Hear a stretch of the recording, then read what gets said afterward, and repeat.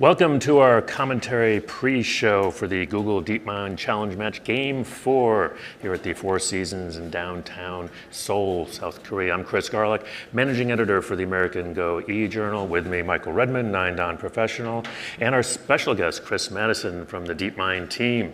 Thanks for having me. Thanks for being here. A little bit of relief now. You guys have won. Congratulations. Thank you. Well done. So you started a couple of years ago on this project as an intern at Google, right, or at DeepMind? Yeah, so the project was conceived 2 years ago sort of as a moonshot, because as I'm sure you know, Go is such a difficult game, and it has been a long-term vision for AI, but you know, we hadn't quite gotten there. So it was conceived as a moonshot, and the team got in touch with me and said, hey, are you interested in leading the neural network component of AlphaGo, which I think we'll get to in a bit? Yeah. And I said, you know what? That sounds hard, but let's do it. Okay. Then when you took that on, things did not go swimmingly. I mean, you didn't hit it out of the park the first time, did you? Yeah, so, you know, as with a lot of research, there are significant periods of difficulty and of, you know, a failure. You try something and it doesn't work, and it's hard to understand why it doesn't work. And for the first 2 months of the internship, you know, we tried a lot of things. We were running into walls, and we had to step back and think for a moment and say, okay, let's just simplify things. Let's try the simplest possible thing that we could think. And that's when the idea of the policy network was conceived. And the idea at that point was to say, you know, the things we had tried were difficult, but let's try simply to mimic what a human would do in this situation. And when that worked, it was like a light bulb went off. And it was this sort of watershed moment when we realized that we could take this even further. And that springboarded the reinforcement learning techniques that we ended up applying, and it was that moment that the project, I think, really was born. Before that, it was a lot of frustration. It was really just a couple of months of just banging your head against the wall, right? Yeah, it's something that I think has been thought about in the computer Go community to apply reinforcement learning. It's sort of a thing that makes sense, but when we were originally trying that, it was very difficult, and it was through this direction of mimicking human play and using that as a springboard to then learn through self-play, and then finally to learn a value function, which can evaluate Go boards, that really ended up working. Yeah, I'll say 3-0. Yeah, thanks. So we have a bunch of questions about neural networks, which I'll be the first to admit that I think I'd heard the phrase before this, but I actually don't know what it is, and I think maybe start with, in layman's language, explaining what that is, and I think Michael has some kind of technical follow-up. So. Okay. Yes. Yeah, sure. So I'm going to use metaphors to describe what a neural network does, because I think that's the most convenient way to understand it. But I think it's also important to remember that when I use these metaphors, it corresponds to a very specific thing in the computer program. Okay. So as researchers, we think of neural networks as networks of little units that are connected to each other, and that connection has a strength. And it describes how the activity of this unit changes as a function of the units that it's connected to. And so when our neural networks look at a Go board, you can think about a wave of activity propagating through the network, and that activity and the pattern of the activity depends on the weights of the connections from the Go board throughout the whole network. And in particular for the policy network, which I described, which learns to mimic what a human might do in that situation, at the bottom of the network we have the Go board, and as the activity propagates, at the top we interpret that as the preferences of the human being. And so the activity of the units at the top correspond to a sort of heat map over the board that will say, for this point of the board, what is the probability that the human expert took that? Michael, I'm going to throw it to you. Yeah. But I think the heat map, for me at least, is a way for me to visualize. Okay, so it actually shows you, you know, here's the area, like over here, no. That's right. And so the question then is, how do we how do we discover the appropriate heat map? And in the neural network, what describes the heat map are the connection strengths between the units, and we call those weights. And you can think about the computation of a neural network as depending on all of these little weights, which are like little sliders. And so you can imagine this machine with many little sliders, each of which has a slight effect on that heat map. And to modify the behavior of the neural network, we use learning algorithms, which tell us how to modify each one of those little sliders, and there are millions in our neural network, how to modify them to move it closer to a heat map that corresponds to a real preference of a human. And so we'll show it a board position, and we have associated with that board position what the expert actually chose. And using learning algorithms, we can modify all of those little weights to bring us closer to the preferences of a human being. Michael.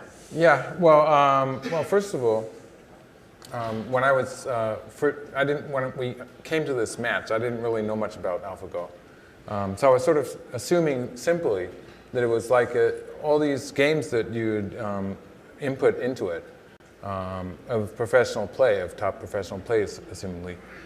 We're sort of forming a kind of a database. And I got into a lot of trouble because I used the word database. You guys died a little every time you use that word. Yeah.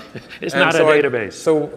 But you are using these professional games or human games as bits of data, right? That's right. So you can think of, instead of us storing the games themselves in a database which AlphaGo accesses, it's these networks that are trained in the way that I described by observing human games. And you can think about the knowledge of that database being compressed into the weights of these neural networks, and that represents the knowledge that is learned. And the reason that's important is that, as you know, Go games very quickly diverge from anything you've ever seen before in the past. Yes, they do. And by the end of the game, they're completely unique. And so it's important that you don't rely on a database to look up games, because very quickly you'll find you're in a place you've never been before. And so what's so remarkable about these neural networks is that they're able to generalize to positions they've never seen before. And so instead of memorizing what the expert did in that situation, they learn over the course of an entire data set to comprehend the Go board in a way similar to how experts might think about it. There's one more question I have is that we're talking, well, there's this policy network, right, which is supposed to be fairly strong even if it's disconnected with all the analyzing networks. And I was wondering, for instance, in this 5-game match, how long would the policy network take to sort of have some moves that it chooses for the rest of the program to look at? Well, the policy network itself is a relatively fast computation, and it takes about 3 milliseconds to compute a preference over all of the moves that are possible in that board, and it assigns a number to each of the moves that represent the probability of the expert taking that move. But that's only a very small component of what ends up being the choice that AlphaGo makes. And AlphaGo will compute that policy network for every position that it considers in its large search tree. And in addition, of course, to the policy network is the value network, which computes in a similar way, but instead of outputting a preference over moves, will output the probability of winning in that specific position. Okay. I do have one more question. Since you don't actually use a database, and so the program can be sort of ambiguous about how close that position is to a real game, because it doesn't really have to look at a database to choose the move. I was wondering if AlphaGo could, since it doesn't really matter, the exact board position doesn't have to be something that has happened before. Would that mean that AlphaGo could play on a different size of a board? You snuck that one in. Yeah, that's one that's really interesting to me. He's got a 25 by 25 board, for real. Yeah, that's an interesting question. So because the neural networks of AlphaGo were trained on 19 by 19, they're suited to that. And the answer really depends specifically on the architecture of the neural network that we used. You could, in principle, take the weights of the neural network that we used and put them into a smaller architecture or a larger one, which would be suitable for a larger board. But I can't guarantee that it would do something as sensible as it would on the 19 by 19. Aha, so there is So a it would weakness. be able to play, yeah. It would do something. And then it was, so if you had this neural network, it would probably, if you kept on working with it, then it would teach itself again. That's and right. it would gradually get better and better at that also. That's right. So, I mentioned that the first phase and the real breakthrough that we had at the beginning was to mimic human experts, but that was only the very beginning. And from that point, we explored reinforcement learning techniques, which you were referring to, where these networks play themselves during self-play. So you could take initially an architecture that was modified for a larger board and then fine-tune it by self-play on the larger board. Yes, you could try that. Really, really. I'm actually going to have to start reading up on this because it's fascinating. We have just a couple more minutes, but I wanted to, you're through, you've won the match. We're going to have 2 more great games, including game 4 in just in a couple of minutes. I thought you might want to reflect a little bit as you kind of coming down off of the excitement of the last couple of days. See if you have any thoughts. Yeah. It's been an I have to be honest, it's been an incredible week. When I came to Seoul, I really felt the competitive aspect of the game. Right. And it's very natural with Go. There are 2 players, it's a competition. And in that sense, I'm very happy for the team who's worked so hard over the last 2 years to accomplish this. But as the week has gone on, another aspect of the game has really come to the forefront for me, and that's the collaborative aspect. And I've been incredibly honored that we've had this opportunity to come and play these games against Lee Sedol, and that his brilliance and strength has helped us observe games of Go that are beautiful and that can be appreciated by everyone. I'm going to jump in there just for a sec because they want us to get started with the Sure. actual game, and I know you want to see it as well. Oh, absolutely. But congratulations to you and the entire team. Job really well done. Thanks, guys. All right. Thank you.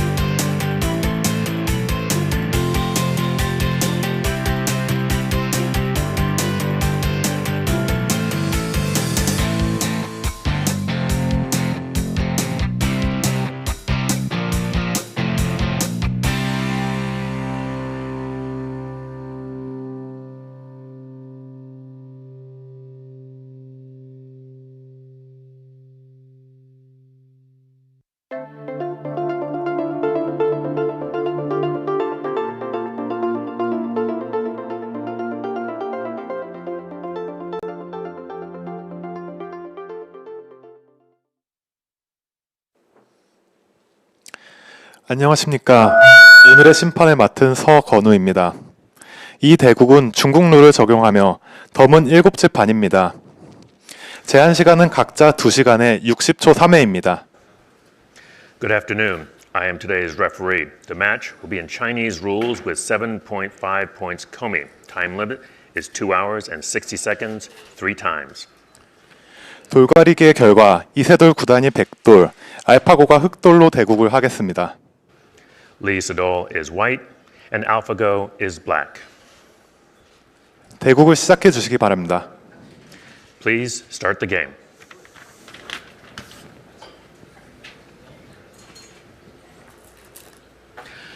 Welcome back to the Four Seasons in downtown Seoul, South Korea. I'm Chris Garlock, managing editor of the American Go e-journal with Michael Redmond, 9Dan professional. Wow. The match is won. AlphaGo has swept world champion Lee Sedol 3-0. The $1 million prize is going to be donated to charity. But we still have 2 more games, and I'm sure they're both going to be as hard fought as the last 3. The question now for us to see answered is, can Lee Sedol find AlphaGo's weakness? Is there, in fact, a weakness? Michael, let's just start with your thoughts on, you've had time to have a little sleep on it and consider yesterday's The third game. a little bit complicated. Oh, really? I was only showing about half of the quotes. It was an exciting game. I think Lee Sedol started with an opening that he, in general, liked, although it was a bit unusual. And he went right into the fight. It was very much like seeing him play a top pro. So I think he was just playing naturally in that game. And actually, he got into trouble fairly early in the game. So that was very good playing by AlphaGo, I would say. Can you say, because I actually was really surprised when we analyzed later, how early was that? Oh, well, in the first fight, I think it was about move 15 or something, where he played a very aggressive move, which has been seen before. But usually, it's a scary move for black to play, and that's sort of the general idea that professionals have about that move. And so people don't play it all that much. Mm-hmm. And I don't think I've ever seen it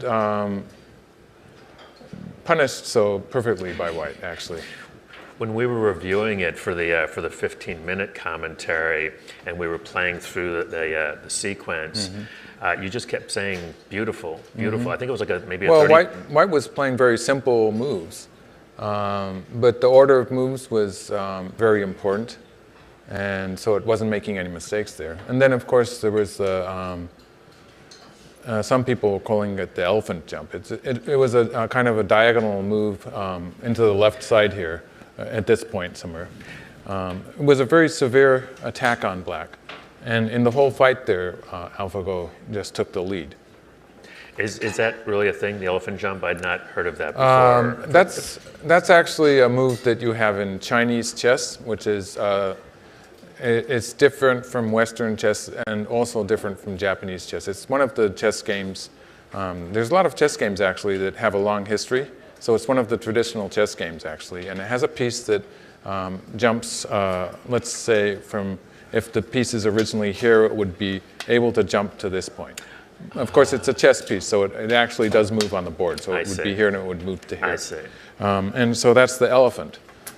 Or so at least that's one of the translations for that piece. So that's where that word came from.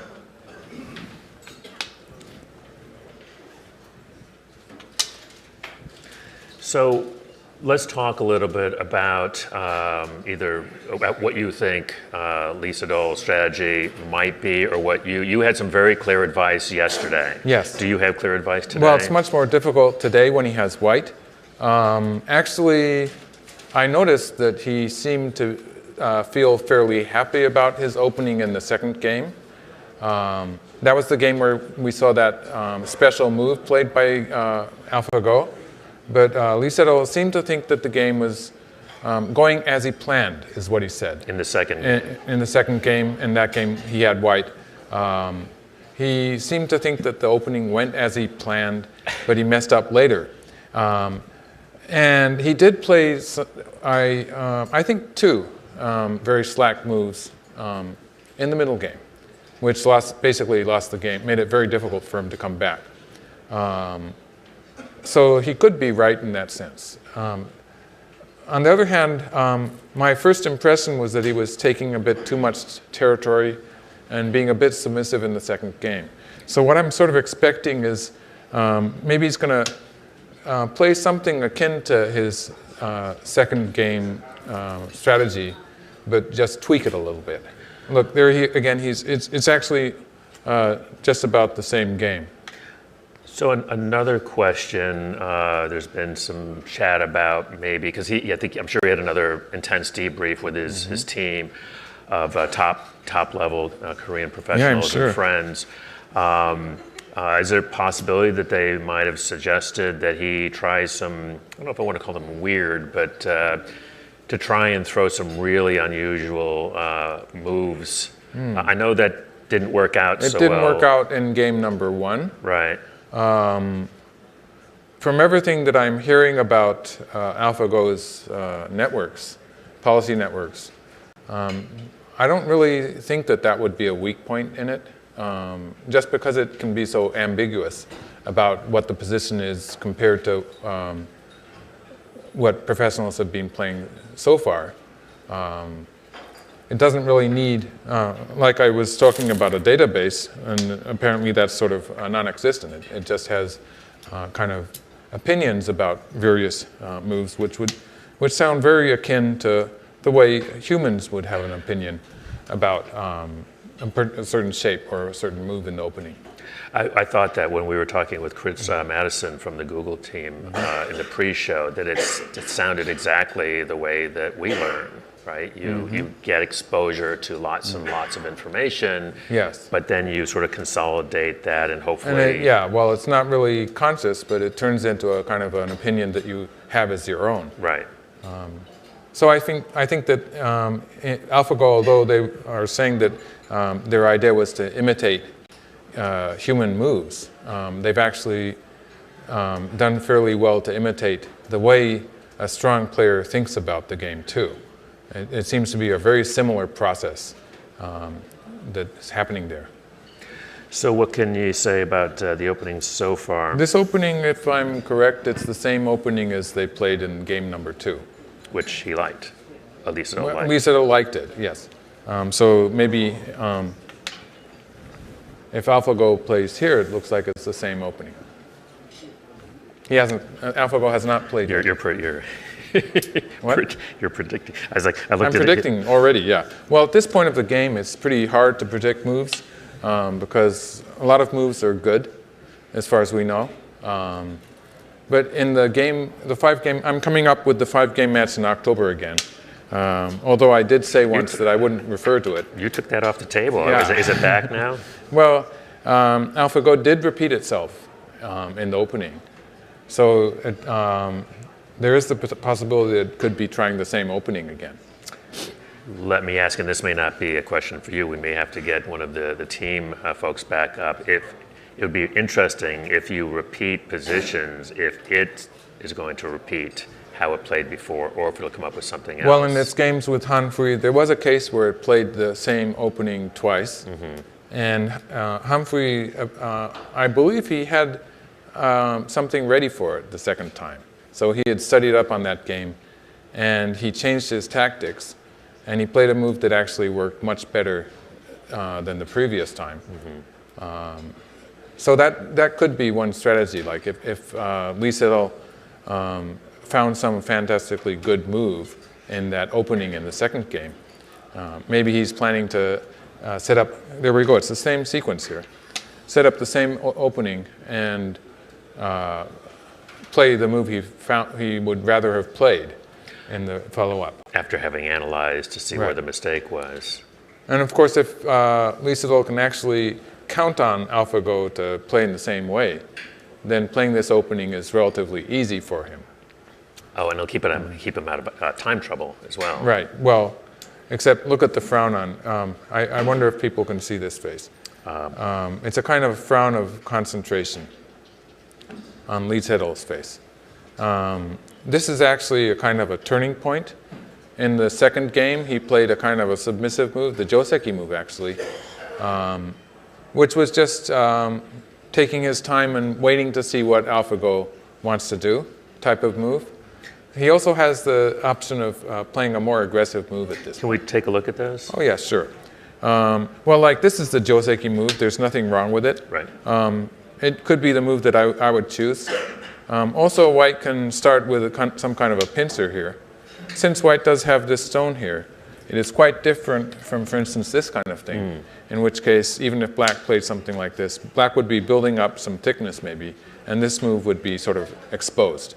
So the fact that there's this exchange here makes it more, I don't know exactly where white would play, maybe here. Some people would play here and just put some pressure on the black group. So that's one thing he can think of. Otherwise, in recent professional games, people have just been playing tenuki at this point. So playing something on the left side, playing something, this, the corner, the approach to the upper left corner is a big move. All of these moves, you know, I'm a pro 9-dan, I'm supposed to know everything. Yeah, I'm counting on it. I just don't know which of these moves is best. If I was playing a game, this would be the simple way to play, but I would be happy just playing something that would make it more and more interesting, like something like this or something like this in the upper left corner. Okay, he did change it a little bit. This move is, the comparison between this move and this move, they're both joseki. That means they're both an accepted pattern in the corner. Okay. The difference being that when this is high like this on the fourth line compared to when it's low on the third line, there's potential for white to put more pressure on black. So in the second game, AlphaGo played on the upper side. I believe it was here, yes. And Lee Sedol's move was here. And he chose not to attack this black group, even though the joseki sort of requires black to put one more stone on the side here. AlphaGo felt that that was not necessary, played elsewhere. You might expect Lee Sedol to attack, but he felt that he had to play on the left side first. This attack would not be immediately putting black in danger. It would be, white would have the option of chasing black around a little bit.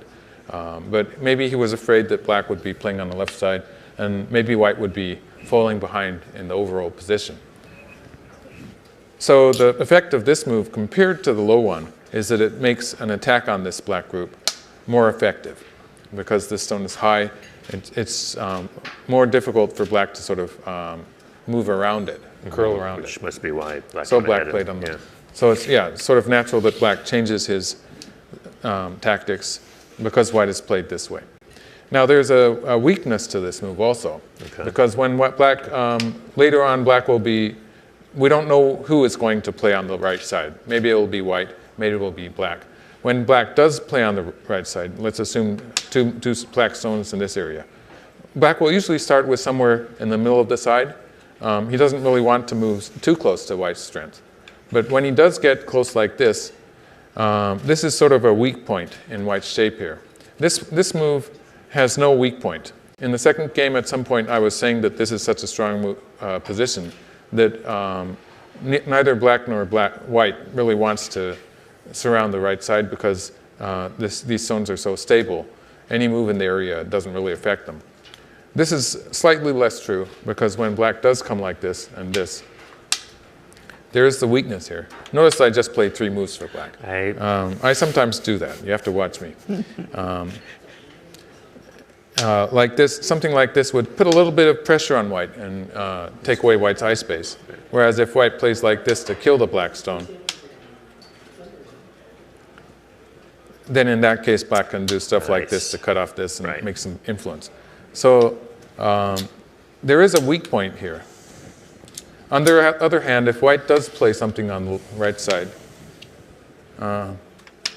then sometimes this is better because it makes a third line to fourth line extension.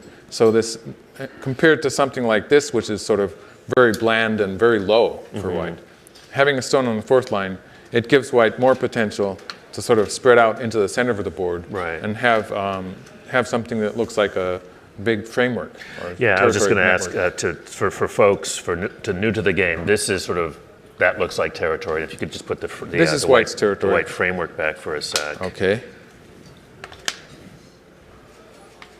Right, and so that's actually what you just called. It's not territory yet. It's not territory, but it's Yeah. a framework, and a framework is something It's a place that is pretty much wide open, so it has potential to be a white territory because there are white stones spread around it, sort of in key points. And when it does become a territory, usually a moyo or a territorial framework is pretty big because it's usually covering up a fair amount of space. Of course, when your opponent can come in, usually, since this black is sort of partially surrounded already by white stones, this black group will have trouble making any territory or space to live in, and so it has to run out, which means that depending on, white has a choice of how to chase it around, but black will have to run out and just sort of, white will have the opportunity to chase black around the board after that. So there's a drawback for black jumping in, and there's no territory in it. So for instance, a move like this is not as good as a move like this or a move like this. This kind of move would be staking out a framework for black and giving black a place where black can fight with an advantage. Whereas a move like this would be fighting in a place where black has a disadvantage. And it would just sort of give white the initiative. So this would come later in the game, Right. after all the sides were more or less well played. I think that's something about the game that can be, especially for folks that are just starting out playing, although frankly, even for more experienced amateurs, is that line between sketching out frameworks, what's mine, what's yours, what's up for grabs. Well, yeah, just putting it down again.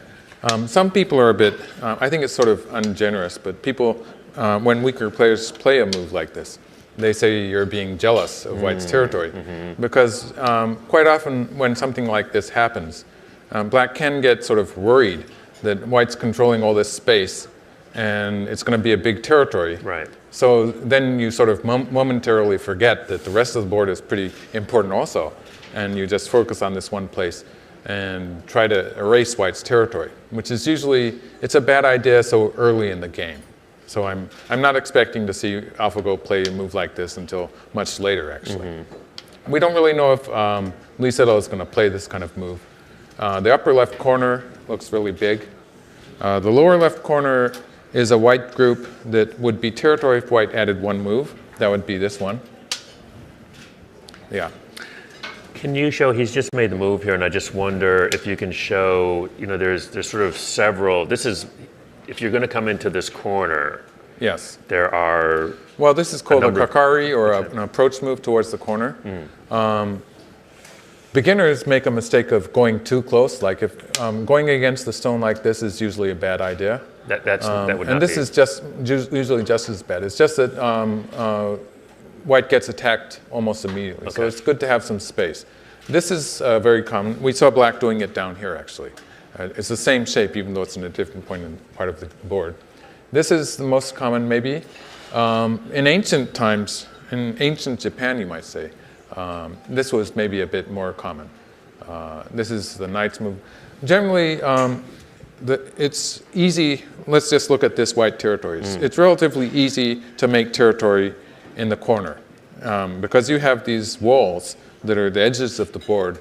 They're forming sort of natural walls to surround your territory. Okay. So when white plays high like this, you get a variation. White and black are reverse in this position, but you get a position where the corner is pretty big because it's leaving black room. In this case, it's leaving black room. Let's just do the same shape here. It's leaving black room to sort of surround the corner on a large scale. Compared to that, this move is closer to the corner, and so naturally black can't play on top of white. That's against the rules. If black does want to play the corner, it's going to be much smaller than this corner is. And so it makes it less useful for black to try to take the corner. So the result is this move on the lower, the third line, tends to be more territory-oriented, or taking away black's territory, that is. And this move is less territory-oriented, but as black played it here, black does get more momentum towards the side, or maybe sometimes the center. White played here, and black played what's called a pincer move, or hasami. And I thought this might be interesting to show that you can actually even play here yes. or here, right? Like common approach moves are this, and then this, and this. There's 4 common approach moves. And the other moves are usually not so good. Right. I'm not going to rule them out. Right. Maybe one day we'll see AlphaGo play something different. That would be cool. That would be interesting. And then the next move is what's called a pincer. It's a pincer. Right? Basically, if black plays something like this, which is a completely reasonable move, black will be sort of strengthening his left side area here. And this area is sort of gradually beginning to look black. If black puts another stone here, it will be a black territorial framework. It's not territory yet, but it's going to be difficult for white to come in at this point. And then white will maybe play something like this. In this case, white is getting some territory here. Just these 2 stones are sort of starting to surround some territory here. And these stones cannot be killed very easily. They're probably going to form some territory as well as a living group.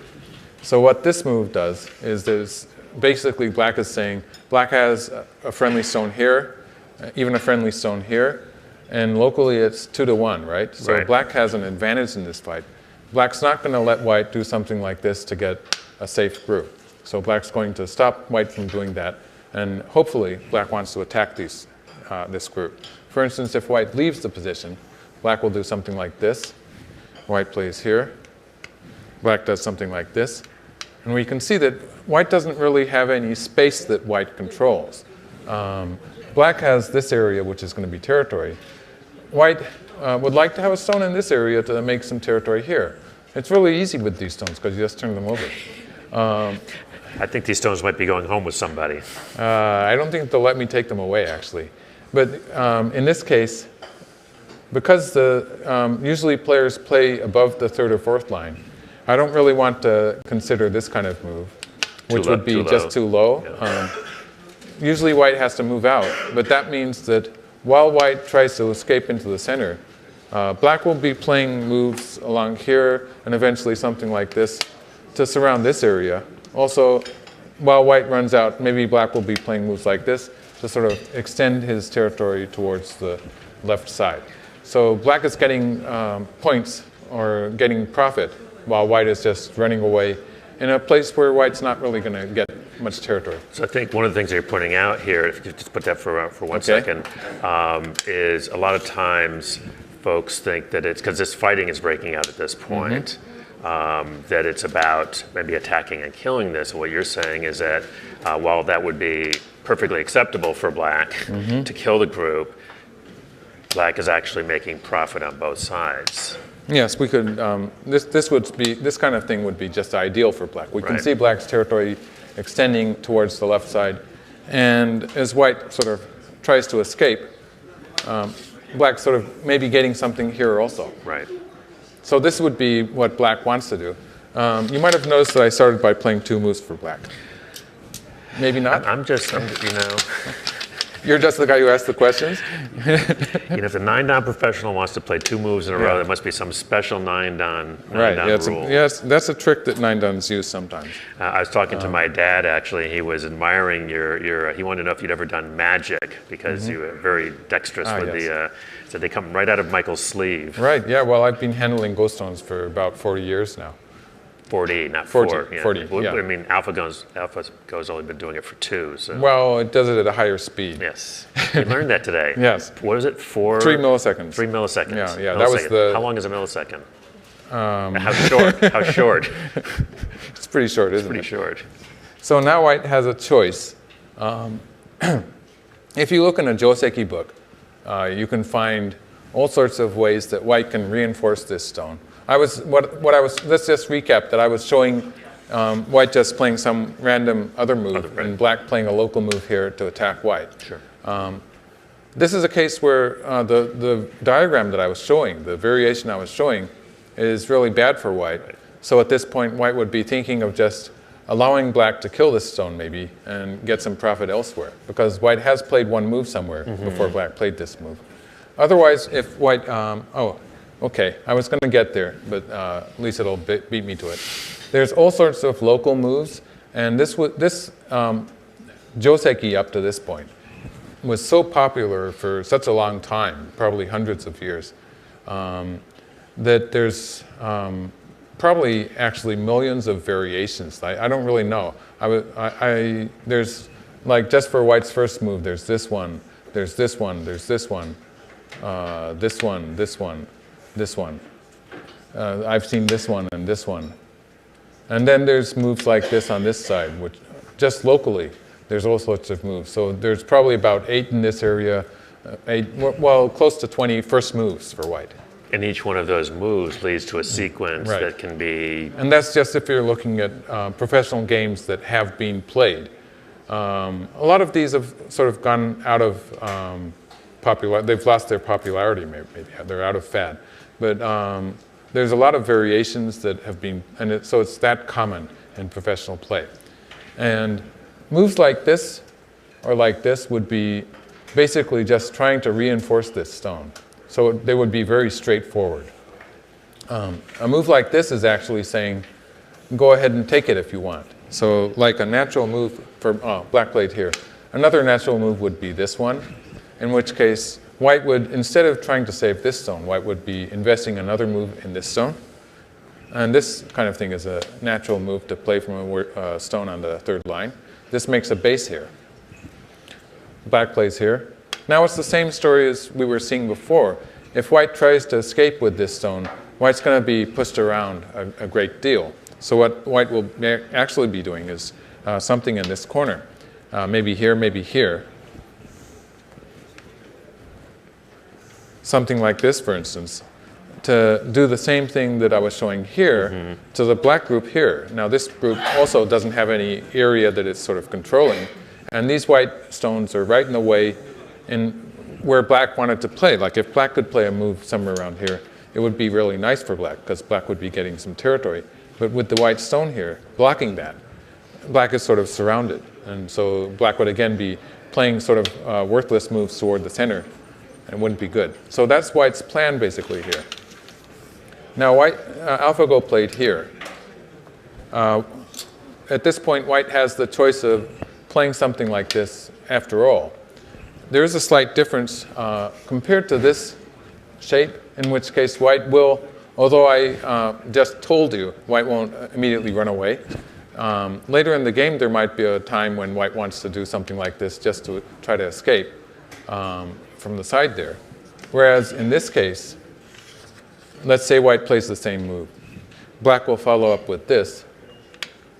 This is kind of a more secure way of just holding white in. It's very unlikely that white will try to move out with this stone because it's pretty much closed in already. So it's a more severe enclosure. It's a more active enclosure of the white stone.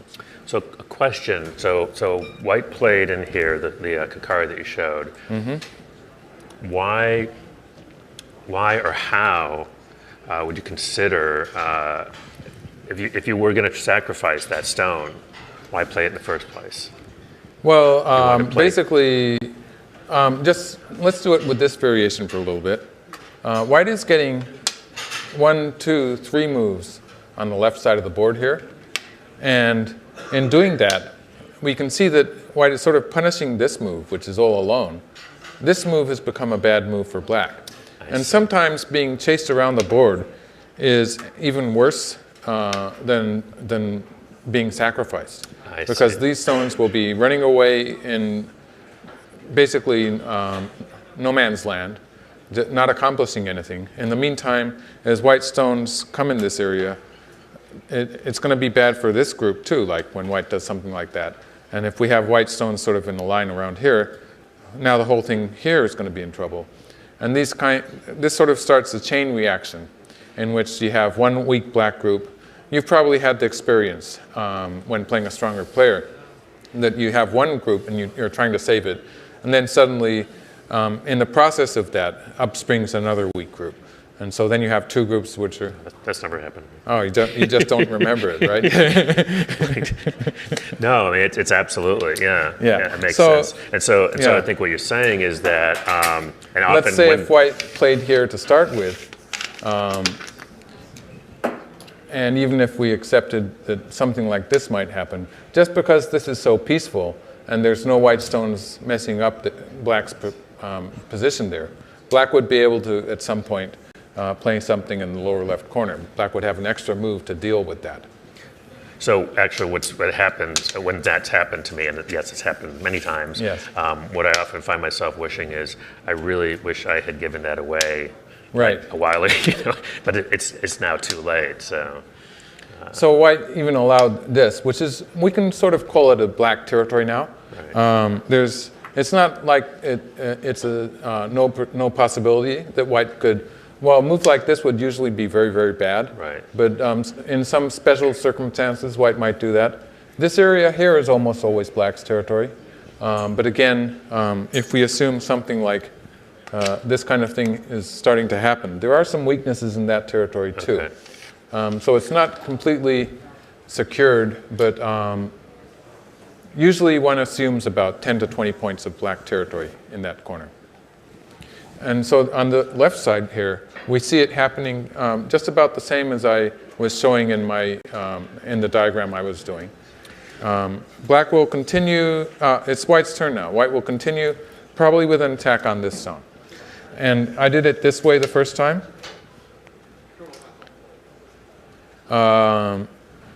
There is a slight, and you might have noticed I followed up with this move. This is, white needs to add another stone to this group because this stone here, you notice there's a little dot on the board. It's called the star point, just because of that dot. The story of these dots is very traditional, I think, and it goes back thousands of years. We're going to talk about that in a little bit okay. when we get a second. I have some questions for you about the And there's a history. saying that the weakness of the star point is the san san, that's the 3-3 point. Right.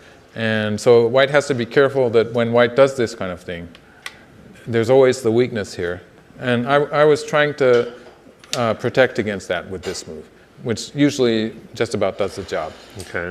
What Lee Sedol played was this move. This is a bit more, now this, if white had played here, as I was doing, white needs to add another move to protect against the 3-3 point. This move sort of finishes it with one move. So there's some reason for white to do that. It was really a choice that I wasn't sure which is better. So I chose the one that was easier for me to make into a diagram. But this one also, in this case, although black can play at the 3-3 point, because of this white stone here sort of blocking the side, black has just too little room to do anything in. And it's just going to be a dead black group. So this basically secures the corner. And we can already sort of count this as 10 to 15 points. It takes a little doing for white to extend it to 15 points, but white should have at least 10 points there. Is AlphaGo, is it playing kind of a Japanese style or not so much? I would not call, well, by Japanese style, I suppose you mean orthodox, because the Japanese Go in about 3 or 4 centuries ago, there was this kind of renaissance in Japanese Go, and Japanese Go became the strongest in the world. And the Japanese players in that era were really, really strong, even compared to nowadays professionals. And because of that tradition, Japanese pros do have a tendency to play in styles similar to what were played in, for instance, the Edo era of Japan.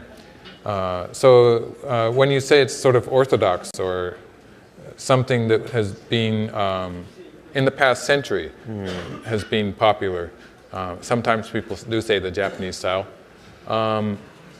Let's see, I'd say that actually the answer to that is no, because you're saying, Lisa, AlphaGo, right?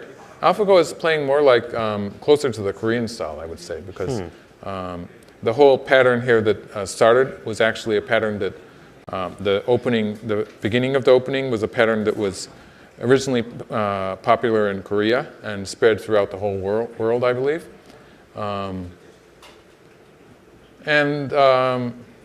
It's actually a pretty orthodox opening, but the way that black is going to leave this stone, and it's not clear whether or not black is going to try to save it. If anything, it's closer to the Korean style, I think. Okay. But it's not really any one country at this point. Well, because there's been so much interchange now, right? You talked about that the other day about, with Internet Go and everybody being on and seeing the new moves. The new moves come up so quickly, and everyone copies you. If you play a new move, everyone's going to know about it. Well, here we find an unusual move. This is actually not unheard of, but it's really exciting to see it so early. Basically, the meaning here is black has to do something with this stone at some point. I would be sort of inclined to leave it still, maybe play something on the right side. But this is not original to the degree of, say, move 37 in game 2. It's not that original, because basically what black is trying to do is play a few, since this is white's territory. I did call this white territory. You did. Then black does not have any potential really to erase it. When your opponent has a solid position like that, it's a good idea to sort of try to force your opponent to play more stones to make it even more solid, because that becomes kind of an over-concentration of white's forces. So black's idea here is to force this, play here, and so force this. White is just adding stones to a group that was already white's territory. In the process, the borderline here is being solidified. Actually, white's territory has gained just a little bit. It's a relatively small gain. In the meantime, black gets some stones on the outside, which makes it really easy for black to, for instance, when he does something like this, to move out, or even maybe something a bit further. These stones on the outside will help black connect up to something. And I don't really have a distinct diagram for you for that, and a variation. But they will be on the outside. So later on, these stones will play a part in sort of connecting up to some group. And so black is hoping it's a standard practice to try to force your opponent to play more stones in a place that is already safe. So Lee Sedol is thinking now, the moment black plays this move, it's pretty obvious what black is trying to do. Like, I'm the commentator, and I can say it. So you don't even have to be Lee Sedol to understand what black's plan here is.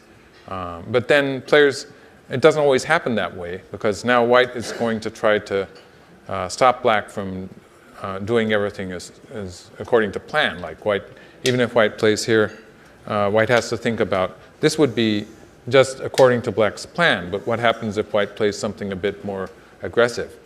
Like this would be more aggressive in that it threatens more cutting points in black's position.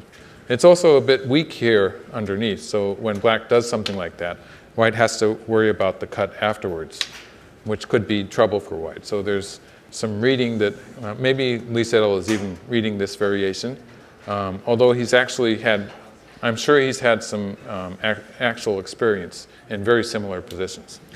The next thing, just let me do one more. This lets black sort of force from the outside completely. Maybe white's going to try something like this, which is going to chase this stone a little bit. For instance, if black pulls back, it's chasing this stone. This is a stone which black would sort of like to be able to sacrifice. So by forcing black to add a stone to this, it makes it what we call heavy.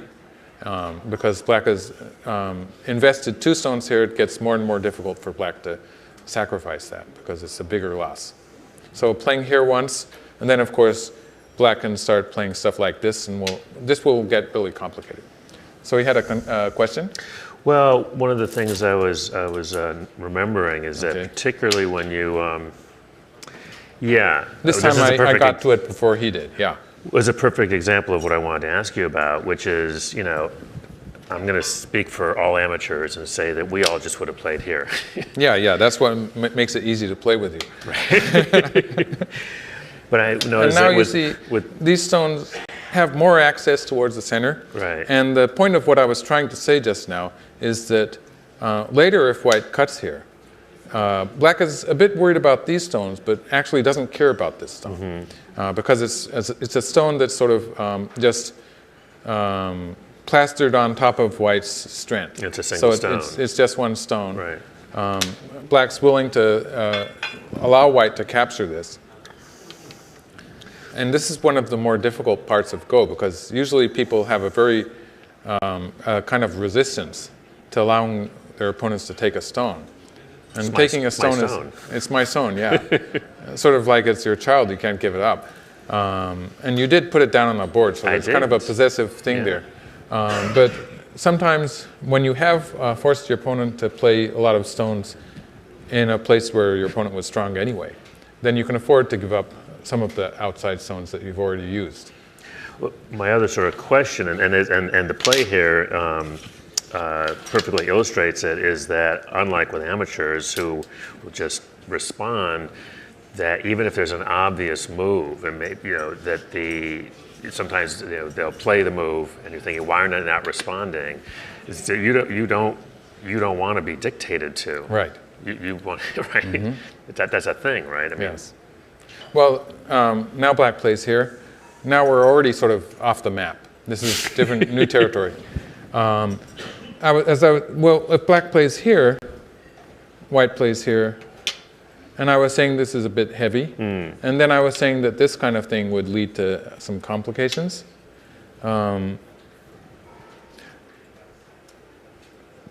Let's see how, well, let's say white plays here, which seems a safe way to play. Black plays here, white plays here. This is sort of a gain for black because this exchange here inside white's territory allows black to force with moves like this later. This would be threatening to come down here. And so this move here, if black had played this move later, white would just take it from this side, pushing black to that direction. So this exchange here becomes a good exchange for black. We can expect white to be doing something different here. If white plays, for instance, on the outside, if white plays on this side, it's going to be bad because this happens. Now black's going to scoop out the corner. So maybe here, here, here. And we can see that black has potential to get some profit on this side, right, forcing white to go after this stone. For instance, something like this could happen. And white would have to put another stone in to capture this stone. In the meanwhile, this is beginning to look more and more like white's territory. So before black does that, it's sort of interesting to see AlphaGo playing this side first, so as to get out here before deciding what to do here. So if black can erase this territory first, then this kind of move might be more and more effective later on in the game. So black played this one move. You could treat this as, sometimes we call it a probe, just to see if white is going to play underneath, in which case the game would be completely different, or if white plays on the top, in which case there's some potential for black later to cause trouble there. So this is it's a very delicate exchange here. And it's a very complicated thing to explain because there's all sorts of possibilities of what could happen. Like locally, if white plays another move here, this move inside white's territory, the exchange with a move like this, is really bad for black locally. But there's also the fact that white has invested this one stone in a place where white didn't really need any moves. So that adds up that actually, although this exchange from inside white's territory for outside white's territory is bad for black, the fact that white had to play another stone at some point is a loss of one move. Now there's a name for what you just did when you sort of slide the stones around like that. They call it tewari. You're starting with a position that you know about, which is this one. Right. It's already white's territory, and then you take the position that happened after that, and you say, you judge who's gained by the number of moves they've played to accomplish what. And in this case, white has used from this position to this position, white has used one move to accomplish a local gain that's not so important because it's such a strong white group to begin with. So white really doesn't want to play this move, but we know that at some point, black's going to try to make some use of this by using the more exciting moves, such as this one, perhaps. So this is really an interesting, kind of a professional-looking exchange here that black did. And this move is sort of, in a way, you could say it's touching this stone. Like moves like this or like this would be directly touching the white stone. Even if you're diagonal from it, it's close enough that one would expect a direct answer from white. Like, for instance, this one. Generally, this is again a katatsuki, just like that special move we saw in game 2. The shoulder hit. The shoulder hit. But it's actually a very common move when the opponent's stone is on the third line, like this one is. Third line from the edge of the board. So this is pretty common. Almost always white will play a crawl, pushing underneath, that is, or the push here on the fourth line. In this case, I'm sort of expecting this, but this is also a very common shape. And if white plays something like this, black will probably, locally, this would be the natural move. Looking at the combination with this stone, actually this might be better. But let's just, for instance, say black plays here, then white would probably continue here. And so this is sort of like, although joseki is a word that is usually used to describe corner sequences that are considered standard, you could call this a kind of a joseki of the side, because it happens so much in professional games. Otherwise, white might push here. Oh, but white played this move. This is interesting. So maybe I shouldn't have been so denying this move, because Lee Sedol just played it. It does take a local profit. Do you think it's but too it does slow? cost one move. So it's a kind of a slow move. I think it's, oh, sorry, this stone is over here. I think it's typical of, it's quite similar to his Lee Sedol's strategy in the second game. I was just thinking to that. play sort of slow moves, take extra territory. And he's probably relying on his strength to invade black's territory later. It didn't really work in the second game. No, it didn't. But for instance, this black territory framework here, a good prospect for a white invasion would be something like this. At any point, white can invade here, and this stone in itself will not be in any danger of being killed. And when white does do that, it sort of pays for white's, the rest of white's groups to be strong, so that it's only one weak group that black can attack. There is a saying that if you only have one weak group, it won't die.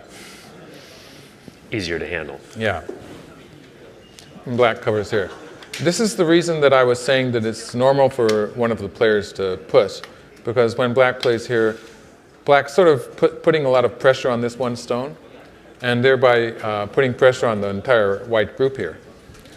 At this point, white is probably going to push here to strengthen these three stones. Well, these two stones, to add one move to them. Ah, yes. Now black has a choice of, now the players are in, the stones are in contact. We have to continue playing moves in this area. So one move would be this one. This is sort of the natural move. Otherwise, if black is trying to attack a little bit, black would play this move on the top of two stones. But my impression here is if we look at these white three stones and these black three stones, they're very similar, aren't they, in shape? Yeah. These black stones, partly because of the white stone here, do not have room to make life.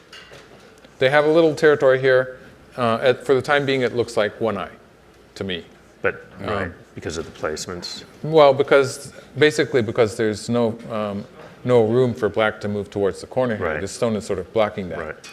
Right. These stones are slightly different.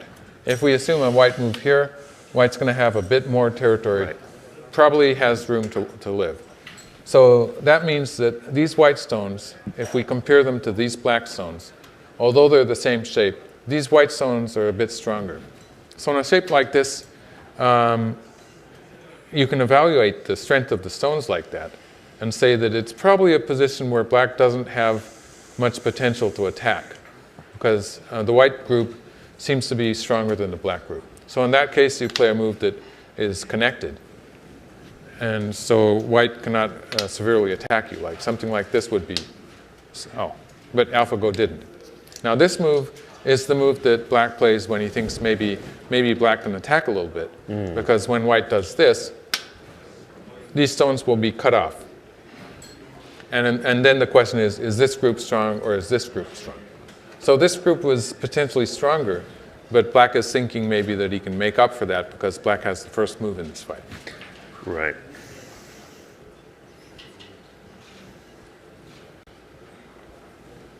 White is not cut yet. I'm No. sort of expecting that maybe Lee Sedol wants to cut. It's kind of forced, right? I mean, he can't back off. I don't know. Well, basically, going back to this move here, if white had wanted to, I think he could have pushed once, and black would probably answer with something like that, and then here. And if we assume a black move here, it's sort of the same thing as if black had just extended here. And then said But Hane. if black can Hane here, then the question is, why didn't white do it in that order? Why did white wait until after this move to push through here if the Hane is a good move? Because white could have played this one first and then played here to avoid the possibility of a black Hane there. Of course, we don't know 100% that black will play here, but if black plays on top, white can come underneath. And this white group is in no danger at all. So this would be the normal way of going about it.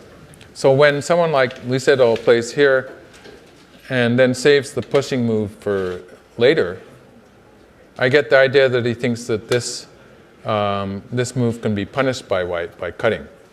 So I'm sort of expecting him to cut. So you're suggesting that he wanted to induce this move. He was, sort of inviting that move so that he can punish it. And without that, it's a kind of a confused logic there. But without being able to do that, then I would be going back to this move and saying maybe it was a bit too early. So white has to be able to punish this move to make this move actually work. But I should add one thing, that the fact that white's so strong here could work very well when white does something like this or something like this to make an attack on these black stones. Because this is not, you might think this looks like a black territory. It's not black territory. I don't think it because you have the experience, right? Yes, it's so painful. Wherever white plays, it's not black territory. Right. Like white can play in the middle here. In this case, when white has a strong shape like this on the side, even this move is going to work. So why is it? Because of all of that, I mean, that would be safer. That would be in safer. fact, that move is played a lot in modern professional. Right. So why this? The fact that it's to the left here compared to there will make a difference when something happens here. So the fighting here. I see. So just because this is so far extended, that sort of provoked white's moves, this move here for one, and then also this move. So because of this move, white has changed his tactics in the corner here. Just like black changed his tactics when white played here. In the second game, white played here in this opening, and black did not extend immediately. When white played here, a more aggressive move towards the black group, black did extend. So we see that Go is a game where when your opponent, your moves often depend on what stance your opponent is taking. And that's why people say that it is a kind of a work of art that the two players are making together. Because you can't just go on playing moves, your own moves, and ignoring what your opponent is trying to do. Usually you have to change a little bit to adapt to what your opponent is trying to do and to take advantage of it or to balance with it. But on that, let me ask you a question, because we were talking about this the other day, and I didn't ask you about it then, so I'm just going to ask you about it now. You've been studying, you've got some more matches coming up pretty soon, I think probably not too long after you get back from About a week after I get back, yeah. And you said that one of the things you've been doing, you've been playing on the net, but you've also been playing Go against yourself. Yes. Can you? Well, I heard that AlphaGo was doing that, so I thought maybe it was a good idea. Okay. How's that working out for you? I've only played a few games so far, so I don't really know. But how do you? How do you do that? I mean, it just. Well, if you do it just by yourself normally, then it's really difficult because it's really difficult to change your viewpoint from black to white and so on. But if you do it in the correspondence style, then there's some time in between you're looking at the board. So I do it with a computer or on the net with correspondence games. And so I come back to it as a different personality, you might say. And you've forgotten, so. Well, I haven't really forgotten, but there is maybe a different emotional mindset as I come back as a different person, you might say. I will try this when I get home, but I don't think it's going to work out well for me. So. I don't even know it's working for me yet, but it's sort of fun. Yeah. So white played on this side, sort of a safer move. Do you like this move? Would you have rather seen the cut? Well, I would be a bit afraid actually, because black does have the first move in this area. For instance, black might just play here. This is called the hane on top of the two stones, and actually the top of the two stones would be this one. But playing on the hane on both sides of two stones, it puts this white shape into a lack of dame, a lack of liberties. Right. They call that damezumari, and it's not a good thing to happen. So it is a vital point in white's shape. So white played on this side in the hope to make some territory here, make a base for the white group. And then we have the double hane. Double hane. Well, this hane on the top of white is usually a move that black plays when he has an opportunity to attack a little bit. It's almost always sort of paired or set with this double hane. It sort of naturally comes. Once white is played here, the double hane usually forces this. So this is kind of almost a standard set of moves that we can expect. And now, after white is protected like this group is for the time being safe. Black needs to come back to protect one of these weak points here. And is this, would you call this an over-concentrated shape or not? Well, it started out as being a not Sedol shape. I did say that white could play a move to make a life, but it wasn't alive. For instance, if white plays here, it's going to be alive. Sure. Without that, it would not have been a living group. So, oh wow, this is aggressive. Like this would be safe, a safe way to play. White would be able to play something like this or something like this to move out into the center, and we can see that reducing black's potential in the upper side. Or maybe we can't see it. Let's just add a few more moves. White stones coming out in this direction in a connected shape, more or less, would reduce the potential of this black framework to spread out into the center. So compared to that, if black can, for instance, get stones lined up like this in this area, now this sort of makes a wall here, a connected shape, a loosely connected shape that threatens to bring this out into the center. So this territory, and it's not really territory yet. White still has the option to jump in here, but of course this stone would be attacked. So there's going to be some pain associated with jumping in here. If this does become black territory, we can see that it's sort of, with a few moves, it can easily develop into the center of the board and become very, very big. So that's the point behind this move. The drawback is that black is left behind kind of a weak shape here. Does this, and only because I've seen, looking at the other AlphaGo games, is this also looking somehow maybe to help with this? I mean, well, for the time being, Chris was talking about a kind of a heat map. Right. Although this is a fairly important area, the fact that white can attack here, it's probably not as heated up as the fight on the left side of the board. So it's, I wouldn't know what color it would be heated up to, but it wouldn't be hot red. It would be maybe a kind of an orangish color. Sorry, not in terms of playing now, but in terms of helping it. It's not so important as, like, what I mean is that even if white does eventually get an attack on this group, it will be able to sort of flood on into the center, or maybe white can only capture half of it. Gotcha. The moment that white does jump in here, for a few moves, this zone will be under attack. So white doesn't actually start on the offensive. There is a short period of time where white has to be on the defensive until this stone gets away, you might say, or lives underneath. And the same is true of this kind of thing, where white would be trying to link up with these stones. In the meanwhile, black would be able to be fixing the shape here. So this is not like it's going to be a knockout blow. And actually, something like this, let's just, there's a move that I'm going to show you, but something like this to make a big wall here and make this moyo bigger is probably much more important than whatever happens on the lower side. So I don't think that AlphaGo is putting much priority to that. This is a key, this Lee Sedol played here. It's a kind of a key point. This basically, it completely settles the white group. And the problem with a move like this is that when black plays here, for one thing, it sort of upgrades this black shape from a dead shape, which I was telling you it was, to a shape that can live with the next move.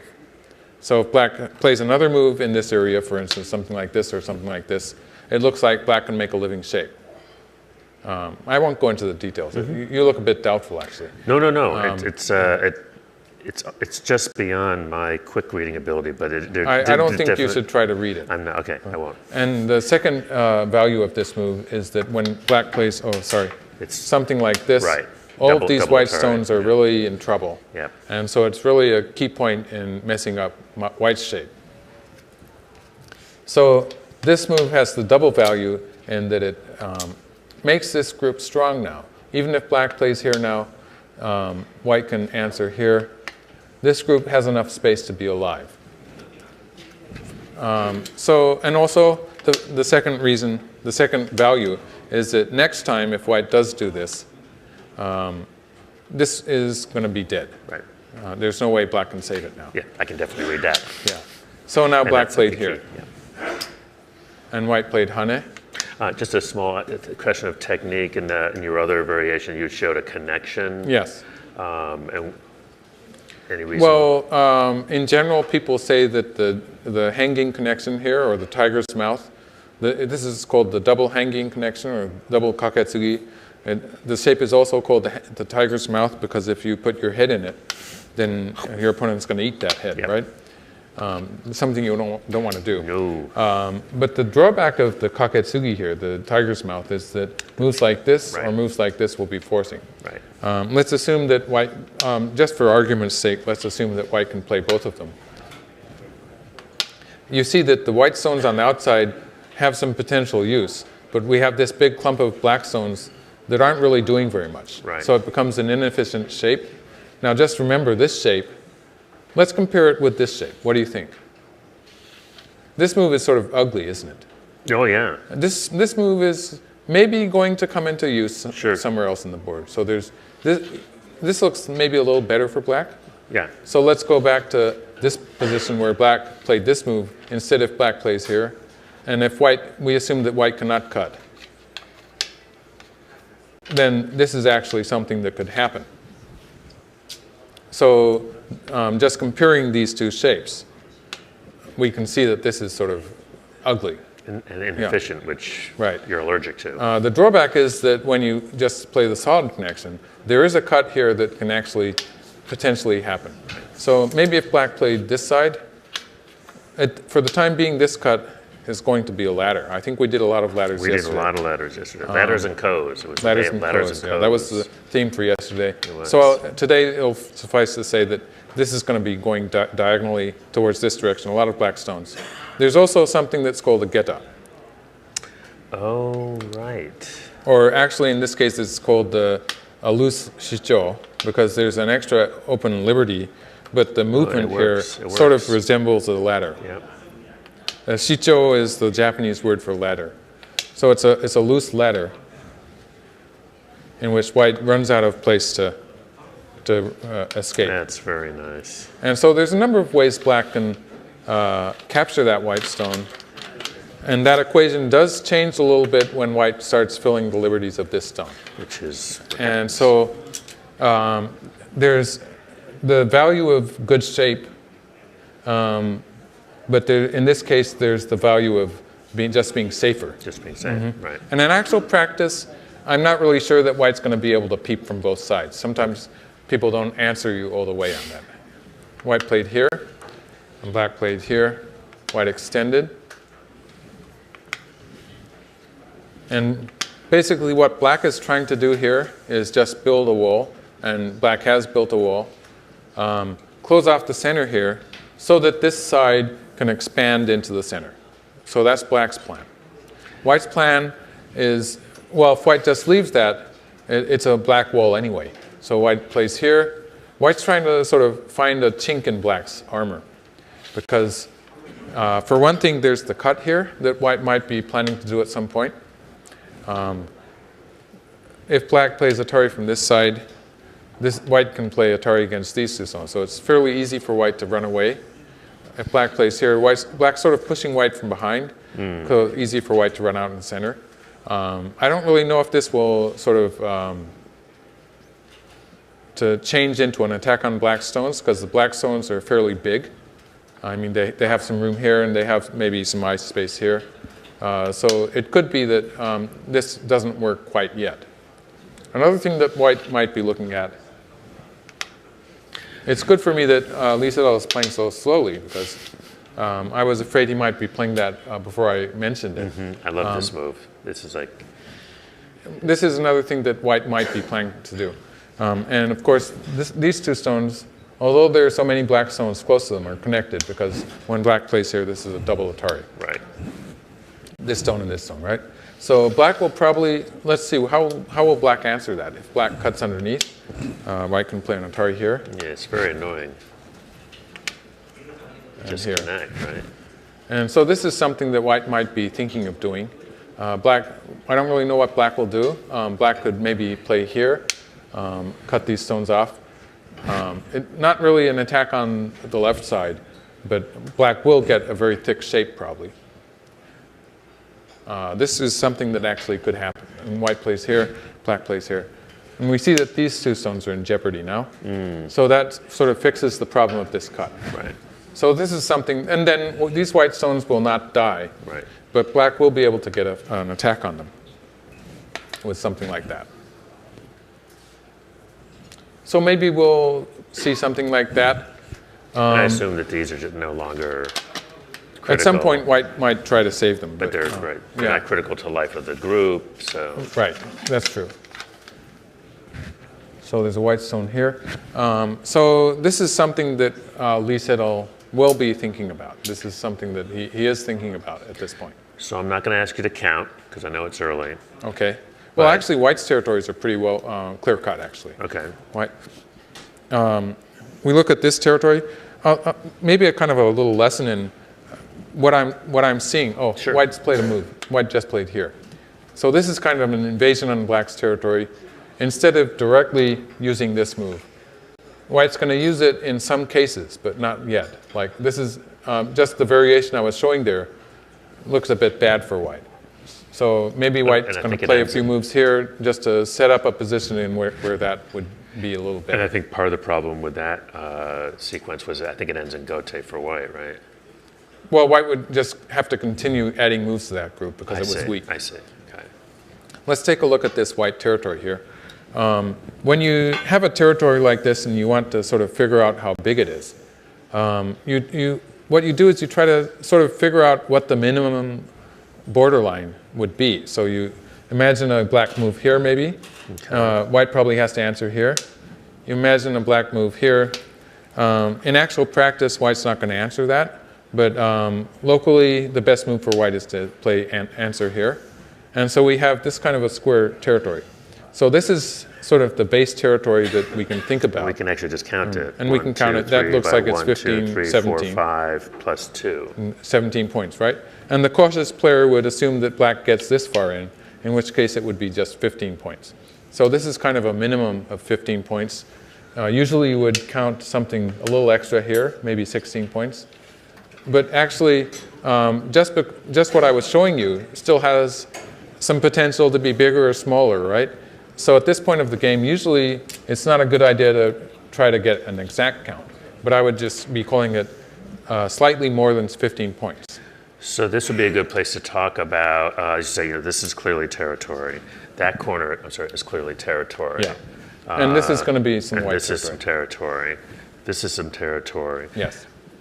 That's just potential. That's just potential. But can you talk about how you value, as a professional, I mean, you can count, you can say white has roughly X number of points. Right.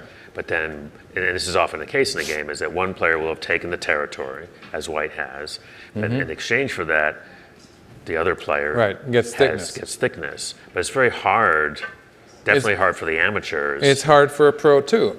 Basically because how this thickness will turn into territory depends on how the players play from the sides, from this side or from this side. For instance, they're playing on the upper side right now. If we assume something like this, let's assume just an imaginary variation like this. If we have white stones running out of the center and this group is alive, then it's pretty easy to say that this is going to disappear mostly. In terms of territory, then in terms of territory. It will be used to attack the white group. This thickness will be used to attack the white group. When you have to, usually pros will try to make a more exact evaluation of the score or the territory later in the game. But when they have thickness and they really have to count how much it's worth, basically what people do is they count the territories that they're established. So this is in the vicinity of 15 points. This is slightly less than 10 points. Because black has so many, again, we could put some imaginary exchanges here, and we can see that it looks more like 8 points, doesn't it? A 2x4 here. Yep. So it's somewhere in the vicinity of 8 points at this point. And then we can look at this territory. This is usually called 15 points. This is maybe slightly weaker in territory, but stronger in potential. So let's just call this 15 points. And the whole thing is, so it's slightly less than 40 points for white. And as I was saying, this is not black's territory. So I'm not going to count any black territory here. Black has about 10 points in this area for the time being. Even when white did this, in that variation, we were seeing a black territory that was actually slightly bigger than 10 points. Black has some small potential here. So, and not very much here either because the side is open. So black doesn't have very much territory at all, maybe 15 points. So that gives us an answer as to how much black has to make here out of this whole framework on the upper side and the center. And so when we make our assessment of the position, we count the actual territories, and then we decide how much black has to make. And then we try to think, is it going to be possible to make that much territory? Or how should I actually go about doing it? And we saw this in game 2, very similar, where Lee Sedol had a bunch of territory. Oh, yes. And we were looking around, and AlphaGo had same thing, very little territory. Had no territory, almost no territory at all. Right. Yeah. Black had a big framework, again, on the upper side. So I wonder if Lee Sedol has a plan to... I believe, well, as I was saying, I was sort of expecting him today to be playing a kind of a tweaked version of his second game plan. And that's more or less what he's doing. Right. And so the idea is that white takes territory. He took territory on the second match and invades black's moyo. And he's figuring that AlphaGo cannot get a good attack on him, or maybe he's just confident of his ability to make a good life. Oh, it didn't really work in the second game, but maybe it'll work today. The problem was maybe earlier in that case. So I have a joke for you. Okay. So we're looking for AlphaGo's weakness, right? Yeah. So you remember John Pinkerton, our photographer for the E-Journal? So he texted me. He said that the AlphaGo's weakness is BetaGo. BetaGo? Well, that's not bad. I forgot. I was thinking I'd just pull the plug. You just pulled the plug? Yeah. Oh, we should have asked Chris about that. Yeah. Chris Madison from the team. So it's just or, it's dependent on its internet connection, isn't it? We'll have to ask, see if any of the guys are here. And ask Oh, we them. needed someone have with a- scissors in there, you know? No, no. Actually, you're gonna need word scissors. They have a fiber optic cable. Oh, I need something stronger You than need that. something more than yeah. scissors, I think. I'm Okay. not sure what you need. And again, Lee Sedol, looking at the time to go back to the game, Lee Sedol is using a lot of time. But of course, the computer is thinking at the same time. It doesn't go into sort of pause. Did we get to ask the guys? I know we talked about this about the time, about how AlphaGo We didn't manages ask on its camera. time. I think that they did once tell us that it's doing the same thing. It's just thinking Right. from the opponent's move, I think. Right. Yeah. I think it was asked. People were asking us whether it uses time differently as the opponent's time goes down. It seemed to be irrelevant to AlphaGo, I think. Right. Yeah. That means it's really, it doesn't have a personalized view of what it wants to happen, because the problem with especially weaker Go players is that there's a lot of wishful thinking that happens.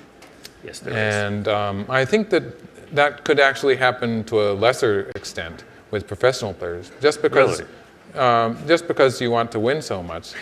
It doesn't happen in a severe way, but it probably does happen to a certain extent that you wish you could have such and such a thing happen, and there's a tendency maybe, but there's definitely not that tendency in a computer, because it's using the same algorithm to compute the opponent's moves as it is to compute its own moves, or to choose.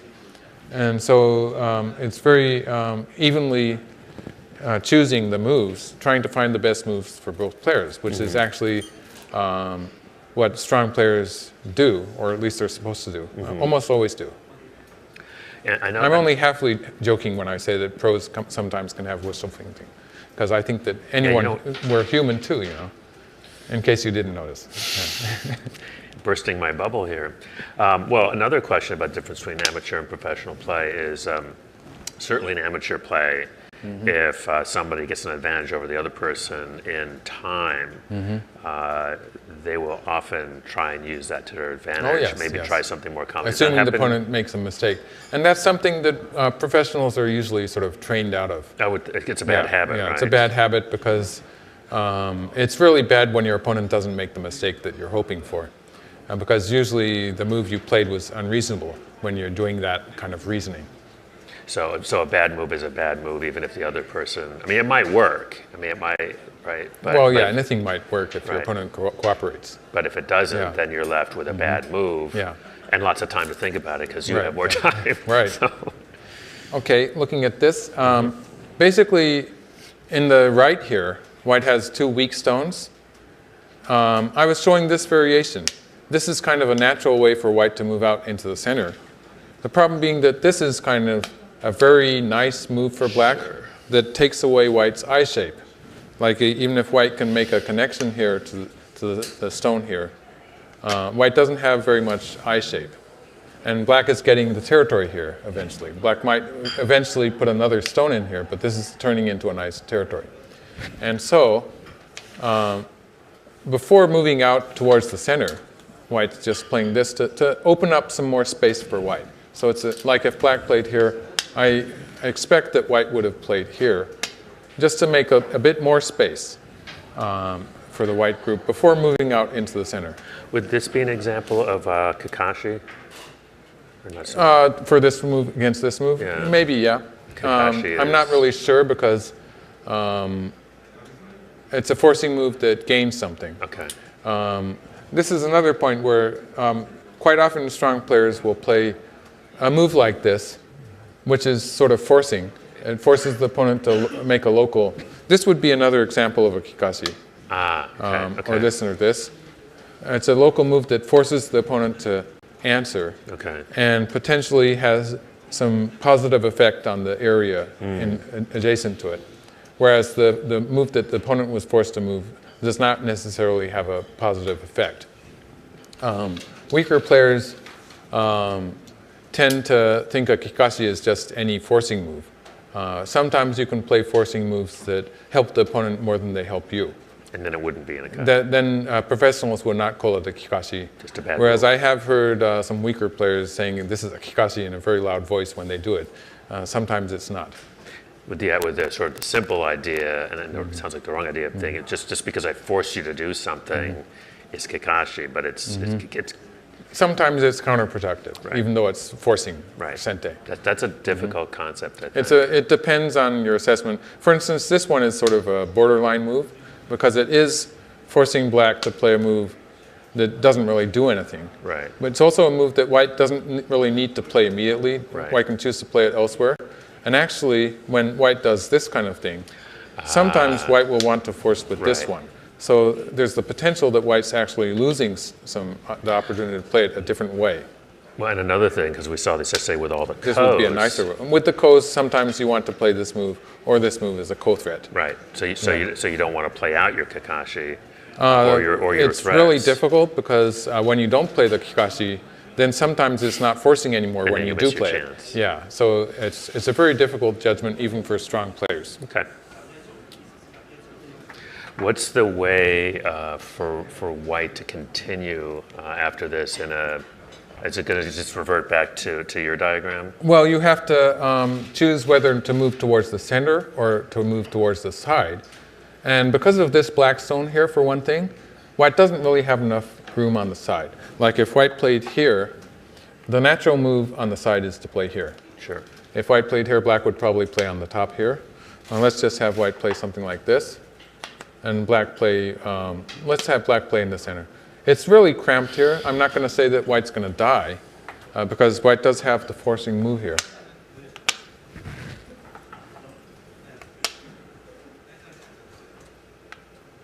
Or this. There's the cut here, so black has to be careful about that. Let's just have black answer this. Maybe white's going to live here, but in the meantime, black's going to be starting to get some stuff in the center. Let's say black, or even if there's some thickness here, which looks good for black. Is this fair to say at this point that this is what's going on, this struggle? At this point, black is not hoping to kill the white group, if that's your question. Well, but no, black is trying to black is already getting some extra points here. This is sort of, the whole area here is turning into territory, so it's more than it used to be. This area is sort of turning into territory.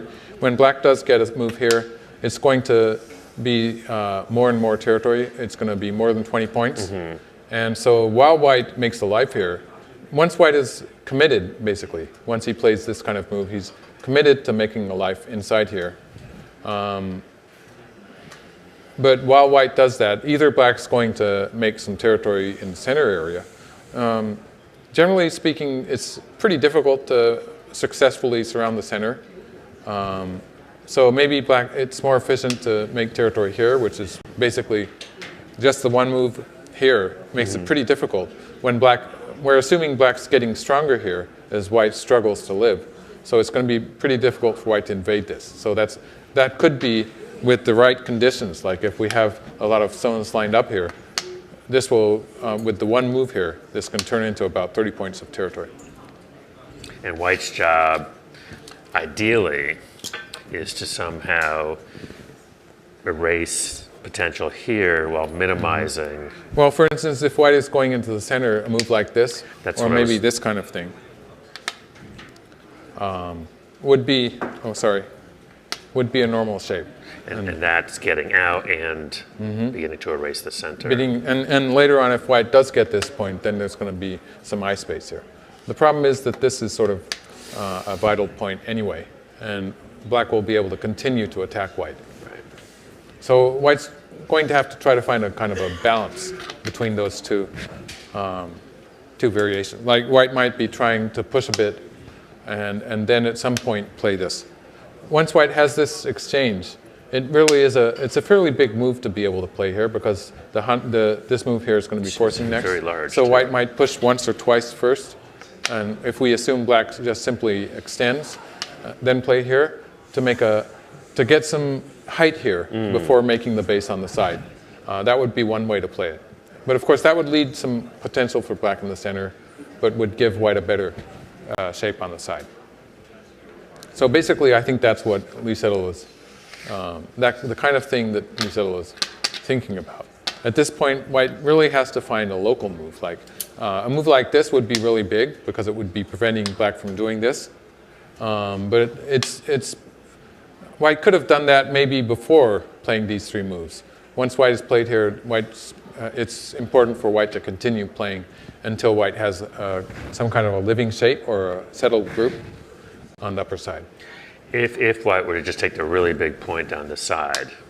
Well, we could say, even if black does play like this. Just like that.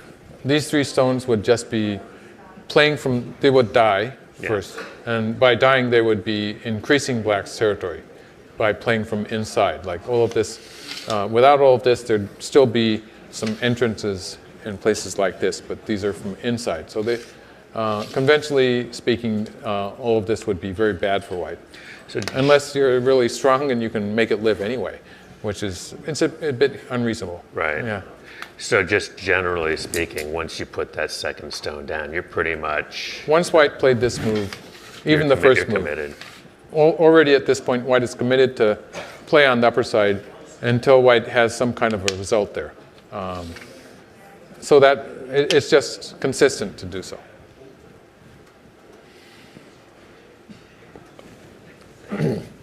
So yesterday, after the exciting round 3 game, and just a reminder, I'm Chris Garlock with the American Go e-Journal, Michael Redmond, 9-down professional, in case you couldn't tell. After the exciting third game, AlphaGo won the match. You had talked about that this could be the beginning of a new era for Go. So I kind of wanted to give you a chance to Yes, well, to expand on that. Since AlphaGo has come to this point in a couple of years, and like when it played Fan Hui, sorry, it wasn't this strong by far.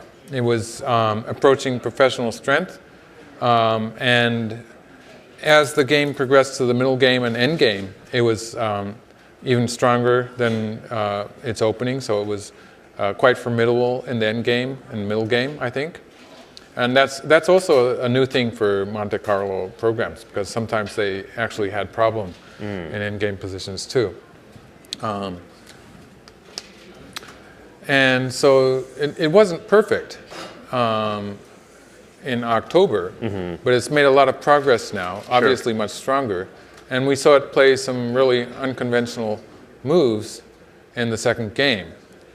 And it made that move work, the famous shoulder hit.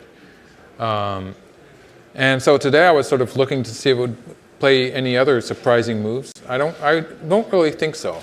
This move here was a bit unorthodox, but it's not unheard of. Right. The move itself is being played by professional players. And just overall, I don't feel that it has really drifted away from the moves that professionals nowadays think are proper. But that's something that I was looking for, because I'm sort of hoping that as AlphaGo proceeds, like say they put it, allow it to self-teach itself for another year or so, one would imagine that it will reach higher and higher levels, in which case it probably will come up with moves that have never occurred to us and actually work, because it's already beating the world champion, Lee Sedol. It's going to get stronger, then it's going to really be surprising us over and over again. And this kind of thing would be very stimulating to the professional community, because we would, players would be working off of that and coming up with new ideas, not just the moves that AlphaGo showed us, but I think it would sort of free us to start playing completely different moves, just because we were stimulated by the moves that AlphaGo showed us.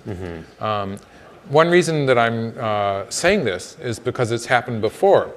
In the history of Go, like in ancient China, there was a time when the first 4 moves of the game were placed on the board before they actually started playing. So there was a black stone in one corner and diagonally to it in another corner. And there were 2 white stones on the board too before they even started playing. So that's how you began. So that's what how the game started. It's what the players worked with. And it limited the variations. And the game was like that even when it, I think it was 5th, 6th century maybe, when it came to Japan. Some people say 7th century AD, that is. I think it came to Japan with a lot of Chinese cultures, such as the Buddhist religion and stuff like that. And after a while, I think it was the Japanese who decided just to get rid of those stones and start playing with an empty board. And because of that, the start point became less popular, and people started playing the 3-4 point, like in this corner or this corner, or actually a lot of different points. Usually in the corner area, because it tends to be more efficient to surround territory when you have 2 walls helping you. But all sorts of moves, and that sort of led to a kind of an explosion of opening theory, and suddenly the level of Go improved dramatically. So actually I forgot to mention that before, but that was maybe the first revolution of opening theory. And then there was a Hoinbo Dosaku who actually changed the value of the sides and centers of the board, like the center of the board especially, in that he put more value in the center. He put more weight, as the programmers are saying, in the value of moves towards the center. And he beat everyone up by doing that. So they began like somebody else that we know. Like AlphaGo maybe, yeah. So when you do that, people think maybe those moves are a good idea because you're so successful in doing it. So it has to be a very strong player who comes up with these ideas, because otherwise people will think just because maybe that player messed up later in the game, oh, maybe it's not such a good idea after all, because people look at the result too. So the fact that Dosaku was so strong and he had a kind of revolutionary opening made people copy him, and a whole school of players actually was playing the Dosaku style. And that was about, I think, about 400 years ago. I'm not really sure. In ancient Japan, but then there was a more And then recent. more recently, last century, there was the Chinese prodigy Go Seigen. And again, I only can say the Japanese pronunciation of his name. The Western world knows him as Go Seigen. He just died recently. He recently died at about 100 years of age. Yeah. And he was, again, a genius, and he was very successful, which made the new opening that he devised, well, together with his good friend Kitani, who was another top professional Go player. Because he was so successful in playing this, everyone sort of took off from that, and not only did they copy him, but they were sort of freed to play all sorts of radically different openings. And his opening was kind of a coming back to the star point thing, and also part of it was in playing moves even higher than the star point. Like the 5-5 point, right, or the 5-4 point, all sorts of high moves, which were considered to be a bit too far away from the corner. Radical. And so, but everyone was copying that, and then they came up with ideas of their own, and sort of set free from their preconceptions. And because of that, although most of the ideas were sort of trashed after a while, well, they were just proven, right? I mean, they would play around with them, and they couldn't find winning sequences, right? And while they did moves like this or this have not been denied, really. People still play them. It is hard to make them work sometimes, but the move itself is not necessarily bad. Okay. Maybe we just don't know how to handle it yet. Okay. And then moves further away from the corner, like this one. I'm just moving the one stone, but I'm talking about the first move in the game, for instance. Right. Or also non-conventional, but they are seen in modern Go also. And all of that happened just because players like Go Seigen came up with these radical ideas that worked, and they won by playing these moves. And I think the same could happen with computers like AlphaGo, because with its self-pairing system to make its policy network. I'm beginning to learn the words here. Yeah. The DeepMind team is back there cheering you on at this point. I'm struggling a little bit, but I am getting a little the words. nod back there. Yeah. All right. You didn't use the word database. I didn't use database, right. Since it's playing with itself, there is potential for it to come up with something completely new. And that would be, I think it would be a big gift to the Go world. So that's what I'm looking forward to. Unfortunately, in this game, it's just playing. It's just yet. Playing strong. So are you ready to call this? Go moving into the. We had the Dosaku age, and we have the Go Seigen. The Go Seigen. The AlphaGo age. Well, the AlphaGo revolution, I would. There you go. Yeah. All right, you've dubbed it. It shall be. I better. Let's get back to the game before we start getting tweets just a and so few moves. forth.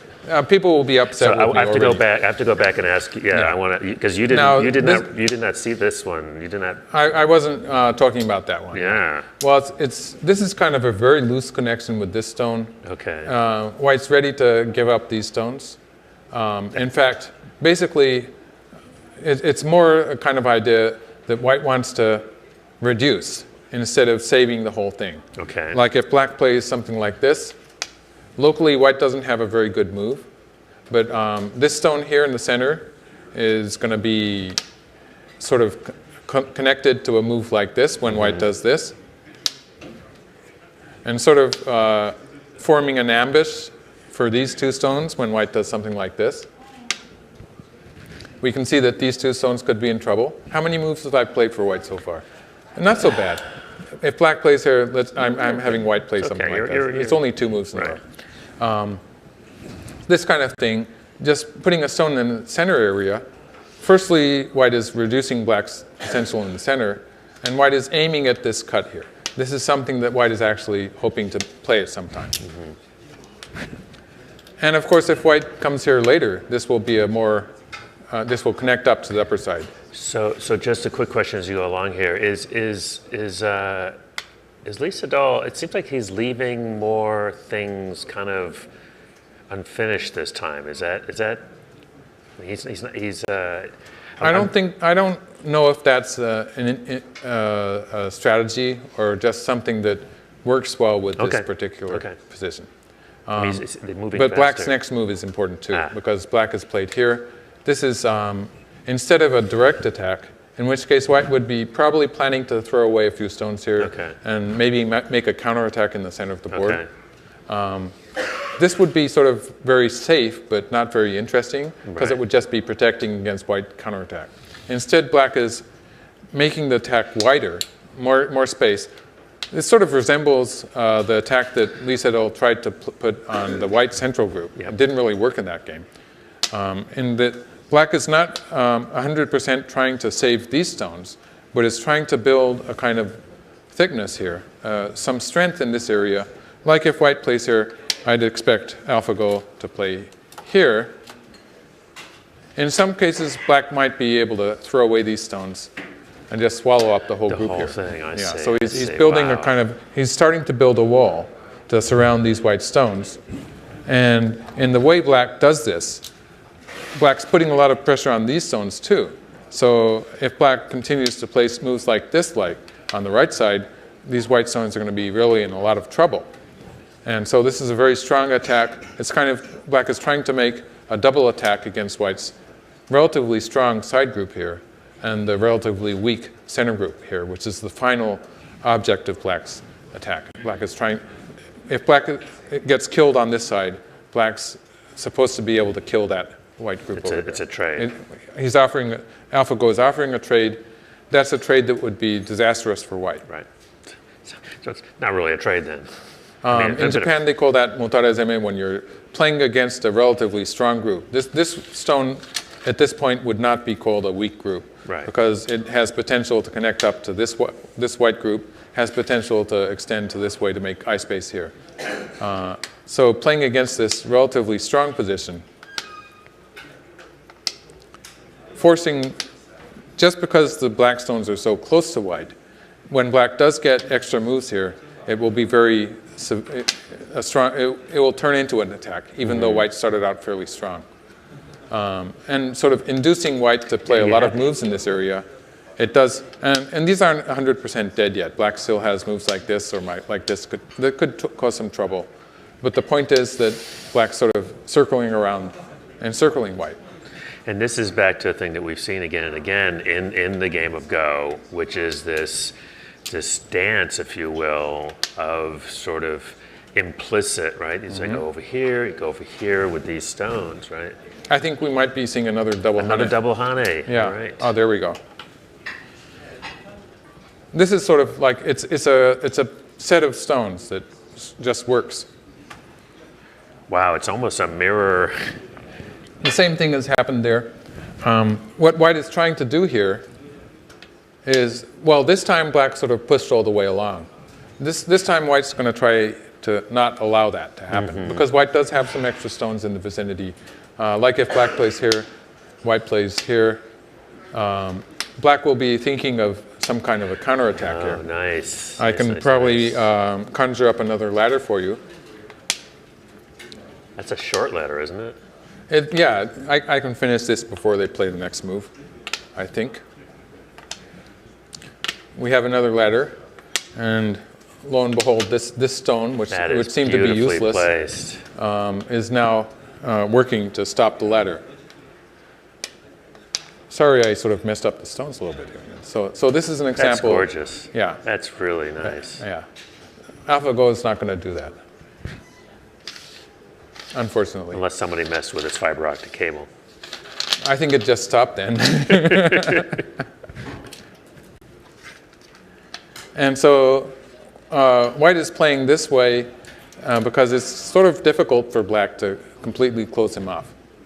So it's going to be a trade in which black eventually moves in here and gets rid of the potential white territory here. And white will probably be able to connect up to most of his stones in that area. Oh, but black did push here. So now white plays here. We can safely assume that black will not play here and fall into the ladder trap. Right. Black might play here to try a little bit more, or just push once and then come back here, leaving a weakness here in white's position. White's other choice would be to cut here. Oh, right away. There may not be a short answer to this, but how? I mean, as an amateur, I'm just wanting to cut right away, but I have a feeling the timing might be wrong. Well, again, cutting this side is easier to make it work. But it's too small. Locally. Right. Yeah, but again, it's the same story. Right. That black would be. Well, I don't know about this move, but at least the fight is really would be surrounding that. Yeah. Playing here and continuing from that stone is not so good because everything is sort of disconnected. Yeah. Like even here, white is not connected up. Right. So this would be sort of just too many weak white groups. So cutting here, white really wants to continue with this side, sort of using this side, this stone here as a tool to make it more difficult for black to handle these stones. It's filling one liberty. And again, if black plays here, I already showed you the ladder. And the question now is, can this stone be killed? There's a ladder heading off that direction now. Again with the ladder. Again, I'm doing a lot of ladders today too. I think this ladder just doesn't work because it's going to hit this white stone. I think I might be boring people a little with all the ladders, so I'll just quit at this point. It goes off in the stretch. I mean, there's a ladder. There's a ladder, yeah. There's a ladder. And so the ladder doesn't work for black. It means that black will have to play maybe something else and not immediately take the stone. White doesn't really have time to save it, but we'll be able to sort of, while this stone is dying, white will be able to play some extra moves towards the center. These are working nicely, right? Well, if we put one more white stone, then they will be working nicely. Yeah. But if we put a black stone, they're almost working nicely because they're not working so nicely when black plays it. Oh, but then there's a whole thing where the other person gets to play. Right, yeah. After white plays, it's black's turn. We have to remember that. Sometimes I don't follow that rule, but in an actual game you do have to. With your two moves in a row. Right, yeah, I do that all the time.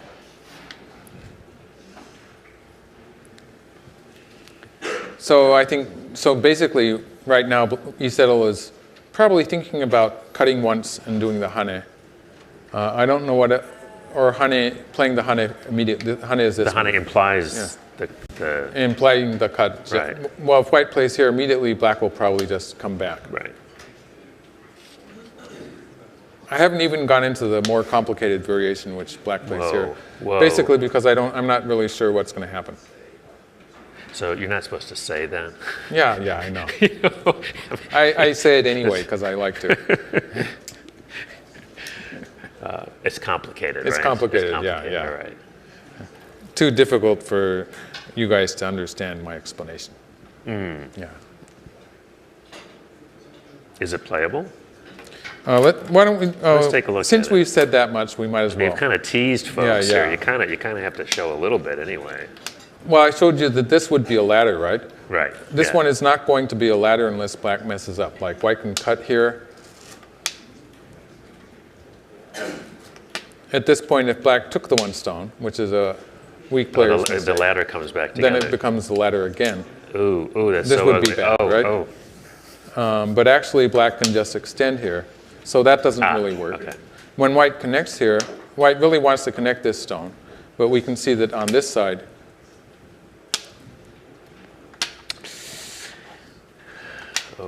white has a kind of a dangerous situation here. Since this is Atari against these three stones. And white just black captures these white stones. So like when these stones are captured, that connects up these stones to the whole group. And these stones, it's all falling apart. Yeah. So that's something white cannot do. So we have to find something that white can do. I think white would probably play a double Hane here. Let's go back to the beginning. White cuts, black connects, white plays here, Hane, black plays here. White would probably play something like that. Black could cut one of these places. I'm not sure which black would choose to cut. And so this is the complicated fight. This does not look good for white. Well, it is really complicated because black's group is not so strong either. And there's the fact that this group is going to die eventually.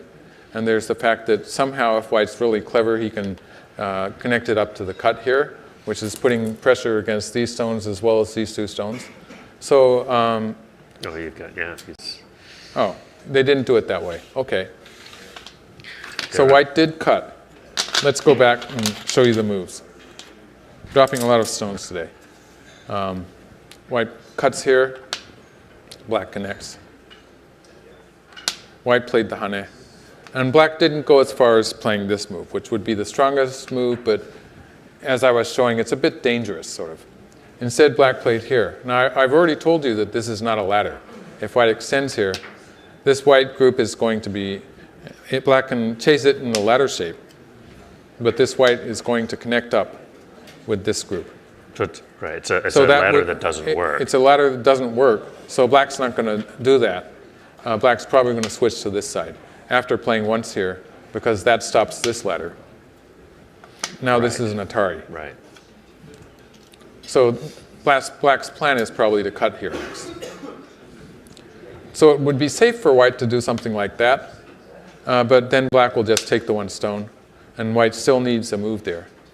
So this is the shape that black is sort of aiming for, just to get a very thick shape here.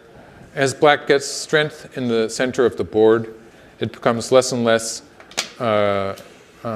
plausible or less and less likely for white to have the invasion here. And so we sort of see a black territory building up on the lower side of the board.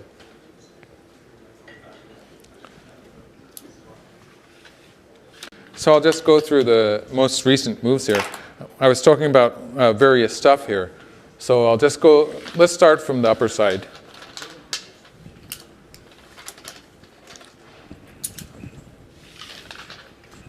White attached here to invade the upper side. Basically starting from the right and leaving the moves on the left for later. This attachment was just a kind of a kikashi, a forcing move. Exchanging with this to get some momentum on the way out. And this was what we call a very light move. White is prepared to maybe sacrifice a few stones on the upper side if black plays something like that. But in return, white will have a chance to maybe attack first in the center, and in which case these black stones and these two black stones are not completely safe. So white can maybe get a kind of a counterattack here. So instead of going after just the upper side, black played here. With this move, black is putting pressure on the right side and hoping to sort of curl around and cut off white's center group so as to maybe capture it or at least attack it severely. White pushes through here, pushes, and again this move is an attempt to sort of cut white off in the center. Black's not so worried about the two stones here, so black's main idea is just to come along this line and isolate these stones from white on the right side. And so this is the battle we're seeing here. Both players are trying to thwart their opponent's designs here. Black pushes along the top here. Again, we can see that black is trying to block off this line here. White cuts once. I'm just doing kind of a recap here because we did talk about various subjects, and so maybe it was confusing the last few moves here. So I was just going through it again. It's a lot of stuff going on. And again, the general story here is that black is, from the shoulder hit here, black is trying to sort of curl around and cut these stones off. Right. Because alone they have no hope to live. So black is cutting them off and trying to kill them, basically. White is trying to come through the crack here and connect up to these stones. So basically, that is the one thing that white is trying to do at this point. So white connects here. Again, the tiger mouth shape here. This is coming up a lot. Black did it too here. Also, it's threatening to cut here. So a natural move for black would be to play here. Let's just try this once more. If black plays here, white can answer here. Black can cut once. But after that, after white answers, this one stone is an Atari. White has the double Atari here. This would threaten both this stone and these two. And the cut here, which would capture these two stones. So that's the meaning of white's hanging connection here, or the tiger mouth, as the Chinese call it. This one. So black simply answered. Now, next, there's still this move. Now, this would be a strong attack on white. If white comes this way, black will be able to cut and connect here. So this would separate the two white groups. This would be bad for white. White can circle around by making a bit of a sacrifice by cutting here first and then coming here. Now black does not have time to play this move because this stone is an Atari. Black extends. White can connect. But this is a bit painful for white. Even if black might actually push through, but even if black does something like this, it's a bit painful because all of this area is going to be black's territory now. So white really needs one more move in this area. The normal type of move would be to play something like this, just to sort of connect up. I was wondering about that. It's a funny looking move, but I think it just works, right? It connects white up. There's still this here. I think for the time being, black has to worry about this. As I said, this ladder does not capture the white stone. So it's about time for black to maybe play something like this. But next, this move would be very, very severe. Wow. This would be a strong attack. Pulls it out right away. Instead, white pulls out. Yeah, this is more exciting. And that's what we want. Yeah, the problem is that black will probably counter with this move. Really? But this is really Lee Sedol's type of game. He enjoys this type of game. When you say this type of game, you're talking about... It's developing into a very, very dangerous fight. And we've seen this before. We've seen this before. Yeah, yesterday. I think AlphaGo can do it too. Yeah. This ladder, naturally, it doesn't work because white ends up linking up with this group. So the more black chases this ladder, the worse things get. So that's the one thing that black doesn't want to do. So how does Black would only play this handle move that? if he wanted to give away these stones, which are sort of important. So the only move I can see is this one. Yeah. And now if white plays something like this, or let's have white start by playing here, which looks like a good move towards right, this. Yeah. Black can, let's just have it simple. Black might not play this exchange, but let's just keep things simple by having black do something like this. Or like this, I guess. No, that's all territory. This looks like it's going to be territory. It's again, as the black territory in game 3, I'm sorry, 3 yeah. was. There's a lot of bad aji, or it means white has some potential to cause trouble, but it sort of looks like it's not going to work, to me. In terms of Well, sort of, for instance, the cut here, for one thing, this would be forcing against this one stone, so black would need to protect that stone. And then we have to worry about what might happen if white tries to open up this area. And we have to remember that moves like this are forcing, so we don't really know if white's going to use that or not. right. So that kind of thing. Also, there's the cut here. Black here, white here. Now this threatens this side. So there's also this move that we have to think about, and how is that going to turn out? So there's a lot of play in there for white, and it's not resolved. Yeah, so this looks like it could actually be a bit dangerous for black. So black would have to find a different way of surrounding the territory.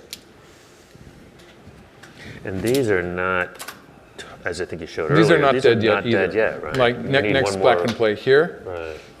And we're not really sure whether this white group is stronger or this black group is stronger. Probably if the players play safely, both sides would live. But then they don't always play safely, so we could see Well, your a bloodbath. sequence is happening. Okay, black plays here, white plays here. So if this is dangerous, then we would see black playing something like this, which would be a much less efficient move because it's not really doing anything. So I'm still sort of leaning towards this move. And in this case, Lee Sedol would be trying something inside black's territory, though. Let's just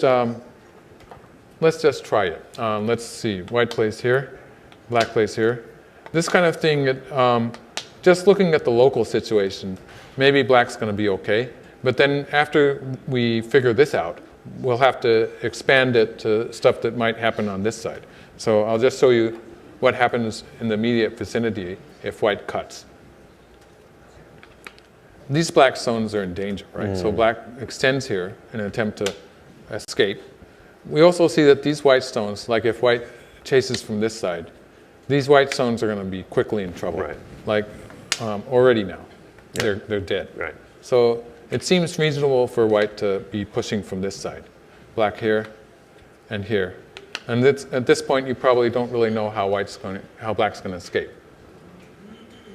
But actually, black can just play something like this, for instance. This threatens to surround these four I stones. see. White plays here. Black plays here. Yep. That works. White plays here. Black plays here. And we see that this white stone is in danger. And black can just push through. Right. So this one worked for black. Yeah. Just. It worked for black because white is weak on both sides now. So this is good for black. But when we combine it with the left side, we can see that black does have some weaknesses. Yep. Black's connected, as you said. Oh, so black played the safe move. Black does have some weaknesses, the cut here and this area here. So white has potential forcing moves that could change that variation that I just showed you. So black played the safe move. Now when the same thing happens, black will have a much more resilient group here. So this is not going to work. Oh, he connected this side, sorry, this side. Yeah. The drawback of this move is, compared to this one, is that there's still some room for white to run away. But we see these stones, which say if white plays another move like this or like this, it's likely that these four black stones will die. However, This is probably bigger. Yeah, Black's area. this is huge. This area is pretty big, right? And I think we learned yesterday the danger of giving A huge territory to the Moyo. opponent. Yeah. Giving the opponent a huge territory is usually a bad idea. Yeah. So let's say white tries to run out. There's some room here for white to run out in the center. What happens then is white has a weak group here. White has a weak group here. When black plays here, if we just play two moves in a row like this, yeah, you've seen me do that before. I have. This white group is pretty weak. Yep. So once black plays this move, white has to deal with this group also. So we see that when white does play in the center like this to reduce this area, there's potential that white will have all sorts of weak groups that will really complicate. And black has a half-dead group here. But if black can kill the center on a big scale, then it's okay for this to die. But I think you were just saying that Lee sort of specializes in this sort of... He likes this kind of fight. Yeah. But AlphaGo is, in this series so far, AlphaGo has done fine in this kind of fight too. So Lee Sedol actually put a stone in here. And now we can start to assume that this black group is going to die. And of course, if black puts a stone in this vicinity, let's see, what is the best move? This is a kind of a safe way to play. I think black might, or somewhere around here. Otherwise, black might try to be a bit more adventurous. Or if you want to be really fancy, black would start with some kind of a feint from this side to try to get more ideal. And squeeze. Yeah. When you get fancy, sometimes it just doesn't work though. Right. So this would be a fairly straightforward way to... There's still some openings here, which white has to use. There's a term, honte. Honte, yes, Can you the explain real that? move. The direct translation of that is a real move. It means a move that is not trying to do too much. It's a move that is just getting rid of all the bad vibes in the area and finishing that shape off. Instead of trying to do something fancy and more than you really can. And strong players, oh, black did play here. Strong players do see a lot of, they see a lot of variations. Like black can play something like that. And stuff like this is going to be threatening to save the black group here. So black can do all sorts of forcing moves. Even if these stones get killed, black can use them to sort of get an inroad into white's territory here. And stronger players see all this kind of potential and have the wish to use it. But using it well, you have to do it with good timing too. Right. And so there's all this stuff. There's this kind of move, which can sort of make things complicated. And then there's actually a more safe move would be this kind of move, which allows white to capture, but still sort of looks like it's going to move into white's territory. Black has a lot of options here, and actually they can all be canceled out by a white play here, which will sort of basically just get rid of all that opportunity for black. Is that big enough just to, I mean, it's jumping Well, out at usually me. it's a huge move. That's just huge, right? To really give you a correct estimate, I'd have to count the score. My gut feeling is that if this is black's territory, it's just too big. Yeah. But how far can... Oh, white can still play somewhere around here. No problem at all. Okay. But the problem is that it's going to have a bad effect. All of these potential, even this move, for instance, this is the most greedy move that black can play locally. And I think further inside would be, and this usually is going to die. But with white coming in here, we see a potential for, while attacking this stone, I sort of see potential black stones lining up here, which would make this more feasible. Why don't I just make a kind of an attempt to count white's territory when white plays there. Yeah, I'll still call this in the vicinity of 15 points, and this slightly less than 10 points. 25. And this, okay, now this territory, it's only, let's count from with white stones along this line. The borderline here is really, it's vague.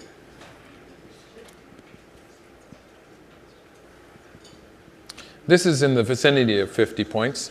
There's still stuff that can happen around here, so I'll just call it 50 points. So it's 65, well, about 75 maybe. Okay. So that's a lot of territory. Black Yeah. needs more than 80 points to win.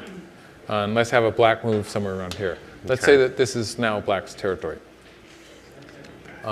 There is some potential for white. But white can't really get too far in. Let's just say white plays something like that. And that would sort of justify my calling white's territory 75 points, because white's got a little extra here now.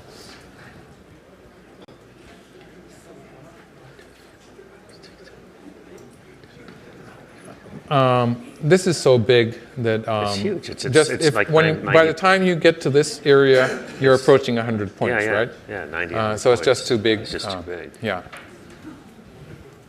There's something about how if you can put both hands. Yeah. When people say that, that really started with Takemiya, who plays a style that is called the cosmic style. The cosmic style. And he sort of I think he got his inspiration from Go Seigen, because he's quite similar to the Go Seigen revolution of the game, in that he does like the center of the board. He does like the start point, which Go Seigen was one of the favorite moves of Go Seigen. In that the value of the start point is that it usually finishes the corner for the time being with just one move, and you don't really have to hurry to add moves to it. Whereas the 3-4 point, the next move is really big, and you see players adding one more stone to it. So the start point is a fast moving and towards the center move, which Go Seigen liked. And then Takemiya would play 1-2 start points, and then he would be playing on the fourth line in the middle called the Sannensei. That's a famous opening. I even wrote a book called the Sannensei, actually, about that opening. And then he would keep on moving. He would immediately move out into the center. And when Takemiya was in his heyday, there was a time when he was a world champion, a few times actually. He would just start with these 3 moves on the side of the board, and immediately move out into the center, and it would end up with these huge territorial frameworks covering about half of the board, and his opponent would either have to jump in or lose terribly by territory. And then at his best, Takemiya would just kill the group that invaded. Right. Or otherwise, his opponent would dive into what the opponent thought was the heart of Takemiya's territory and successfully erase it. And by the time that was finished, there would be another moyo on the other, just on the side of it, sort of moved. It's a moving moyo. And the movability of Takemiya's moyo was his big strength. He's still a strong player, actually. I'm sort of talking about him in the past tense here, but there was a period where he was sort of invincible. And so I'm talking about that Takemiya in a way. And his moyo you would think you had erased it, and it would appear again on the other side of the board, sort of. It was sort of like magic. And so the idea of having both hands, if both of your hands fit into the moyo, it's just too big. It's a Takemiya moyo. Well, that's what we've and got. This is sort of like that. It's sort of a narrow one, but still. Yeah, it's a bit narrow. Usually Takemiya's moyos were sort of entrenched in one of the sides and spreading out into the middle of the board. But even when it's just the center like this. And also you see these white stones scattered inside. When these die inside of a black moyo, they're sort of adding to black's territory, and what's more, they become wasted stones. Right. So it's really important to be able to surround territory like that.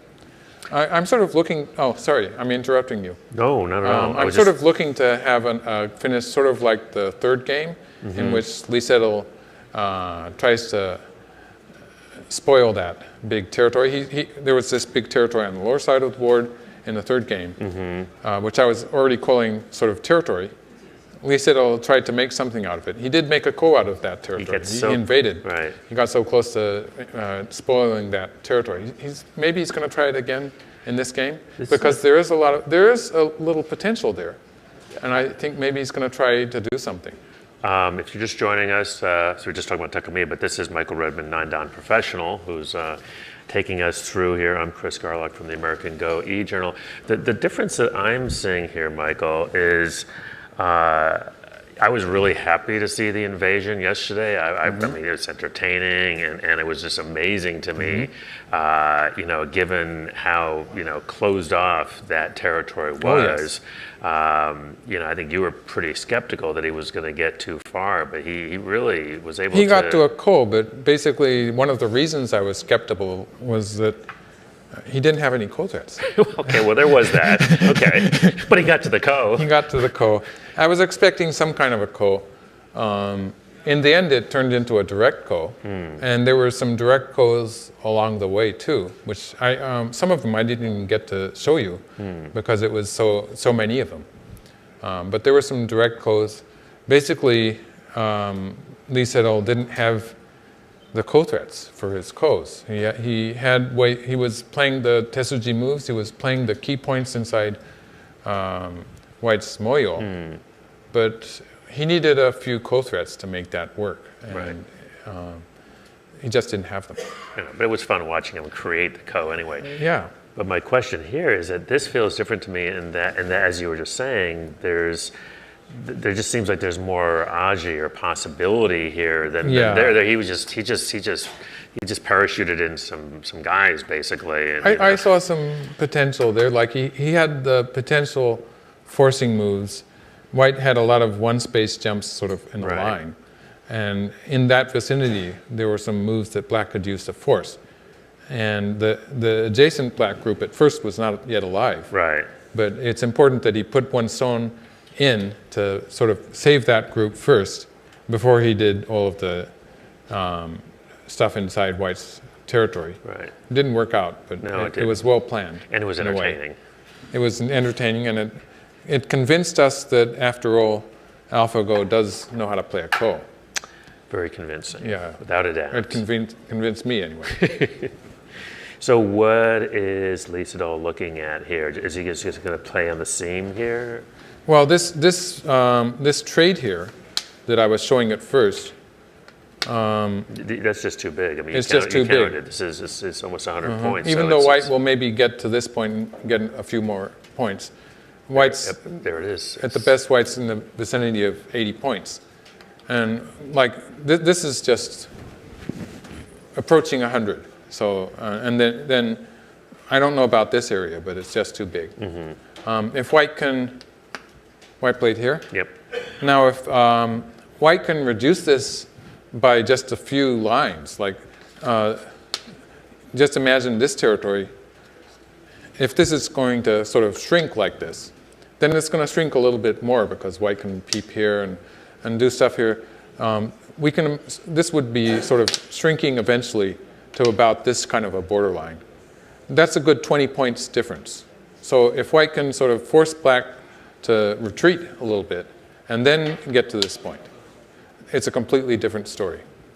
So that's the challenge, is to reduce significantly and then have time to go back and finish. Well, like if Lee Sedol was playing here to start with, I would think maybe he's trying to make a life inside. But he didn't do that. So instead, playing here, he's saying, okay, you can surround on a small scale, in which case I'll finish off this. This is really a very important point here. So White's idea here is to allow Black to get a smaller territory and then come back. If he thinks it's good enough, if he's satisfied with the result here, he will come back to here and surround this territory. What's Black's best response to this? I mean, I'm assuming you can't just, I think you showed. Well, here we go. I was about to say something like this. When AlphaGo plays a move like this, one has to think that it probably thinks it's winning already. Because there's other more aggressive things to do, right? There's aggressive things to do which are really, if Black is ahead already, these would be very dangerous too. Like there's the potential, there seems to be a potential that Black can, for instance, do something like this and something like this, and sort of combine this attack with the stuff over here to save these 4 stones and accomplish something really fancy. But this kind of stuff, this kind of move can also be very dangerous because the back door is open here. White can always jump in here, or even worse, white can sometimes cut here and cut this group off, and in the process, like when this kind of thing happens, I'm doing a bad scenario for AlphaGo here. Then this sort of comes into play. Maybe white will extend Then once. that could all disappear. And so it goes from bad to worse. And eventually white connects up the whole thing. You know. So all I had to pay was 3 stones. so there's a possibility that white can make a kind of a trade here and waste the whole black territory. So that's the kind of thing you do when this is not good enough for black to win. So the question is this is going to be a much closer game. I think this is a chance for Lee Sedol maybe to play here. After which, maybe after protecting once now, AlphaGo has the choice of, does he want to go after this stone and try to capture it? Does he want to protect the territory here? If black puts a stone in, this is going to turn into territory. Also, a big move would be something like this, or actually black could play all the way here, just because white has a bit of a weakness here. Something like this. It would bring back the threat of a cut here, so that it would be a big move. The count. If this happens, changes, if this happened, if we go with your Yeah. here, right? The count changes. We had counted you. Yeah, I counted. Counted like 100 up to here. This is now, I'm going to assume, because this was 20, this is now really about 80. Yeah. In the vicinity, it's really difficult to have a valid borderline here, but just somewhere around here, it's about 80 points. A very and this here. Well, I think this is, black might just play here because the cut here attacks these white stones. White has 3 liberties, black has 3 liberties. If white plays first, he can win, but all of this will be forcing, and you have to think of the possibility of black extending these stones first and then cutting here, in which case these stones will maybe die even. Right. And so this is sort of, if we assume something like this, this is not actually, and then black could start playing the forcing moves from the outside.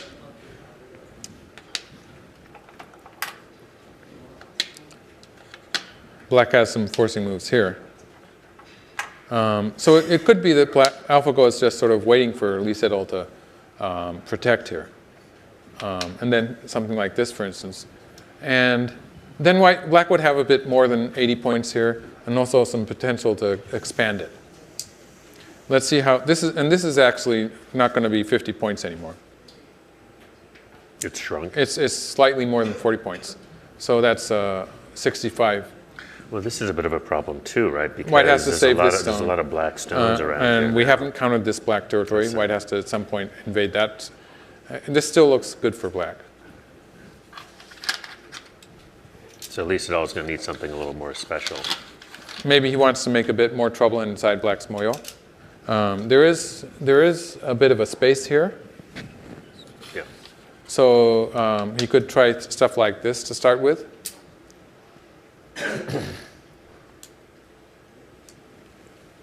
And he's down to his last 25 minutes now. He has 25 and a half minutes. And that's Lee Sedol. AlphaGo actually has a great deal of time in this game. And AlphaGo has 1 hour and 17 minutes, almost 18 minutes left. It's playing quickly. I don't remember there being that big of a time difference before. Usually in the first game, Lee Sedol was playing quickly. And AlphaGo was sort of managing its time so as to maybe run into endgame, overtime as the endgame ended. When Lee Sedol resigned in the first game, I think there were about 20 moves left in the game. And AlphaGo had a few minutes left.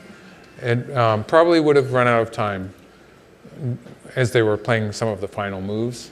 Of course, it would still have 3 overtime periods and would have no trouble finishing the game. Even most humans feel happy to go into overtime in the small endgame moves because they're relatively simple. Right. And I think in the second and third games, both AlphaGo and Lee Sedol had about the same speed of play, more or less. It's pretty They were close. both sort of equal in time. And this game is quite different, isn't it? AlphaGo has only used about 40 minutes or so. About 40 minutes of its time. Lee Sedol is using a lot of his time. And the number of moves is still only, it's much less than 100 moves. It's 70, I think this is the 71st move. So if the game goes on like this, it's going to be a lot of time that Lee Sedol is playing in overtime. So your assessment then, just quick back of the book here, it feels pretty good for black at this point. It feels pretty good for black. Yes. Yeah, white has it's kind of busy trying to. There's a lot of stuff that white has to do, right? Right. Like white has to do your trick. White has to play like two or three, little 2 or 3 moves. White needs to play this move. White sort of wants to invade here also. Oh, 3 moves. Yeah. Yeah. 1, 2, 3. Well, then I could win. There you go. Well, actually, only 2 moves in a special place would make a big difference, like this. So if they give you 2 really moves, that's allowed. what you would take. Even there. when I'm commentating, people usually don't let me do that. Also, a move somewhere in this area. Well, this is conventional. I was wondering, because of all of this, how big is that? Well, usually you play here. When white has such a solid position, and also black too. Right. In an endgame position, sometimes you go all the way here or even further. In this game, white has a bit of weakness here. So at the most, I think here, and something like this, and then maybe this would be. Against this, black would probably play elsewhere, so maybe something like this. And at some point, white would like to play that exchange. I'm afraid with all of this, this here, it's not going to be forcing. Right. Because this kind of stuff is probably more important at this point. This would break into the left side. I mean, right? This is the right side, yes. And this is particularly the part of the game where Sente becomes just absolutely. Each move is, keeping critical. the initiative is important. There's a lot of big moves still on the board. The upper right here is big. The right side here, the lower right side here is big. And if black can find a way to sort of encircle this nicely, then the center is big too. The center is often bigger than we think. So just showing this sequence again, if we have something like this happening, I don't know about this white move, but let's just for the sake of argument.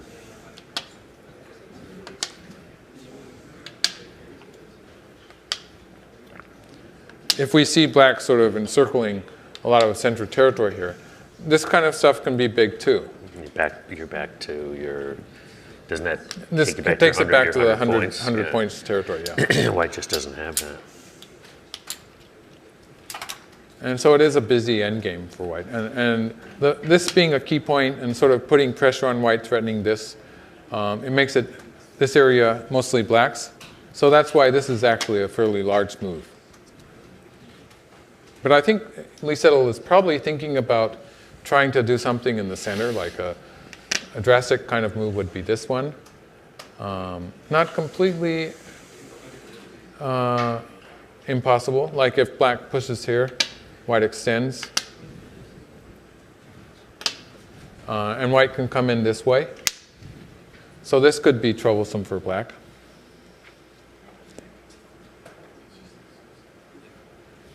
And then if black comes from this side, now white has the Tari here. Because this group is not. It's not settled yet. Right. Right. And something like this. Lee Sedol could be thinking of this kind of let's attack. go back and look at that. Is there any reason? I mean, why can't he just do it directly? What's the? Do what directly? You mean now? Yeah. Well, that's what I'm saying now. Yeah. Now, I mean, this is the time, right? Oh yes. It doesn't work after black sort of encircles the whole I'm thing. really worried about your sequence over here. Oh, okay. Now. You're worried about that. You've put the fear of. I mean, I was looking at it before and I was thinking, that's just really nice because it's territorially big, but all of those forcing moves just beautifully. And then, of course, Seals off. this is kind of direct attack on this. Yeah, does that work? It probably doesn't really work, this kind of thing. Yeah, well, one way is to play here. And if black answers this like this, then it could be some trouble for black, because this cut works. And then let's see how white will handle this. But at the very least, this would give a lot of momentum to white's cut on the left here, because there's danger for black in the center, and there's this is sort of reinforced. If black cuts here, this is going to be a double Atari. So this is not so good for black. This is not so good, but for the time being, black will not play that way.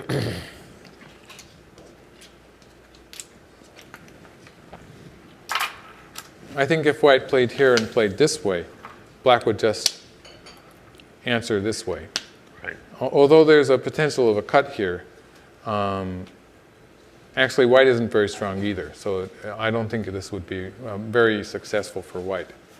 And there's the fact that the territory is, although it's reduced a little bit, now it's a very solid territory, what they call good aji.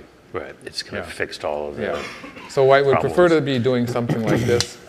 I sort of fear that this is not going to work. Yeah, Not that quite. looks a little wishful. And so I think the direct cut is maybe more interesting. White has to find, I think, something inside there. And now. Yeah. Yeah, And really. now, because black is going to do something about it in the near future. And we know, and I actually feel pretty confident because we've seen this with AlphaGo. I mean, we I think I agree with that this was AlphaGo saying, I think I'm ahead. I think I'm ahead that's going to wrap this stuff up. And so Lee Sedol's got to say, I need something special. Even if it doesn't work, otherwise it's just not going to be enough. Yeah, he's really concentrating now. He really is. Look at that. Wow. I tell you, given what we learned from Chris Madison from the team earlier in terms of the speed of the computations, we just got a little bit of it. He didn't give us the whole. That thing, was but just the policy network. the policy I think. network, right? Yeah. It's just, I mean, well, two things. First of all, just incredible appreciation for what an amazing computer, the software it is. I can't wait to, hopefully we'll get to see and learn more about it. But also, I mean, Lee Sedol, his brain. Well, is basically, working along there. it's so similar to human, the way pros think about the game. Basically, they're doing the same thing. You start with the policy network and human thinking too, and then you analyze it. So the whole process seems to be sort of similar to the extent that I understand what's going on. Right, but that's what you're doing. When you're looking at these, you're sort of, you feel a move. I mean, you can just almost, boom, you just see the pattern. Yeah. And then you apply your looking at it. Well, in some of these fights, like you don't really even see a sequence. Like you see the move, and then you sort of see a picture of how it's going to turn out. Described that before. What do you mean by a picture? I mean, literally like... Because professionals have encountered the same sequence so many times that it's just automatic. It's a transition between that starting point to what's going to happen. Like in a common Tetsuji sequence, or a sequence that is sort of, we would call it forced. It's just that there's an instant transition between the beginning shape and the shape that it's going to turn into. And we don't have to really think that through. It just happens. It's something that we see like a picture. So when you say a move like the cut is more interesting, You mean this one? Yeah, I mean, It just an seems to have example. well, partly it seems to have more potential. I see. And Okay. again, there's the fact that I'm not sure what path black will take in answering it. And so there's more food for thought, you might think. Right. Like, I was just showing the two Ataris. We don't really know if black's going to play an Atari, because black could play away from it, sort of like that, refusing to give white momentum. And maybe nothing's going to come out of it, right? This looks like a kind of move that could actually make that cut not work. And so this kind of move is just outside of the normal. It's outside of the normal shape. Okay, white cut. I'm gonna give you a high five. Oh, thank you. I'm sorry. It's just, this is what I like. I'm liking the cut. Well, what if I I really like that move. Well, if AlphaGo plays here, you're gonna compliment me again. You're gonna get tired of it. Never. Basically, because if black pushes here, eventually black has to answer this kind of thing on this side because of the weakness here. This is already bad. If black covers here, white can just cut and capture the 2 stones. So clearly that's not going to happen. That's not good. Yeah. If black sort of escapes this way, now we see white Everything moving gets into it. connected And moves like this are forcing, so white can very easily just reduce the whole thing. I failed to take these 2 stones off just because I was sort of hurrying. So that would be, at some point, black has to return to this side. Right. Oh, there we go. But I'm not. You're not giving me a high five this time. It's implied. Okay. It's implied. Thank you. So this, although it forces white to extend, black has to sets up the Hane, right? And then when white does this, Right. this black stone sort of becomes a liability because the Tari is forcing here. It's impossible for black to cut this off. Right. And so when this stone is here, if we assume the same white move, same black move, now you see this is closed off. This would not be closed off because of this, but this way it's closed off because black plays here. Did you see that? I did not see that. I saw this. Yeah. If black does something like this, it would just revert to the same really cool. mistake. Yeah. White gets through. Yep. If black does this, it's still a bit troublesome because it looks like white might be able to get through. This is where you talked about before. There's a lot of aji here, Right, so yeah. Lee Sedol is trying to maximize that aji. But if black plays here, then it's just the only forcing move white has against that left side is this one, and it's not going to work. No, it's not. There's too many black stones here. Yeah. So this is the simple way to force. White has to find something a little better than that. How about the Hane? Hane, yeah. Good for you. Whoa. Yeah, you're happy now, aren't you? Black will cover. It's just not working, is it? Not directly. White cuts. White does have the extra liberty for this stone, so it's a bit more, it's a bit stronger, right? It's a bit stronger than it would be if it was under Atari, of course. It has 3 liberties. White has a kind of a forcing move here. Oh, I see. It's setting. Let's just have things go as white wishes.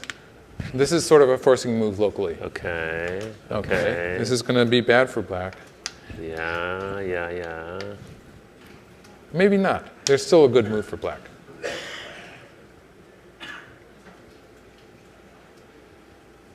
Can black save those 3 stones? Yeah, just a Kasumi. Ruh-roh. Actually, black can play here and capture these 2 stones. So it doesn't quite work. Liberties. There you go. Doesn't quite work. White needs a little bit more. Is it possible for white to make? Actually, this move here at this point might not be forcing after all. I was just trying to make something that works. Let's have, and this might not be forcing either. Black might be answering it on this side. So maybe it doesn't work.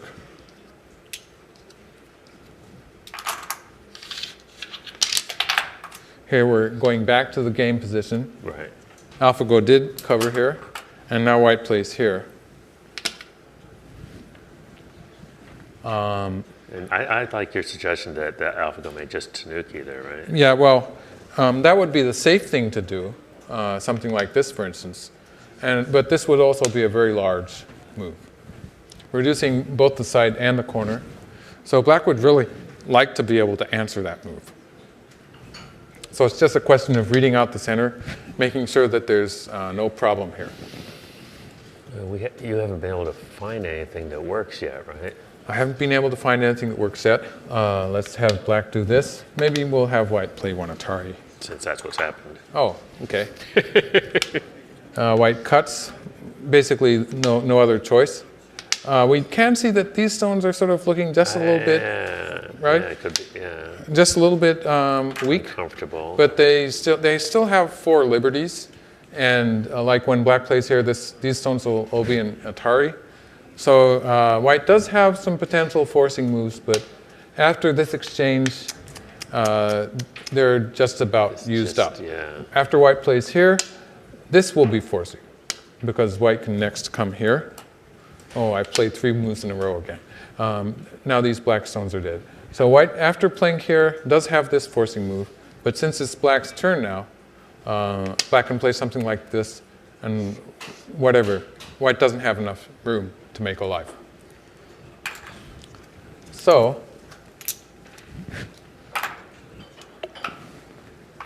what is Lee Sedol trying to do? I don't really understand what he's trying to do. And I should just point out that I sort of doubt that he overlooked this move, which this, I was going to say it's not a standard shape. In the center, sometimes you come up with positions like this. And I was going to compare it with what I was saying before about positions where you have a shape where you play a move and almost instantly springs to mind what it's going to turn into. When white cuts here, moves like this are not really part of that. They're a move that you turn to after you say that this doesn't work, so what do I do? And so it wouldn't be the pattern recognition, but it is a kind of a shape. It wouldn't be the policy network, is what I'm saying. It would be the next thing, the analytical move. Well, I mean, you saw, I don't even think you read I saw it. I don't just think you just saw it. You just saw the shape. I mean, it looked to me like you hadn't even read that. So. I have a line to AlphaGo somewhere around here. I don't know. I happened to see it. On a bad day, maybe I wouldn't have seen it. But it's kind of a limited area, right? I mean, right. If this doesn't work and this doesn't work, right. If you're looking for a third choice, right. This is the move that comes to mind. It's a nice move. Mm-hmm. Thank you. Well, actually, the player who played it was AlphaGo. Yeah. So I'm back to your question, which is, what is Lee Sedol up to here? What's the plan? Well, you might note that he's played a move inside what might be black's territory. Yeah. This move. Yeah. If nothing comes of it, it's losing several points. I wouldn't say up to 10 points, but something close to that. Like, even without this stone, in some cases it would be worthwhile for black to play here. And it is somewhere in the vicinity of 10 points. The whole area here could be mostly disappearing. Well, I was just going to ask, I mean, your move here, I mean, that's connected out. It's not good enough to win the game. I see, yeah. I see, but okay. It is about a 10 points difference, right? Right. And if this stone is just inside there doing nothing, it's a complete loss for white. Right. And since it was difficult for white already, it just compounding the loss and making it even worse. So white has to find something inside black's territory. We can expect the game to sort of hinge on that at this point. Let's see if white gets a ko. Again, white doesn't really have so many ko threats. But depending on, if white gets a ko in this general area, it will sort of depend on what's happening in the center in the meanwhile, because there are some force. This is an Atari here. There's a peeping move here. If white does it well, white might have some ko threats. Let's just go through it once more. Let's have white play this one. And black plays this one. White plays this one. This is forcing so far. And I played here the last time. And black extended. And as I said, this sort of ends white's possibilities. What about the hane underneath? Hane underneath. I was going to do that now. Okay. Now, if black cuts here, it looks just a little bit more promising. White would like to fill a liberty, but of course black just takes one. So white pulls back. After this move forces, and this move forces. So white has something nice there. But after saying that these two moves are given to white, we have to remember that when white pulled back, it was black's turn. So assuming black does not play either of these, white has the right to get these moves in at some point. But does white have enough room to live when black does that, or does something like that? My answer is I don't think so. Yeah, I don't think so either. I just don't see it. Yeah. I'm not even sure. Well, I see what. Yeah, no. White would like to sort of have something like this happen and start a ko here. This could be interesting, although even this is probably a bit difficult because black cuts here. Well, actually, this would be a bit more exciting because not only does white have the cut here, white has the double atari here. So this would be something. It would be something. Maybe not a winning position for white, but it would be a more complicated position.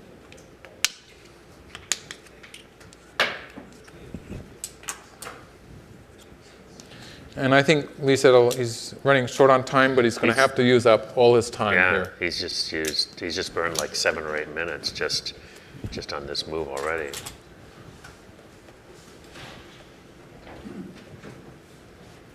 But as you say, I mean, this is the hinge of the game. Look at that move. That's an exciting move. Whoa. Now, what do you think Lee Sedol is doing? It's sort of similar to the variation I was showing you. Let's have black play here. White plays here. It's going to change the equation in this one because white gets one more forcing move. Oh, that's going to change things.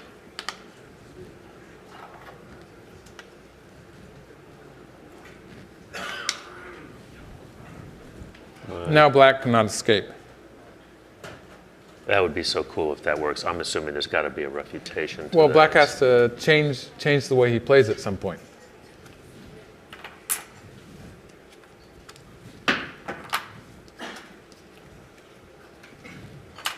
So that's a really exciting move, or a very sharp move by Lee Sedol. That is amazing. And we're missing a stone here. Yeah, and this is not here yet.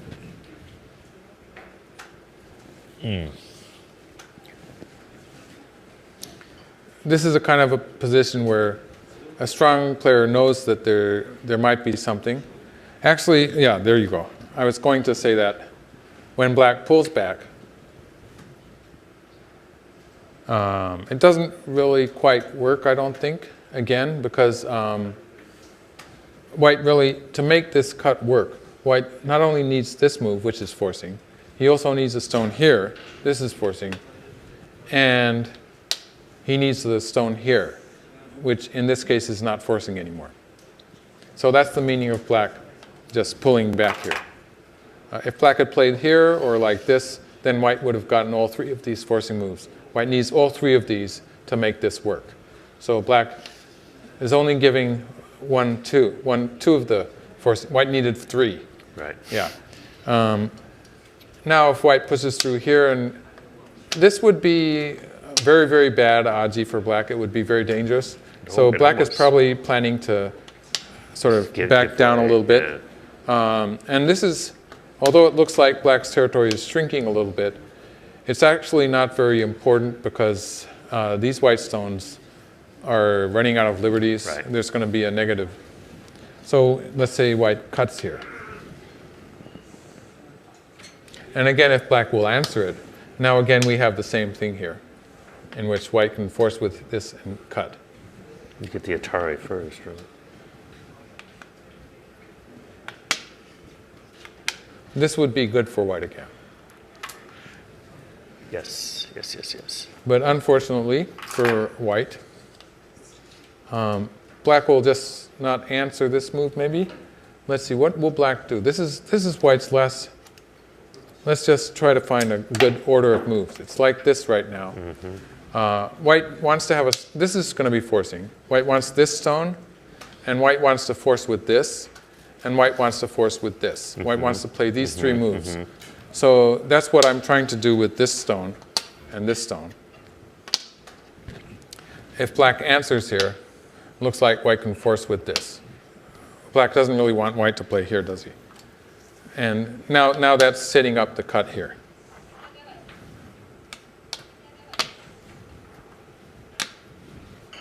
This is good for white. This is lovely. So let's have black not answering this cut here. What if black plays here? Now, it's no good for white to play here. Oh, let's have black, well, it doesn't matter either way.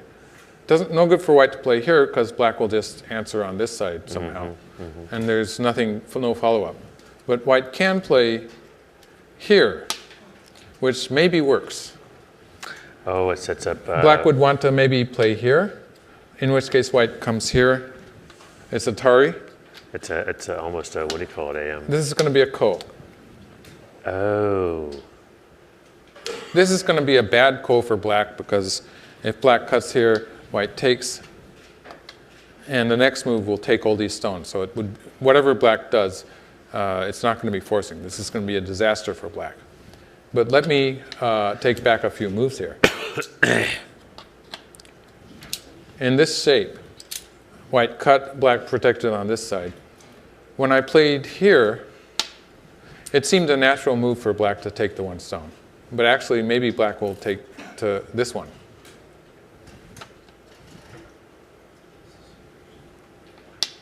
Oh, it's not going anywhere, is it? White can't capture this stone. That's right. It's really looking like it doesn't quite work. It's close. It's close. Yeah, it was close last time, too. All of these forcing moves that white needs. White can get, white needs 3 of these forcing moves. Oh, look, it's happening like, it's the same variation. This is interesting. At this point, so if black answers, this is the game position. If black answers on this side, then white can use this forcing move. Well, I don't know about the order here, but these 2 forcing moves. It's probably a good profit for white if white gets to play this move, however that happens. This is going to be very good for white. But of course, this is good for white too. So white needs this stone, and this stone, these 3 stones to make this work. And so black's plan is to only allow 2 of them. So that's why black wants to play elsewhere at this point. Black wants to play to protect these 2 stones with the next move. Ah, okay. Really? This might seem irrelevant. Yeah. It's a big move. The point to this is, let's say white plays here. For the time being, it's pretty obvious white cannot play here, right? Right. Because black just takes the whole group. So it's cancel out that move. White can play here. Locally, white's going to get something here. Like, let's say black just connects. White plays here. White's captured the 2 stones. So locally, that's a big success for white. But black can just capture these.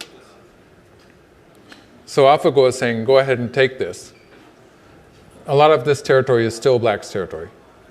Black has trashed white's territory on the right side. We got some territory in the center. So basically, AlphaGo is saying this is going to be good enough.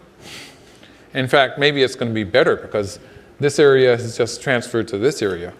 And this white area has disappeared. I haven't even bothered to count it yet. But I'm pretty sure this is going to be a loss for white. This is, let's say this is 30 points together. 40, 45, maybe 50 points for the time being. 10, 20. It looks like black has more territory. This is going to be, for the time being, this is still black's territory too. So this is going to be good for black.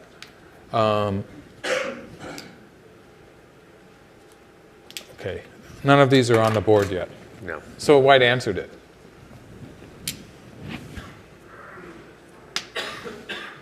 This kind of stuff is tricky because it's always forcing. So sometimes I forget to take it off the board. You know, it's there in my mind. And so this exchange here is actually a good exchange for black. Black's getting some profit. AlphaGo might even sort of push once more. Black has that option.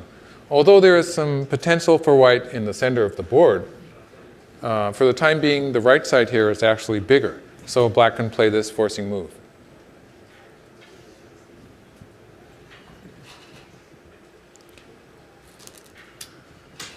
Oh, okay. It's the same reasoning here. So black's, It's a squeeze. it's a kind of a squeeze play, yes. Yeah. How is it a squeeze? Let's just play some moves, for instance. White plays here.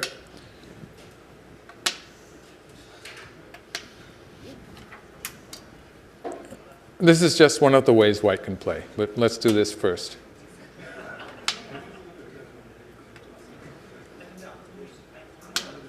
We were thinking of this as sort of white's territory anyway. So black still has moves like this that could reduce it a bit, or moves like this that also could reduce it. But for the time being, now black can come back to here and kill the white center group after all. All of this exchange is a big profit for black. So what's white going to do about this? This is troublesome. So let me ask you, with a minute 20 left on his basic time, and you're not finding any. I'm not seeing any good. Seeing any, like any let's good. do some more. Yeah. If white does this, then in the process of taking those 5 stones, let's just do it this way. Black can get this forcing move. It makes it a lot easier for black to finish off the center. So even locally, it didn't look like it was working for white. But this is just sort of making it even worse because, Connected. oh, sorry, I had a white stone here. So white played here. And so pretty soon, after playing these moves, AlphaGo might play once more here to force white to take this. And this is good for black, but I mean, it's maybe a slight profit, yeah. The profit by reducing it there, and then, like say, he's going to go back and finish this, and it's just. Well, I don't see any good continuation for white after black plays here. But maybe AlphaGo will play once more in the center here.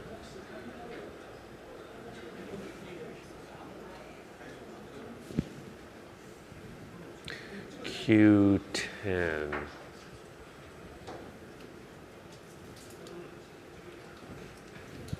Where's Q10? This is Q10. Ah, okay, we're good.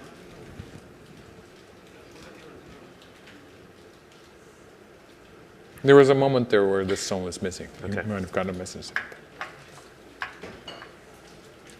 So ideal situation for Lee Sedol would be to get that That squeeze, favorable but it doesn't code, really work, does it? Yeah. So is this one of those situations where white's just looking for a place to resign at this point? Well, there's so much bad aji in black center position that white's still trying to make it work. Yeah.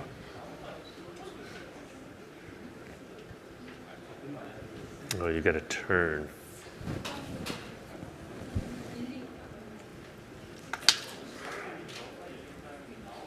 White's going to cut. You know, I'm not actually sure what AlphaGo is trying to do here. If black escapes here, white can push through here. It doesn't really look like it's going to work.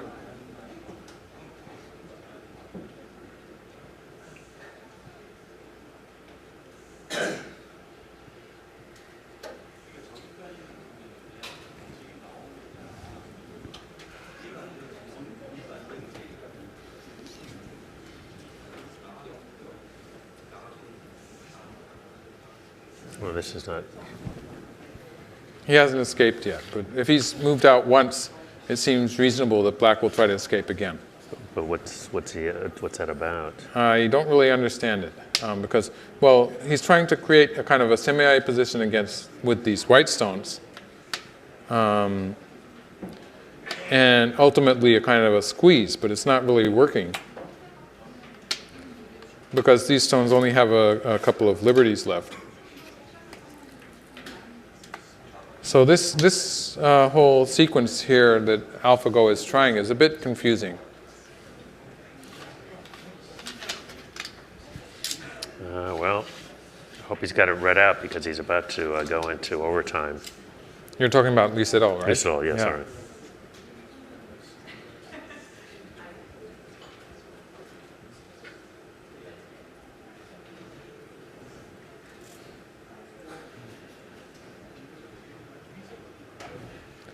I didn't see anything wrong with black playing here at some point. This is sort of strange, isn't it? Yeah. Oh, and now Lee is in overtime.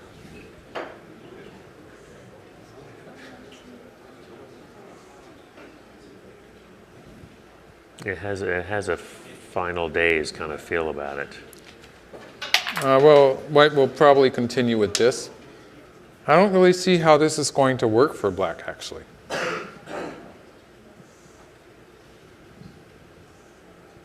Maybe black will just extend here and, well, I guess something like this would happen.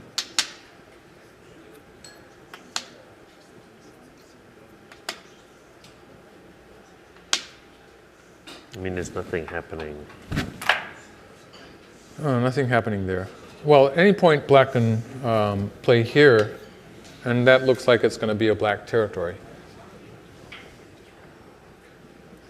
So let's see.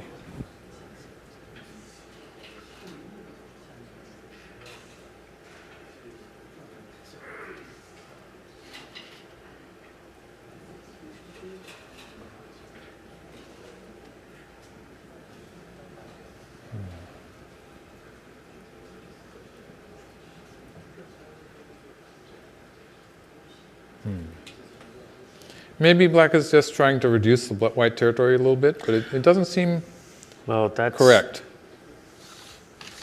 It's a bit confusing the way AlphaGo is playing here. And at some point, he needs to return to the center, too.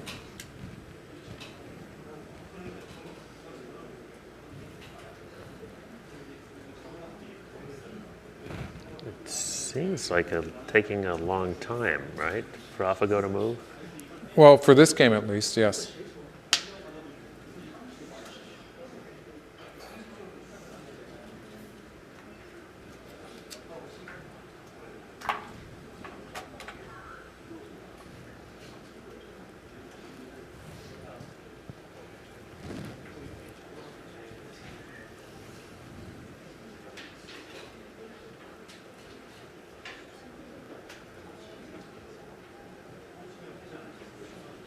I do get the impression that AlphaGo has sort of gone off on a tangent when, as far as I understood,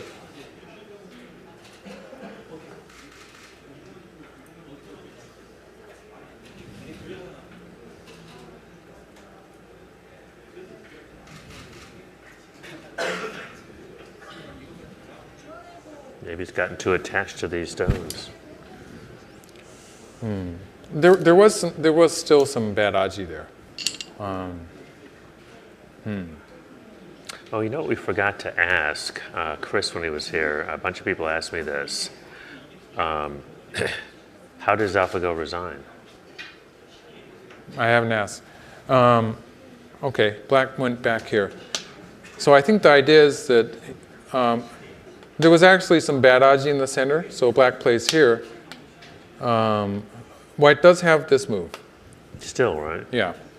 So if black answers here, white's going to be able to capture the two stones. And this whole sequence. And black's going to return to this side at that point.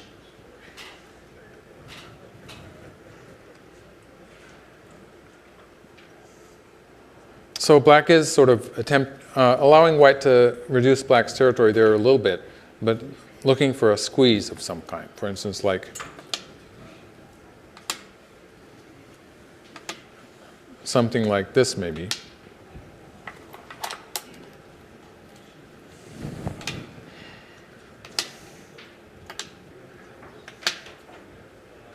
I don't know if this is forcing though. Well, something along the line of this.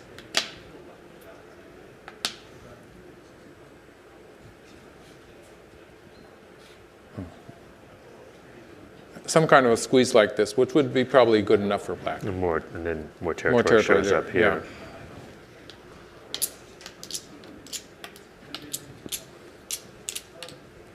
Yeah.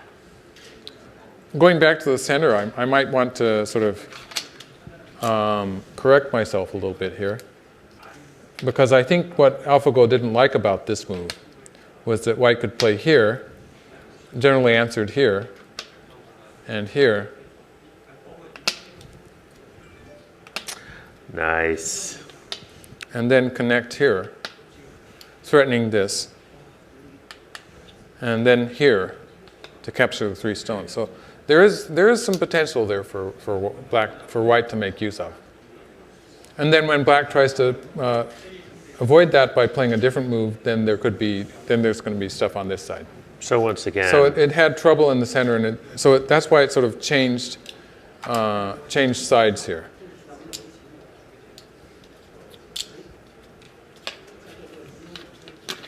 So that just shows that the sequence in the center was a brilliant. The whole sequence here for Lee Sedol was brilliant here in the center. he's played this just incredibly well, right? I mean, just.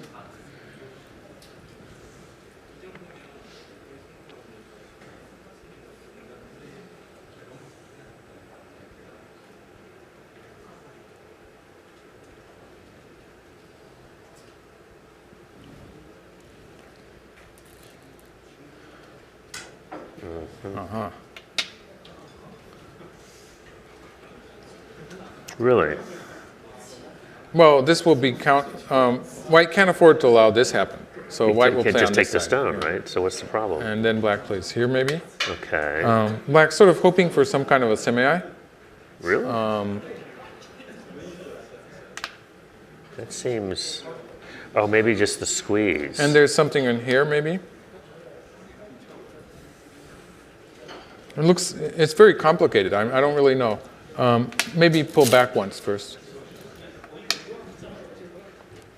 It could end in a squeeze. Yes, that's true. And that could would be profitable as well, right? But maybe here first. Or maybe something more like this, just to extend liberties. Let's have white play something like this.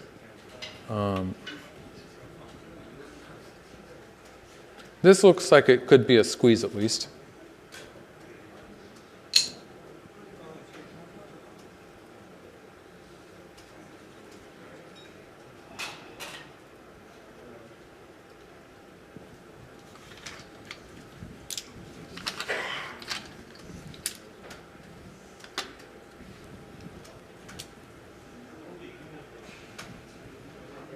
Yes, white did take the 1 stone.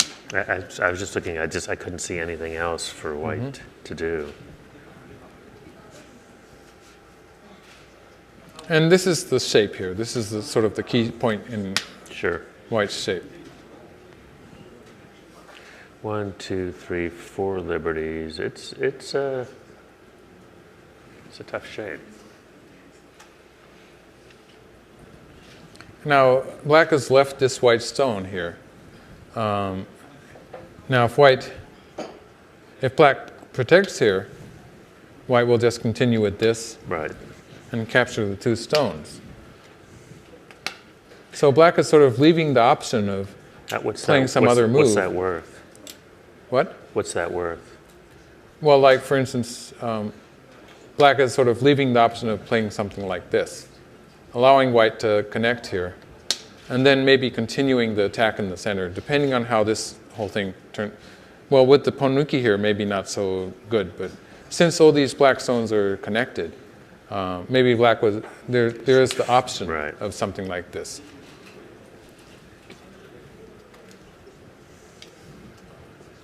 So when it's playing so complicated, black just played this move. This complicated variation indicates that maybe AlphaGo is not so complacent about the game at this point. Maybe just because Lee Sedol found this sequence here, which turned out to be brilliant, didn't it? Mm-hmm. He's playing. He's playing like the world champion that he is.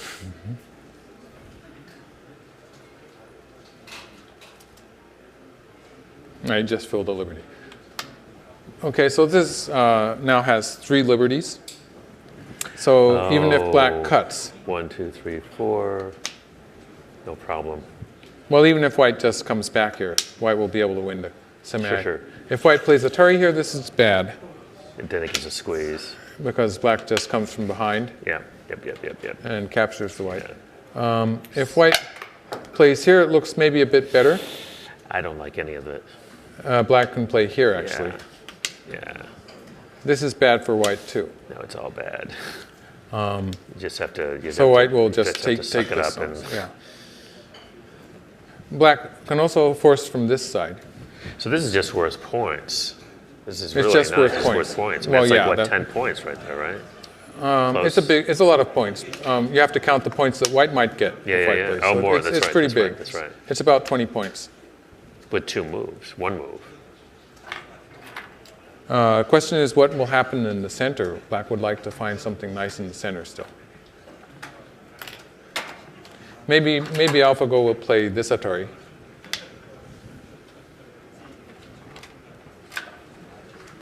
And this is no longer a forcing move, maybe? Right. We might see something like this kind of a trade. It's just too small. And if white does not Wait. do that, What happens to these guys? there's a little trouble. I don't think it's going to be a complete death. Really? Like white takes. Yeah. This has a ko attached to it, so it's not going to be completely dead. Okay. All right.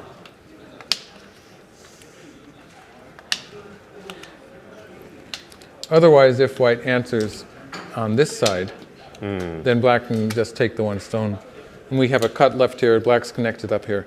This way, black can have some fun attacking again. So I think this is a possible move for black.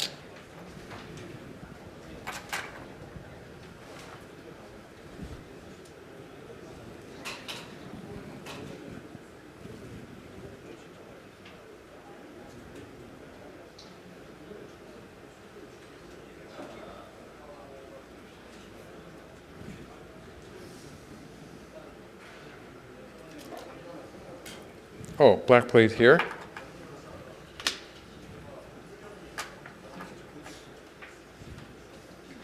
Really? I don't really know what AlphaGo is trying to do here.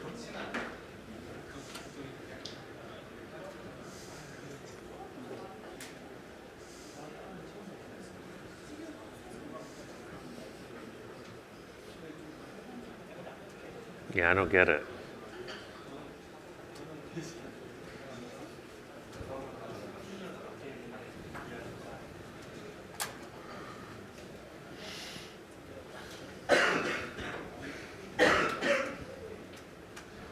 So I'm assuming, without counting, that the score has not changed that much, except that black has made some points over there. Well, white is, for the time being, it looks like white has sort of ruined the center territory. So that's a big gain for white. And this black group has died after all. So white's territory here has not changed very much. Black has gained a little bit here. But this is obviously bigger. So maybe I should try counting the white territory. Let's see what the score is.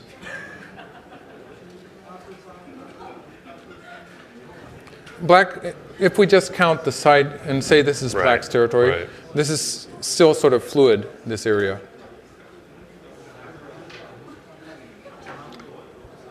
It's in the vicinity of 60 points. Right. And we can't really count any other black territory yet. This seems like a big success for white. This is more than 40 points. Okay.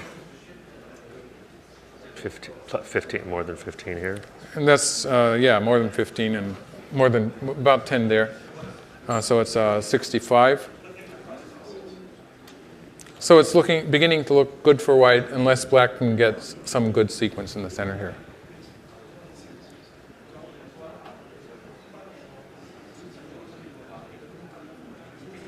Well, AlphaGo only has an hour left, so Okay. there is that.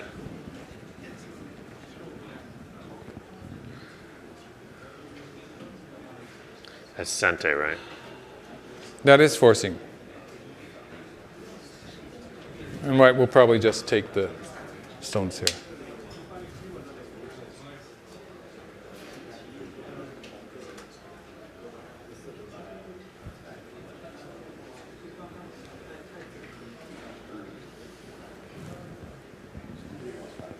So potentially you're saying this could turn back into a close game.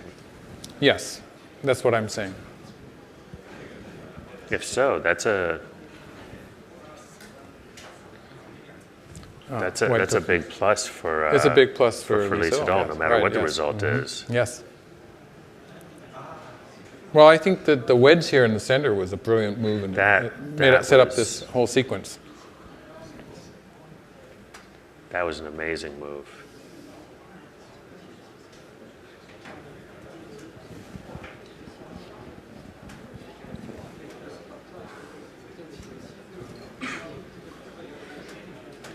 So it seems like one of the hallmarks of a pro is the ability to sort of, I mean, like that wedge just looked like a suicide move.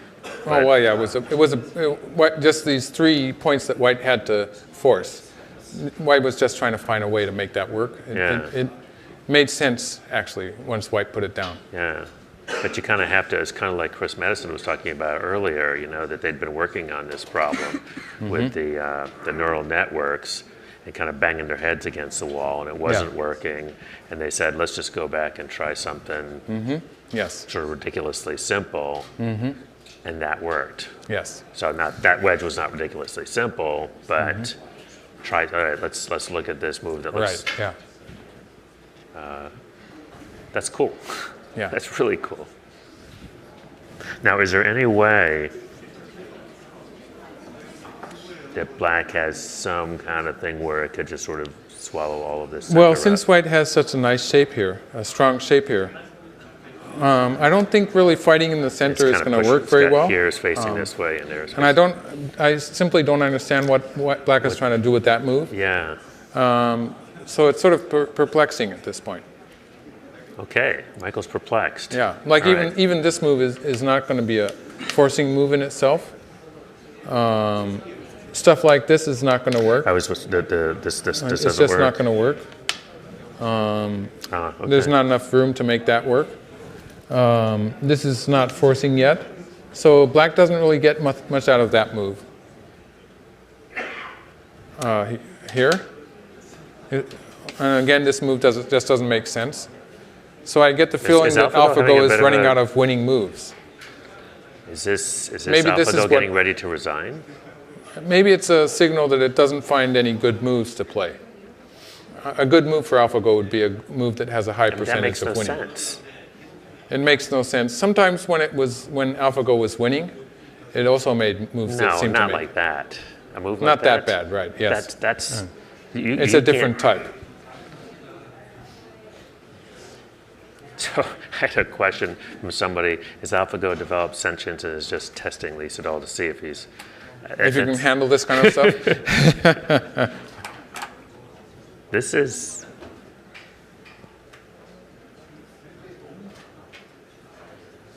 It loses points basically when we're assuming something like this happens. This is going to lose points when Black plays a move like this and White can move into Black's territory because of this zone. No, I'm not. I mean, no, I get what you're saying. I'm still sort of. There's no reason that could be a good move. Right. I'm trying to. Yeah. Yes, this one. Yeah. That was your move. Yeah. That's a good move. Yeah. And White will either connect here immediately, or Atari, or play something on the left first. Right. I think just a straight Atari. Yeah. Right? Is Lee possibly sensing something here? These are moves. This move also sort of inexplicable moves that we haven't seen yet. I mean, those you can clearly call those mistakes. Mistakes. Are you willing to call those mistakes? Yes, of course. This is the first time in the 4 matches that we've seen moves like that. Right. We saw some slow moves early. Yes. But they weren't bad moves. They were just not necessarily bad. Right. But these are just bad moves. He's still got two time periods. 2 time periods. There you go. There you go.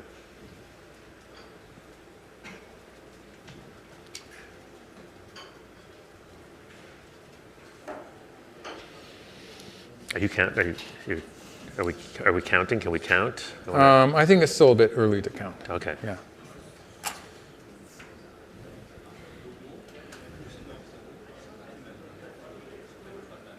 we still have to deal with this center group that white has. And of course, now that now the black group is also sort of cut off. Given the way that AlphaGo has played over the last, the first 3 matches, I'm a little. I mean, unless AlphaGo just thinks these are just dead. Is that possible? I don't think so. No. I'm just trying to understand what's going on here. I mean, I've got to admit, I'm feeling a little befuddled and bedazzled. It's very, very odd to see what's happening here. But AlphaGo's still got plenty of time to think about it.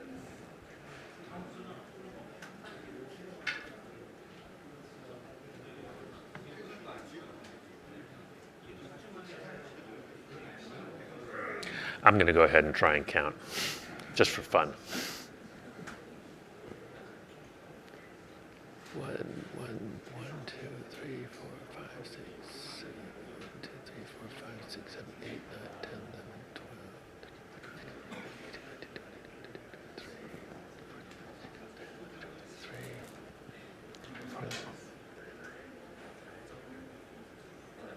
1, 2, 3, 4, 5, 6, 7, 8, 9.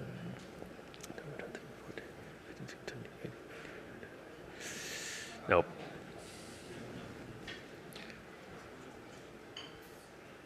I'm sort of at a loss.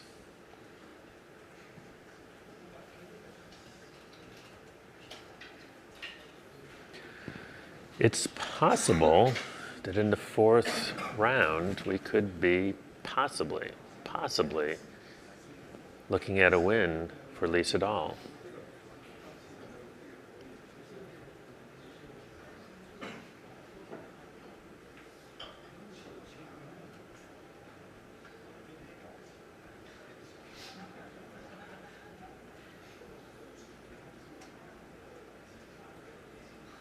And that would foreclose a sweep by AlphaGo.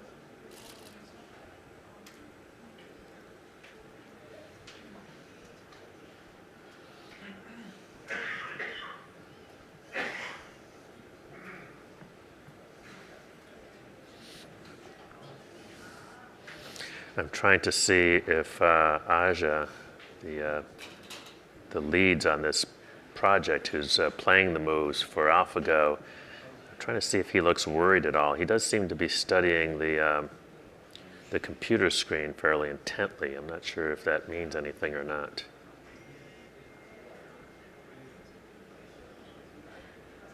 Probably just waiting for the move to arrive.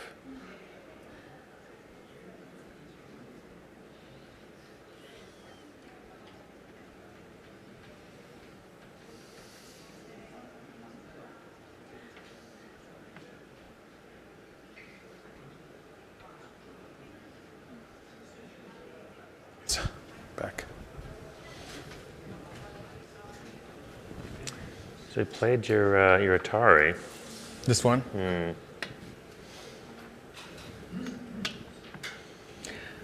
I mean, I'm just, it's feeling like a real, just sort of.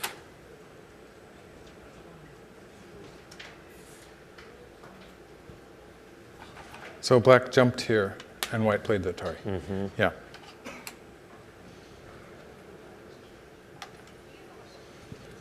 Well, now this black group is going to be sort of in trouble.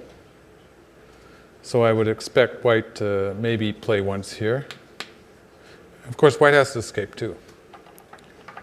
And this is fairly forcing. If white plays here next, it's good enough to be forcing, because after cutting here, this Atari and the throw in here. So black has to answer that. And then white can play maybe a knight's move here. So white's, because I'm a little worried about white in the center here. This isn't really a case where we count territory yet. No. That's definitely not. Yeah, we're there's also the fact that if black could cut these two stones off with Sente, then there would be a certain amount of black territory here, and we could say that maybe if black lives here, black can win by territory, but actually cutting here is gote, because white can just play an Atari here and squeeze with this. So this is going to cost black a move. And then gets a move. And then it here. dies, of course. Nice. So the meaning of that is that later on white can play something like this and save these 2 stones, even assuming black makes a life here. And then the territory here is going to shrink to a great degree. And white already has something approaching 70 points in territory in these various places. So it's beginning to look like black won't have enough territory. That was my rough, very rough count. Unless somehow this white group is white just did dead. play this move. Yeah, of course. You said you would. So you tell me the sky is falling. I'm like running for cover. That's the deal here. So this is. But here's the question: are we sure, absolutely sure this is? This is forcing. Okay. Well, right. you said sort of forcing. I'm just. Well, it's not 100% forcing on this side, because when black plays something like this or this is going to be okay. And the question is the cut here? The cut doesn't work direct. Well, it doesn't work in that it doesn't capture these 2 stones.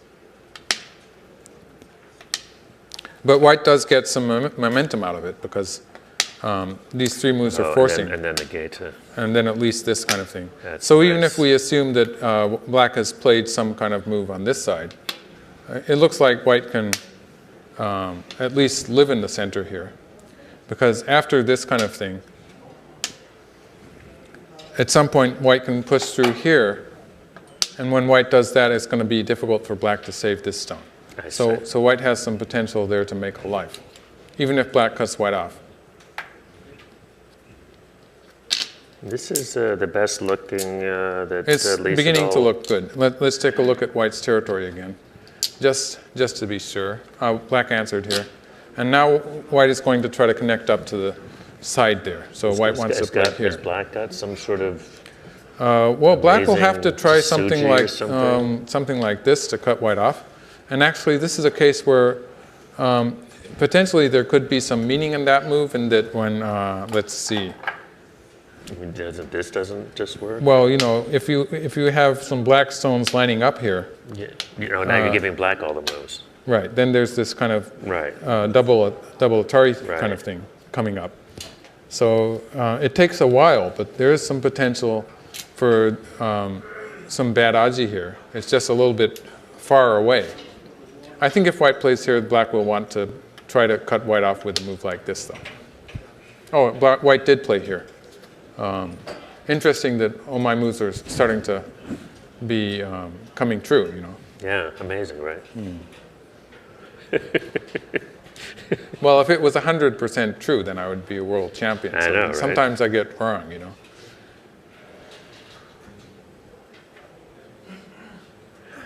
So all right. So so if it read ahead and that's.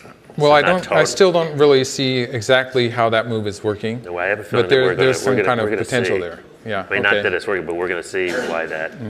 I still don't see how anybody explains the play over here, personally. My feeling is that maybe we're seeing some things that AlphaGo does when it thinks it's losing. Because it might be just sort of playing moves that are usually called mistakes, but it doesn't really care about the difference in score. So basically, moves like this or moves like this, I would really have trouble explaining this move. But moves like this, although there are local loss, they do sort of create some potential in some kind of problem which is not materializing yet. But if all of the variables work in favor of black, then sometimes it will work.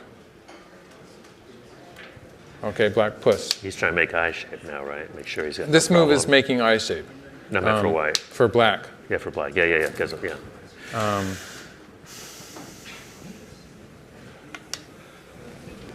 This is actually a tesuji. From looking at this move, you might have sort of suspected that it was some crazy move too. Actually, this is a tesuji. Yeah. This one. Yeah. Black is sort of threatening the cut here.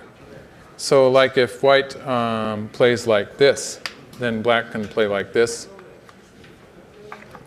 And if white cuts, then black can cut. You might notice that these stones are attached to this black group. So it would be bad for white to throw these stones away. If white plays here, now this is a bit, it's not going to die, but there is some potential for black to gain some points there. So that kind of thing. On the other hand, the move I think that Lee Sedol is going to play is this one, actually. He's got 5 seconds. Oh, indeed. Wow. That was really That was close. Close. Well, this is a forcing move. Yeah. Locally, white is okay on the side here. Let's just do some variations on the side. Naturally, this is easy for white. White just comes here. Captures. Captures, right? So that's easy. If black plays here, white can cut. No, white cannot cut. White will play here, I guess. And the cut here still doesn't work. But with taking this stone is a really big move, so it looks like it's going to be okay for white. Basically, the idea behind this move that Lee Sedol played is he's protecting against this cut. Yep. So he can maybe play something like this next.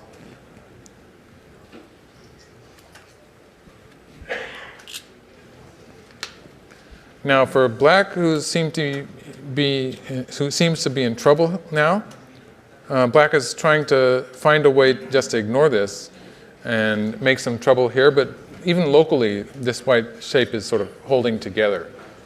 So black will be sort of looking, though, for a move maybe like this. If white plays here, and maybe something like this, just to put pressure on the whole white group. Let's say white plays here, and black plays here. We can't forget that this black group is sort of still in danger, so even a semi-eye might be dangerous for black. I took the stone. Yeah, I took the stone. This kind of thing would probably be bad for black even locally, because black plays here, white plays here. We can sort of see black's position falling apart. So black answered that. Yeah. I'll go back to the game. Okay. This is getting pretty exciting. It's exciting. I thought it was starting to settle down. And, well, white really needs another move there. Sure. But I'm not sure how it will turn out if white just goes for this black group immediately. It looks like it could turn into a semi-eye. Like, for instance, if white does something like this, this black group will not be alive. Yeah, but who dies first? And, yeah, that's the question. He doesn't have time for complicated stuff. He's down. He's clock. Well, when Lee Sedol's winning, he can do complicated stuff fairly quickly too. I'm sorry. It's just you need your heart pills again. It's going down to the last second. Yes. That seems like a really solid response, though, right? This is the safe move. Yeah. Now, I mean, in fact, this move here is not really gaining anything for black. The thing I worry about this is I think that overall, but in that kind of short time, that's difficult. Mm-hmm. So he doesn't need any complications. Well, Lee Sedol is a pretty sharp player. I think I don't think he needs you worrying about that kind of thing. All right. I should worry about AlphaGo then, after a move like that. You're counting again, aren't you? Mm-hmm. What do we got? So white's okay here now, right? No more trouble here? You mean this group? That group is more or less, the fight is finished. That's done. And for the time being, it's more like 10 points. It will decrease a little bit if black plays the covering here later. And these guys are pretty... Well, they you can know, either- there's still the hole here. Right. But it's really sort of troublesome for black. And once black is pushed once here, there's also room for white to sort of dodge around here. It's more or less connected up. If that's the case, then...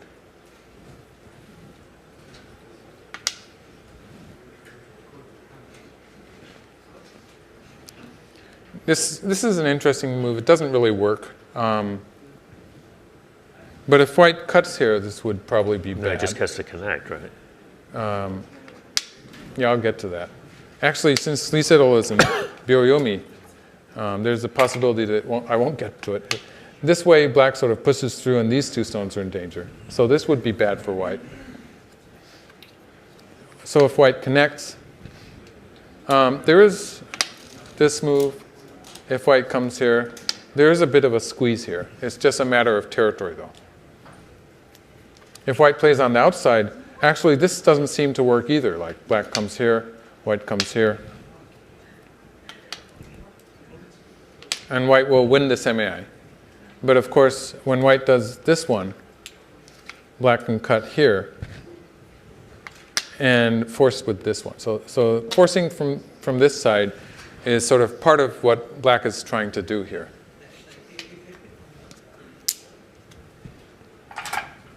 So white answered here.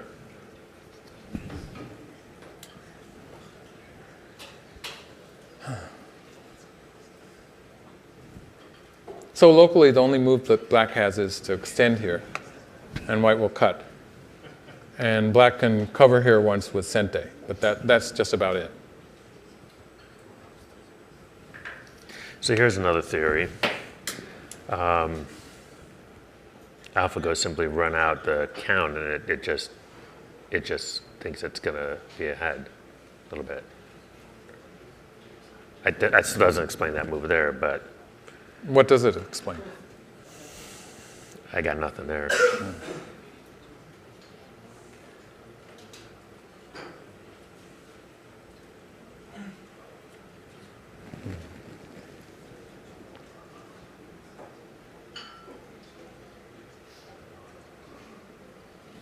Well, What's your count? kind of the scenario I'm thinking of here. White, I am thinking that white is winning, but it sort of depends on these two stones Right. linking up. Right. So I'm thinking that black is going to have to put a stone in here, and white will escape here with sente, and will be able to play here and here to connect in the center. After which it will be very difficult for black to make a big territory on the upper side too. Like black has to back off a bit, and it's not very big. Let's see, how would black even make that territory? I think black would have to play something like, maybe like this. Is that enough? And in the process, there's a possibility of being cut off here, which is bad for black in this part of the board. And so it's really difficult for black to surround any territory. Like this move would be better shape, but white can play here. And again, this is there's some problems involved with trying to surround that territory. Like if black plays here, there's still this kind of, well, there's this kind of stuff and there's this kind of stuff. So it's not easy for black to surround the territory. Black would like to be able to play here. I was just wondering if that works. But you see, this kind of stuff is forcing, and the whole squeeze There here it works. is. Okay. And the fact that this gets cut off would be very bad for black. And so if white can connect with sente while black is making eyes, then white will come to this point, and a lot of black's territory there will just disappear. And then in that case, white has a one game. So it all depends on, in this fight here, whether black can live with sente and to take cut the this point stones or off, not. yeah. Taking this point would probably put back in the lead, put black back in the lead maybe. So now the problem is on black to live with sente. Black has to live with sente. This is such a huge move. Just because of the fact that black cannot really afford to allow white to cut black off. It means that there's virtually no way for black to surround the side efficiently And if we count this side as disappeared, that's almost 30 points. In fact, if you add this, it's more than 30 points. So that's a huge move that's left behind. Of course, it's not as big as dying on the side here. Black played here, white played here. And it doesn't look like black's alive yet. I mean, AlphaGo just doesn't have enough room to be alive at this point. Like we could have just a very mundane Hane here and push through here. Not really a good Suji move, but it's simple. Black just doesn't have enough room. Wow. I didn't do anything fancy. No, those are, I can understand those. So black extended here. Sentinel. White will have to cut. Right.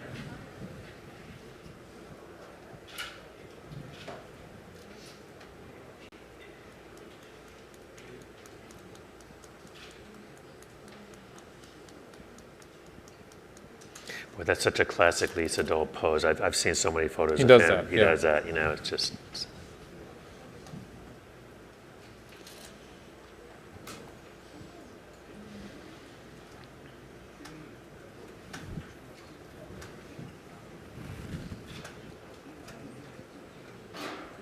Wow, he's left. Can he do that? And when you're in the overtime and you have to leave, if you do it on your opponent's time, then they wait for you. Oh, that's nice. At least that's the way. I'm sure they established a kind of a rule set for this particular game. Just like run his... but that's the way it's usually done. Okay, good. Thank you. Yeah. The correct response is probably you have to ask the referee, and so go ahead and ask the referee. But the way they usually handle it is that you can't escape while you're in the middle of your own byoyomi. But even if you're on the last period of overtime, you can leave the room when it's your opponent's turn. That seems like a civilized way to handle it. Mm-hmm. And actually, in the Japanese rules, they have itemized it a little bit more so that if you have a number of periods of overtime, then you can forfeit. I think even if it's your own move, you can forfeit one overtime and then leave the room. Ah, okay. Mm-hmm.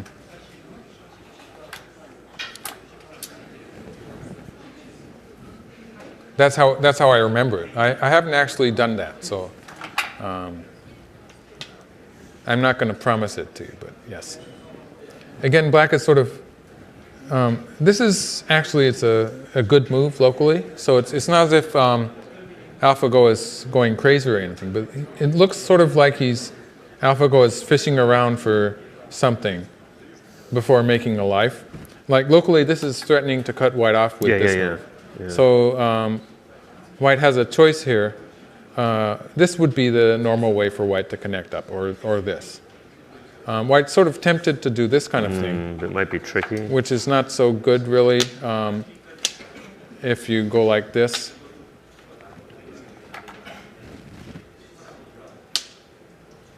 The whole shape here is in lack of liberties. And so black can take these stones or something like that.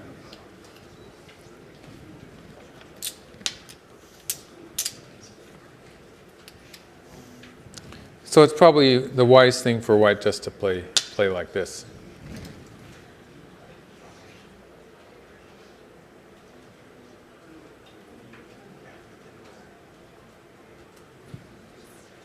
Or like this.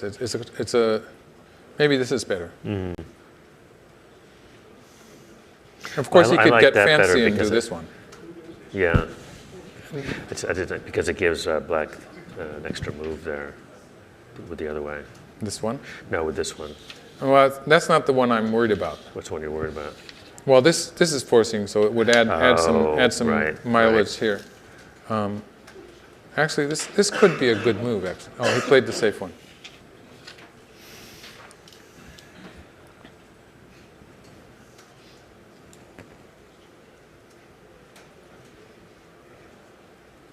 And I think when he has an advantageous position like this, and the only endgame moves will be maybe on the lower side and the right side, I think if he does have a lead, I think Lee Sedol will be able to handle just the one time period thing, which is a bit worrying in a way, but I think he can handle it. Okay. Well, this is pretty exciting. I mean, It's getting exciting. It looks like Lee Sedol has a chance this time.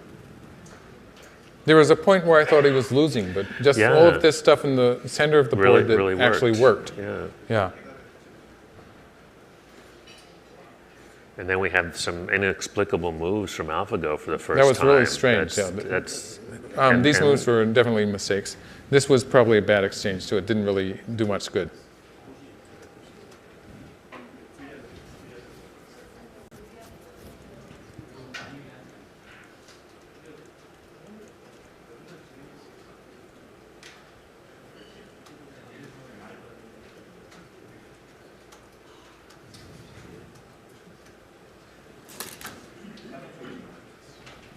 There we go. So does he now go ahead and do your sequence? Playing here is a big move. After this, at any point, this is worth playing. White can maybe, if he wants to jump in here, it would be okay to jump in once. This would be forcing. So White can play that if he wants to. I think it's center. I mean, it's going to be center. It's going to be forcing. It's probably the center is just so big that I would want to just play it. Yeah, that's.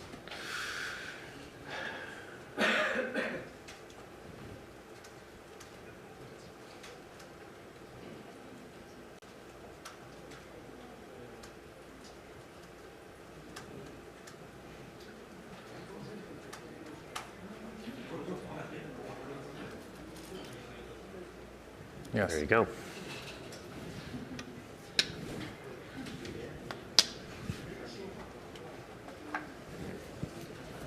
I wonder if maybe AlphaGo just doesn't resign. No. That would simplify things. Just doesn't resign? And then it could play to the end of the game. I don't know. I wonder if we could find out. We'll try and find out. We meant to ask this question and we didn't. Yes. And by we, I mean me. I'm going to take responsibility for that. Well, yeah. Well, AlphaGo looks we've been seeing these guys at breakfast every morning, and we asked them all kinds of other questions, and I had in mind. AlphaGo doesn't lose, so it sort of slips your mind, doesn't it? Right. It didn't seem like a use. It was sort of a what do you call it? Irrelevant. Irrelevant. Yes. A non-useful question. It didn't seem like it was going to be applicable. I mean, people were curious, but after winning 3 straight, it seemed like why bother? But actually, let me ask you. I mean, not resigning a lot's game is considered pretty rude. It's called, it's considered poor form, but it would just be a question of the programming. They'd have to put that in. I'm going to imagine that it's in there.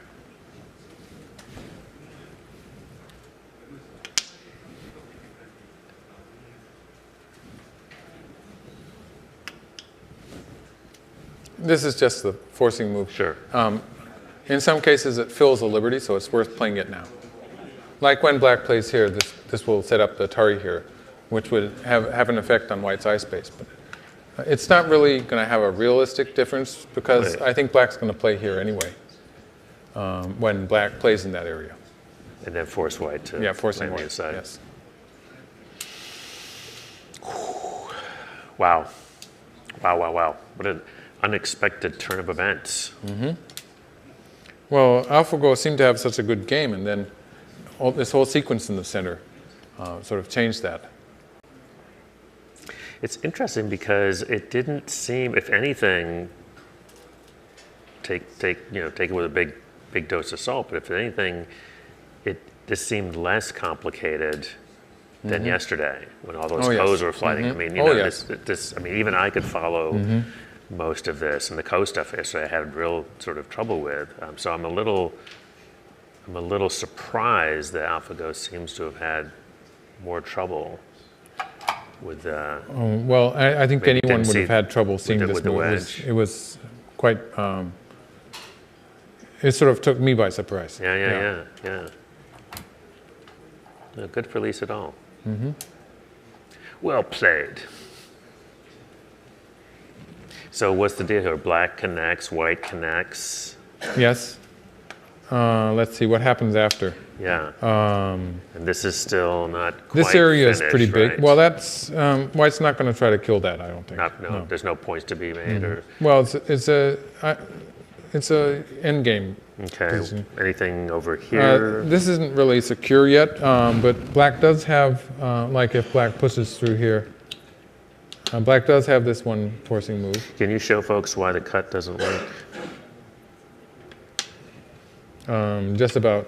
Just drive straight Anyway, down, right? Yeah, you can drive straight down and Yeah. play the net or whatever. Yeah. So, but Black can play the peep here, and There's a although few it looks, points. this would still, I think White could get a Ko out of this, but I sort of doubt that White could actually make a clean escape. So White might not be Black's- trying to do all that, Black's connected. and it's Lee Sedol's move. I expect White just to connect. Just here. to connect, right?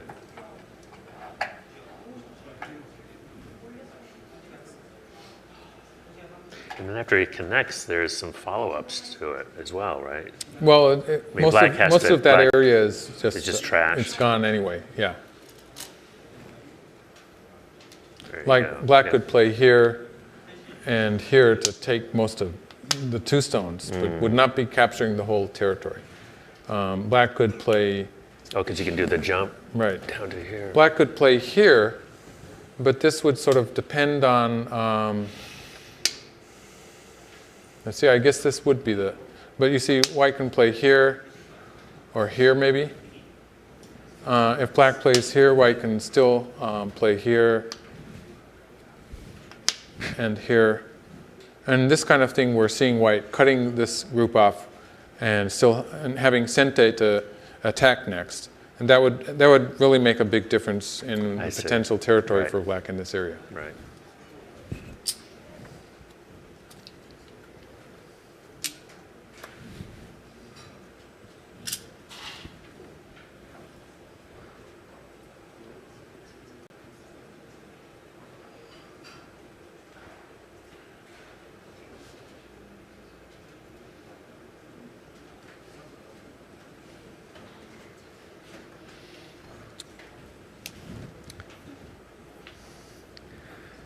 Just goes to show you, you know, you just never know. You just never know.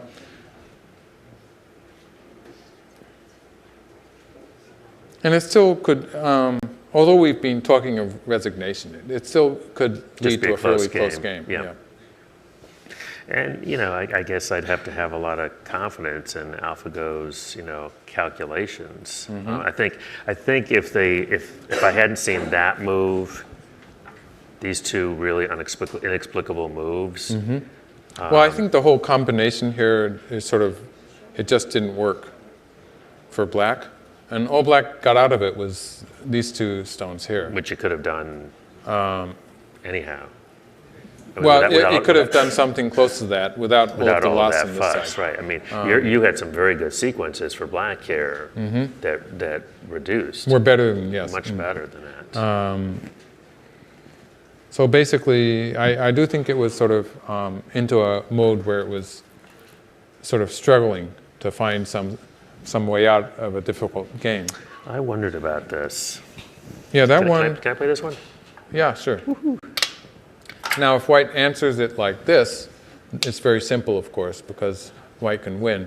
But what Black should be afraid of is the fact that White can play here. Right. And when this happens, this White group has 5 liberties. Black only has 3, right? So that's no contest. This White group, it actually has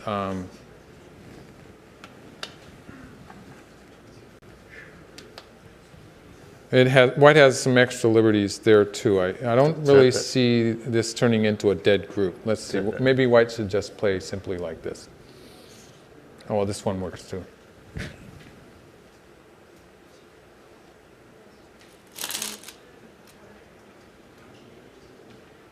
Yeah, he just played simple. Yeah, he didn't mess around with this. Oh, he played the simple one. Yeah.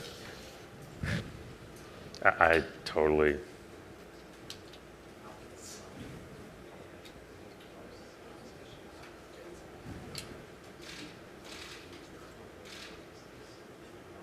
Well, this way, I think Black gains just a little bit of territory in this exchange. So we just have word from David Silver that AlphaGo resigns, and I guess the question is how does resigns when the probability of winning drops below a certain threshold. But the question is mechanically how does that happen? Okay. So we know what to look for.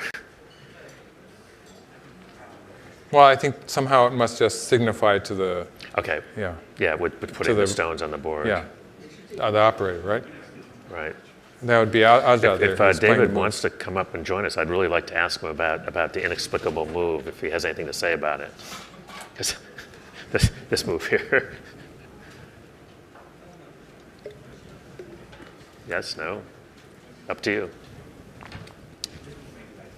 Okay.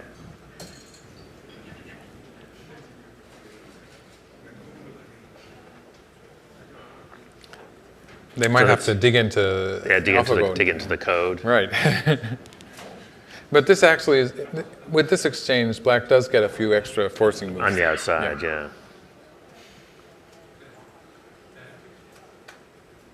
So that's good to know. So when the chances of winning drop below a certain threshold, then it will resign in the traditional way of putting a couple of stones on the board, which is sort of... Well, the operator, Aja Huang, would probably handle that. Right, but I imagine they'll show up. Oh, maybe they will, yes. That's what I would think, that they'll show up actually on the board. Well, looking at the coverage of the playing room, I think it's hard to see. But I do think that computer, the screen does have some kind of writing on it that shows some basic information. I don't think it shows what the computer is thinking. But no. I think that words could probably be coming out in there like to say resign or something like that. Black just played here. And this, of course, threatens to cut here. Right. But White can't answer this way, which seems to threaten Black's side group there. So that could end in Gote for Black. Oh, but White played this way.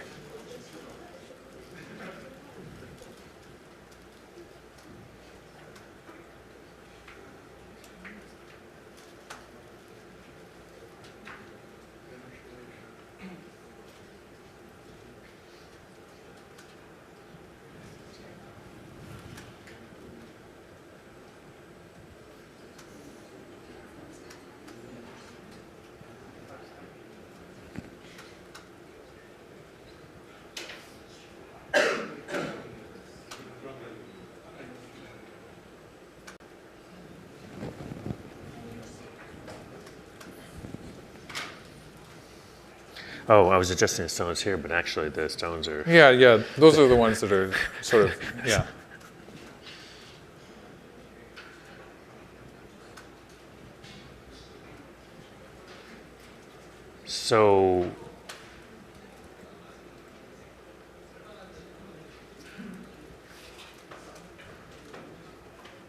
So from what David says, then that must mean that it still must be, the probability of winning is obviously still above the threshold. Yes, that's true. Right. So that would imply that it's still a pretty close game. It's a game that I wouldn't be surprised if it went to the end. There's okay. Yeah. Hey, so we get a countable game. It's great.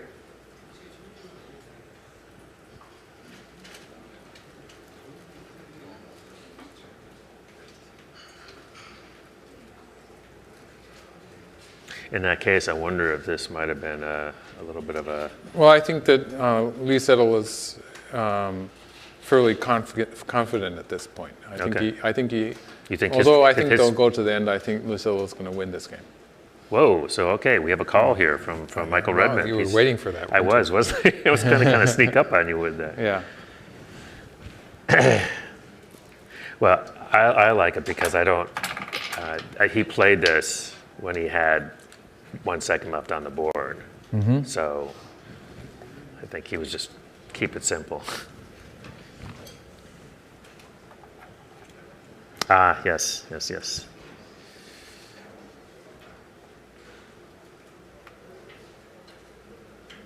So now now is another challenge, right? So Lee Sedol has now got himself into a winning position, but he now has to play. We're assuming this really close. He has to play really sharp end game.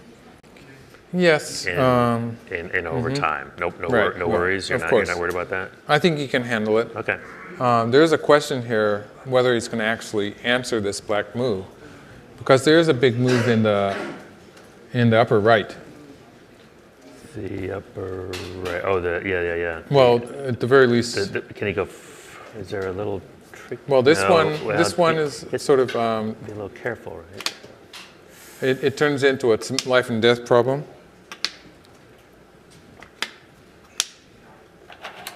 Let's just try that out. It looks a bit dangerous, doesn't it? It does. We'll assume white just connects the ko. And here. Oh. This side is okay. There's no problem here. But of course, we have to remember that all of these stones here are forcing. Yeah, that's what I'm worried about.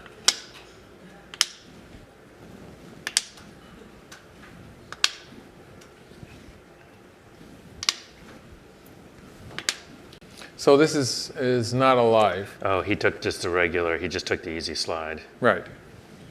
So it's a bit dangerous. I was just showing that it's not alive. Right. With the slide, black will play the attachment. Well, black might continue once in the lower right corner. Just a black straight. here, white plays hane. This time black will play here. And the connection here is gote because, well, basically if black wants to, he can always squeeze here.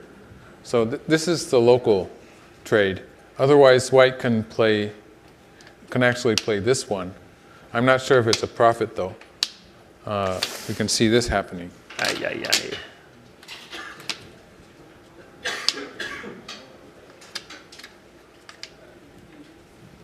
And black will be able to stop white.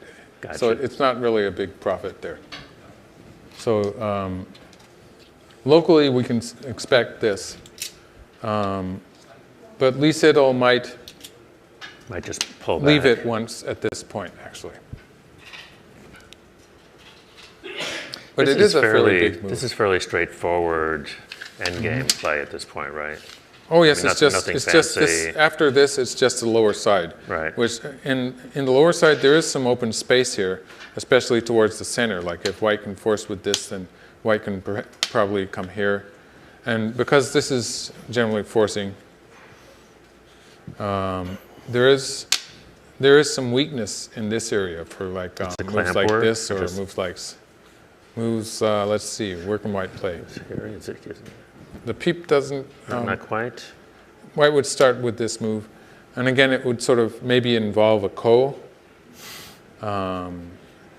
It's not really as big as these moves on the side though. Yeah, that's just huge in the lower right. Yeah. This is still big, yeah. Even just scrolling here is a big move.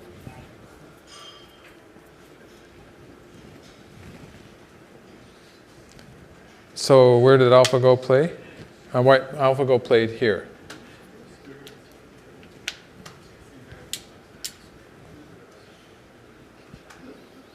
What's the right response to that? Well, I think white should connect here maybe, locally. If white leaves it, black will extend right. here. Yeah. And for the time being, white isn't even winning the semi.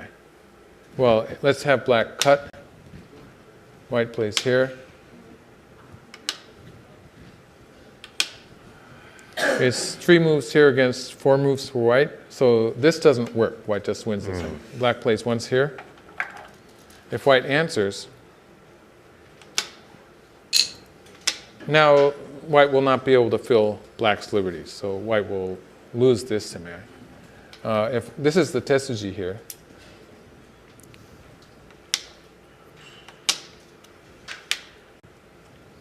And if black connects, white can just capture the whole thing. But if black crawls here, now we see that white's territory is actually, white's losing some territory in this exchange. White can save the corner, but there's a great loss from this side. Right. So this is not very good for white. Right. And that's only one of the things that black can try to do. So white really needs to put a stone in somewhere.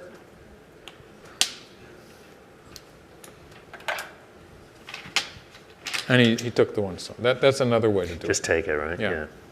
I was thinking that white could connect here.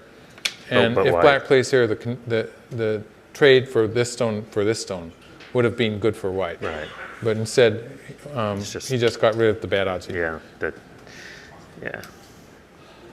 So that's counting white stones down this line is 18 points.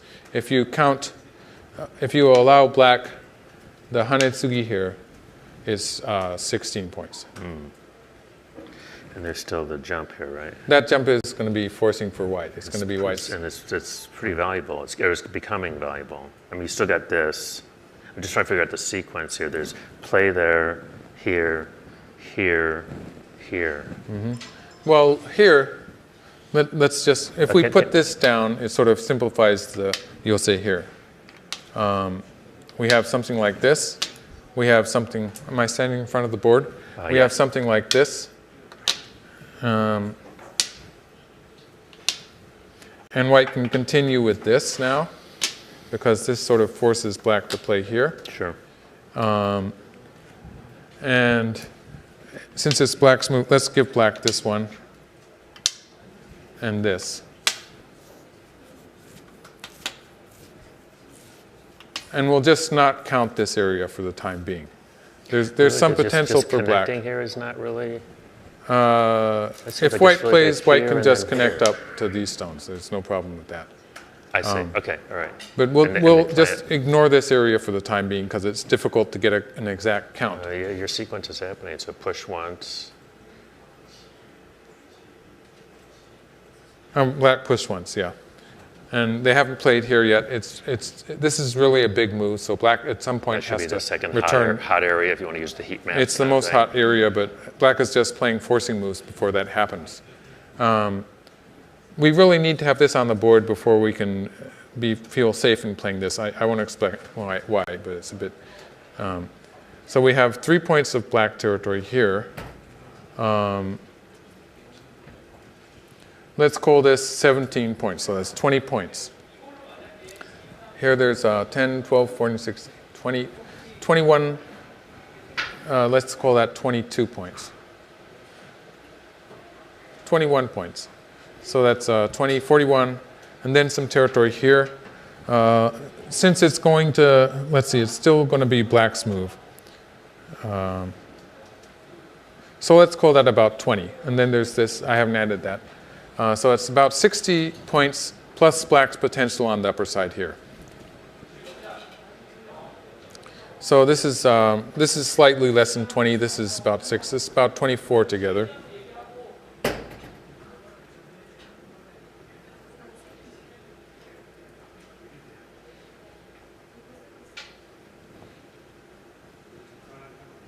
This is about 40.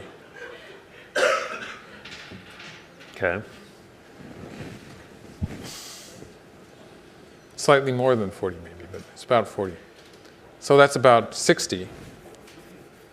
Did I say black had 60 plus the potential here? Oh, so that's really close.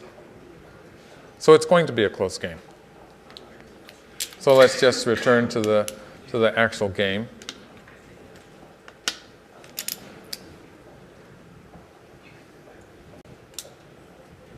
And they haven't played this sequence yet.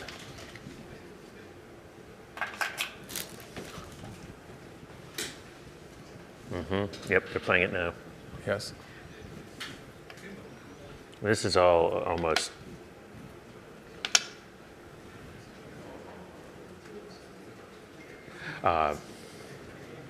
This is the part of the game where it's just easily for the professional, calculable. Not until we sort of solve this kind of This place. is right. And there's a lot of stuff that could happen here too. So I wouldn't really say so yet. Okay. Yeah. Okay.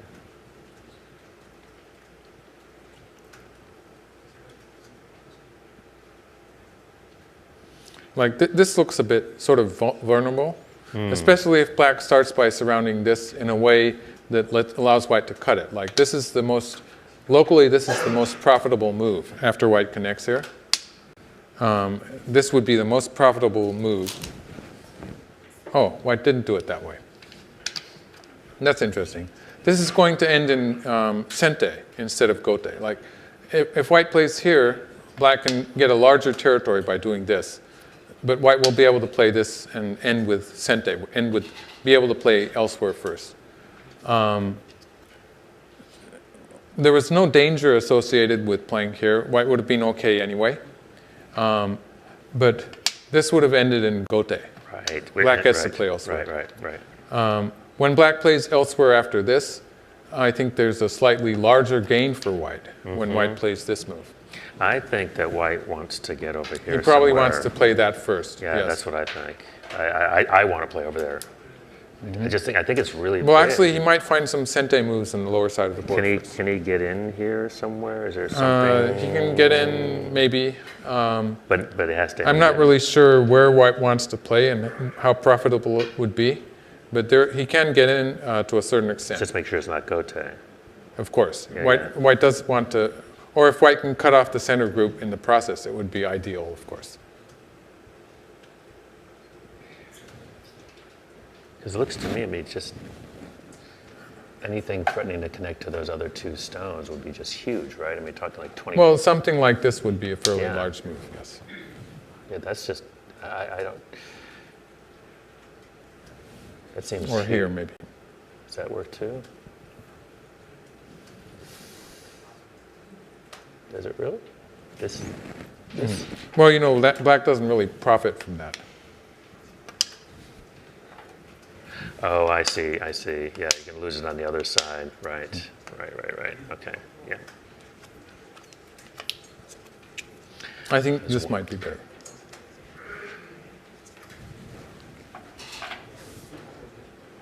That's got to be worth. That's got to be the biggest thing on the board at this point. Well, I think that You're looking like over two here. moves in a row, like this kind of thing, for instance, would be bigger, because Yeah, but he's not going to get two moves over here. well, that means that white can play a forcing move, maybe. Like white could play moves once, leave once it. and force it, maybe. So white has the option of, I don't have a clear idea of what forcing moves white should choose against this. I think that actually there's potential for moves like this if Lee Sedol has enough, if he had enough time to work it out. Yeah, and he well, he's been using a minute each. Well, AlphaGo, look at AlphaGo's down to 23 minutes. So this Well, is, this AlphaGo is sort of pacing itself, I'm sure. Yeah. And it's going to end up going into overtime as the game ends, I believe. Nice. And that's just part of the way they have a system for time control, so that it does leave a certain amount of time as it goes along. I think people like Lee Sedol, while they're playing various parts of the board, like he was playing up to 29, using up to the last second of his time, I guess it's 59 seconds, yeah, to play each move.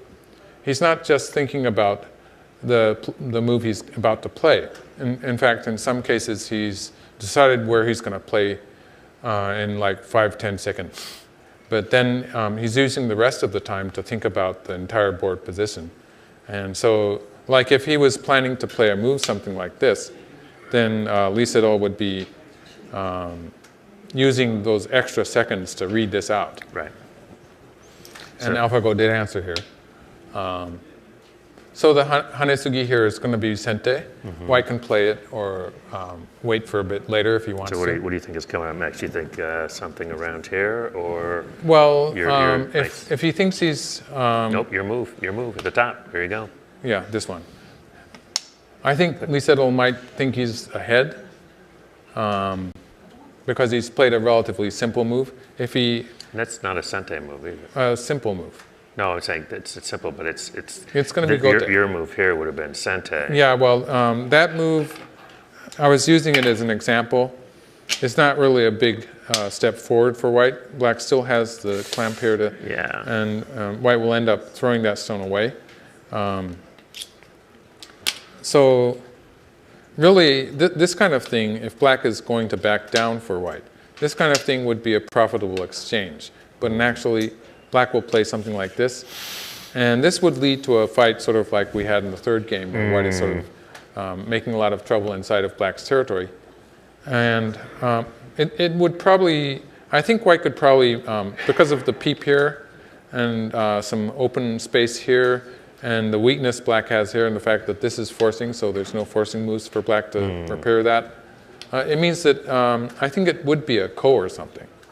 The fact that he chose not to play that kind of thing sort of signifies that he's at least thinks he has a reasonable chance to win.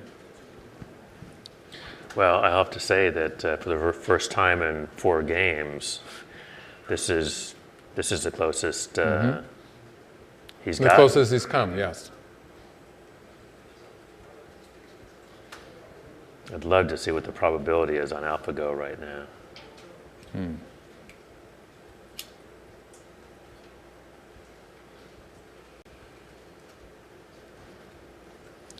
Well, at this point, I'm sort of betting on Lee Sedol.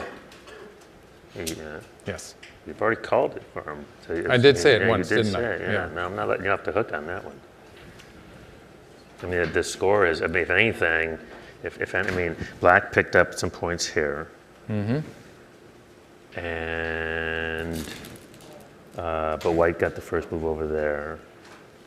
And black didn't get to cut these off because that could have been there. So you called it for Lee Sedol before that, and Lee Sedol I think has picked up more points since then. So if you were correct originally, then you should be. Well, not really. White did play this. This is pretty big, and it was difficult for black to surround. I think it's just sort of status quo. About the same. Okay. Yeah. All right. And black played this one. Yep. That's the next biggest move on the board, right? This is going to be forcing. And forcing and sente. And that's what I mean. Yeah. Okay. Yeah. I mean, that can't be ignored, right? It's too big if he gets another. Can't be ignored. Okay. In fact, losing the eyes of this group, like this kind of thing, well, answering this would begin to be a bit painful. And if we get stuff like this, then we have to worry about the whole black group. Well, although it's sort of connected up, there's sort of problems associated with that. So black is definitely, even just if you're thinking of territory, it's definitely important for black to answer that.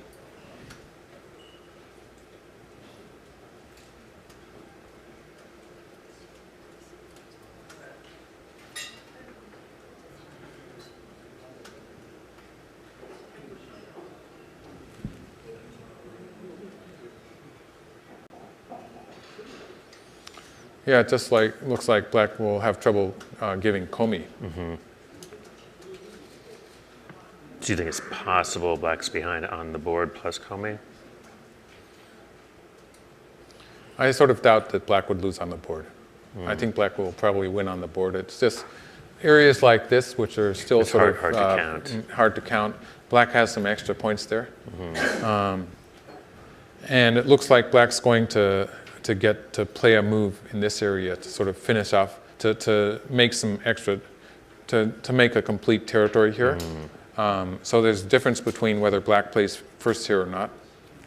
Actually, white could, after playing this exchange, maybe this is a good time for, usually I would expect white to cover here. This seems really big because this jump here. Well, let's see what happens when black jumps. Black jumps. White plays here. No, that's right. No, you're not allowed to take it back yet. White plays here. And this is sort of a dead end. Because now black has to go back here. And so it's not really, white will take this and locally it's sente. So it's not that big a deal. It hasn't really, it's, white takes, black connects. that white territory is 13 points. And so I was counting a little more than 20 points when I added this white territory and this white territory. Right. In this case, it's slightly less than 20 points. So it's only a few points difference. Okay. So it's not really all that much. And that's compared to white playing one move here and assuming that this stone is eventually connected. And what about this one? That's really forcing for white. White can play that with Sente. But at this point, this area is more important. The center here. It's on a board. Yes, this is on the board, excuse me. And white has just played the Hanetsugi, and black is not yet connected. Actually, this is also a large move that is actually black can play this forcing move, but he hasn't done, AlphaGo hasn't done it yet.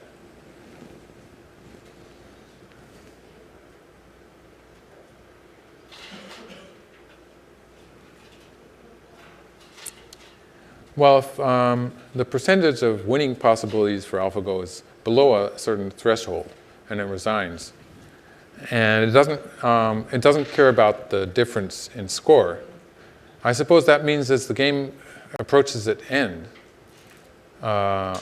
even if it's losing by half a point or something, AlphaGo would probably know that it's 100% losing or something close to that. So I wonder if, regardless to the score, we might see AlphaGo resigning, even if it's a very small difference. Like it could be losing by half a point and still calculate that it was 99% losing. Wow. Wow, yeah. Towards the end of the game. I agree with the logic, yeah. Right. But that must mean that it hasn't reached that threshold yet. And it may not be. Well, there's so many places to play. Places, yeah. And this is hard. I think this is. I don't know what percent it is. But, yeah. But I think I wouldn't be surprised if they have something like 20% or 30%. But even so, there's so many moves to be played. Right. I think for folks that just see the game, and people often want to know, who's winning. This game is very far along. And you can go through and you can count, but I mean, it's hard to count around this area, right? Around this area, so any count, and it'll change, after this. Right. Okay, right. now it changes. Changes so every it's time. really hard to say. You're saying very clearly that, white is ahead enough. Your feeling is that white is ahead enough that you don't think black has to give 7.5 points to white at the end, and your feeling is that white is ahead by somewhere in that 7.5 points. To that, yeah. But and black hasn't played that yet. Black will just push through and make a life. Black needs one move to make a life there. Because it's not alive yet. Yeah. So this is going to get shrunk down to 3 points. Well, locally it's sort of like this, and white can. I don't know exactly how white plans. I thought white would play this start first with the push. Yeah. But this is the kind of shape that I'm sort of expecting. Oh, I see. Maybe white doesn't want to play that. Did something else just happened? No, we're okay. I don't think so. Black pushed through here. So, okay, all right, so, all right. Okay. I guess I just assumed.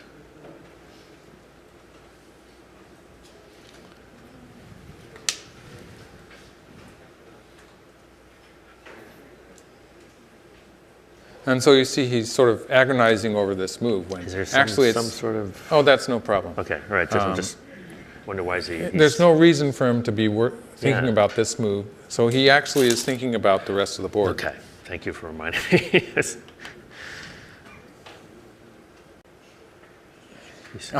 I just saw him looking at his opponent's face, and that's just a kind of a habit. So it's not as if Aja Huang is going to do any giveaway, because Aja Huang isn't AlphaGo, right? Although I don't know, in some ways he is. In a way, one of the creators, so there may be some information there. He's not in the control room, so he's not seeing what the thought processes. Gotcha. Maybe he has some guesses since he did so much to make it. But it's just an instinct as a player to look at the person across the board. It's sort of like something that Lee Sedol would do when he was wondering how his opponent was feeling. Right. And it probably wasn't even conscious. It was just looking at the opponent's face. Right. But these next couple of moves are just driven, right? Yeah. And then the push here. Maybe he'll leave it for a while. Okay. It's not necessary. Not necessary. Actually, white. In some cases, white will play on this side first. And so, because of the undecided shape here, it's probably wise for white to just leave it for the time being. Because white can force with this one or this one, but not necessarily both. What about here? That's big. But you still want to deal with I this. sort of want to play in the center here.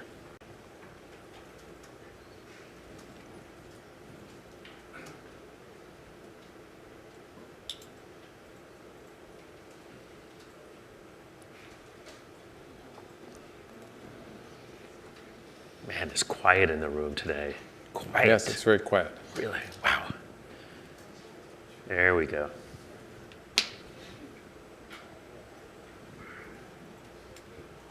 He looked at his opponent. He did. Again. I caught it that time. It's just a habit. You know, it's really scary when he does that to you. Have you gotten a lot? Well, not actually Lee Sedol, but a lot of the players just do that.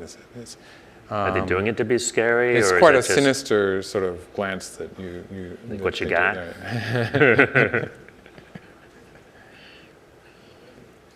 With amateur players, have lots of tricks where they'll, they're going to play over here, but they'll look over here. Yeah.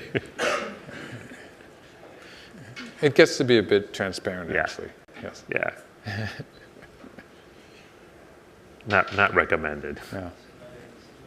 So you're happy now that this will begin to get settled out now. It'll begin to be basically white can force with this side, in which case this is not forcing for black, but this sees this to be a forcing endgame move because black already has a living shape here. Right, and it begins in go to. Otherwise, white can play on this side, which is forcing, but white loses this forcing move. So that would make this a forcing move for black, while black makes a life. Okay. So,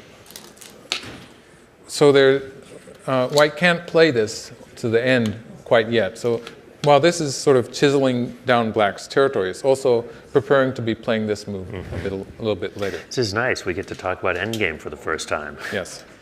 It's actually one of my favorite parts of the game. You're unusual.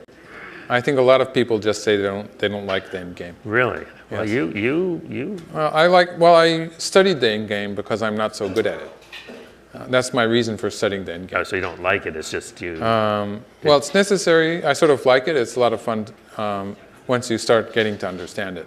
It's kind of finite in a way, I mean. Yes. You mean End game is a part of the game where we can get an answer in numbers, Yeah. which is correct. We can assign a number to a value to each move, and locally just counting it, we can get the correct answer. Yeah. And so we can, if we put some time in it, we can find the correct end-game sequence. Well, so much, as we've seen, so much of the game of Go is very difficult to put those kinds of values. That's why AlphaGo. A lot of the time there's pros and cons, and Right. it's just impossible to say this is such and such so many points a move. Right. Because you're usually gaining something on one side and potentially losing something on Right. the other side. And it's just a sequence of trades. Which is why the value network in AlphaGo is so fascinating, because that's what it attempts to do, is to Right. put those values on it. Right. So I'm really interested, because this obviously should be one of its strongest parts here. I mean, the number of possibilities is way down. All Yes. of this stuff is very easily. Well, this area here, if we look at this area, this is basically black's black can play this move. Well, if white plays first, black's not going to play it. If white plays first, black's not going to get it. But it's gote for white, so we can count this as black's got the right to play this whole exchange. So places like this are really straightforward. Like a professional will be just seeing the finished shape in his mind. And then there's finally a move that is a difference of 2 points in the end. Also, this shape here, we know that black has the right to play these forcing moves, after which the only Yosei move really that counts, well, there's a Hane here that will be forcing for white, and then an endgame move here. It's a little bit more difficult to count this place. It's a bit of a mess because we don't there. really know what's going to happen There's there. not any tricky stuff going on over there, is there? Black only has 2 liberties. It's not going to happen. Like black would like to do something like this. That doesn't quite work. It doesn't amount to anything. And in fact, white's just going to leave it. It's not going to amount to anything. Yeah, okay. There's too few liberties. Okay. Just so areas like this are a little bit more difficult. It was an area sort of like this in the second game in which Lee Sedol messed up. And he lost some points in the center. Right. It was sort of like That's this right. kind of thing. Yeah. It's easy, since this is a shape that's just not commonly played, it's a shape that has arisen, but it's not a well-known endgame shape. There is the potential to have some move that you just wouldn't occur to you that actually works. Well, in this case, I think white's okay. But for instance, like this kind of thing, where actually these 2 stones can be cut off. and this, That's the move that you wanted to play, right? Yeah, but now I'm wondering about this. this. That one also doesn't work because white plays here and here. And coming in here is kind of a suicide type of move. So this would be a very bad idea for black. Then it loses all of this, everything. Yeah. Okay. There's all these variations which actually require a little reading. So we have to think what happens if black plays something like this, for instance. And will white play on this side, or will white be able to play on this side? Or if black can't do it, then he has to be satisfied with something like this, which is not quite so good for black. When white plays, white's maybe going to play here, which gives the potential. On this side. So there's a lot of variations that could happen here, and it's really difficult to assess it at this point. That's, to me, another cool thing about the endgame is that White's going to cover here, and just to make sure that black is in damezmari here, a lack of liberties.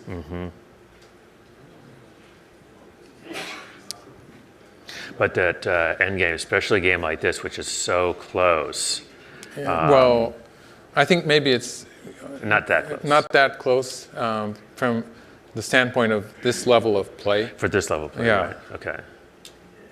That's right, because for professionals will resign what's Some players will resign a half pointer. I would not do that myself. Partly because I'd be afraid that maybe I'd made a one point. I have made 1 point. Sometimes you can, since we're counting the Japanese style, like in places like this, sometimes you can assume that maybe white took a black stone. So you're adding a point to white's territory. Or sometimes white has taken a black stone.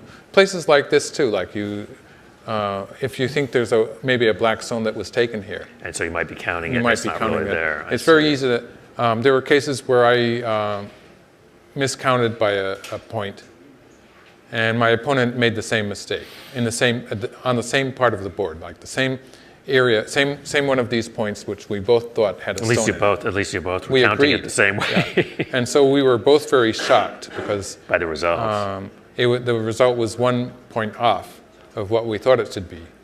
And I lost that game, actually.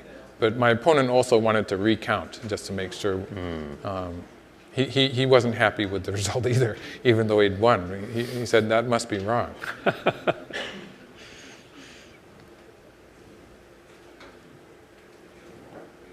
Now, black has played this move, but actually when black comes back to connect here, which locally seems a reasonable move, black is left with this weakness here.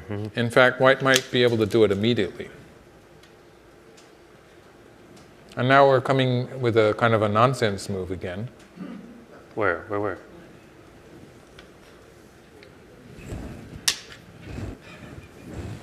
That's really weird.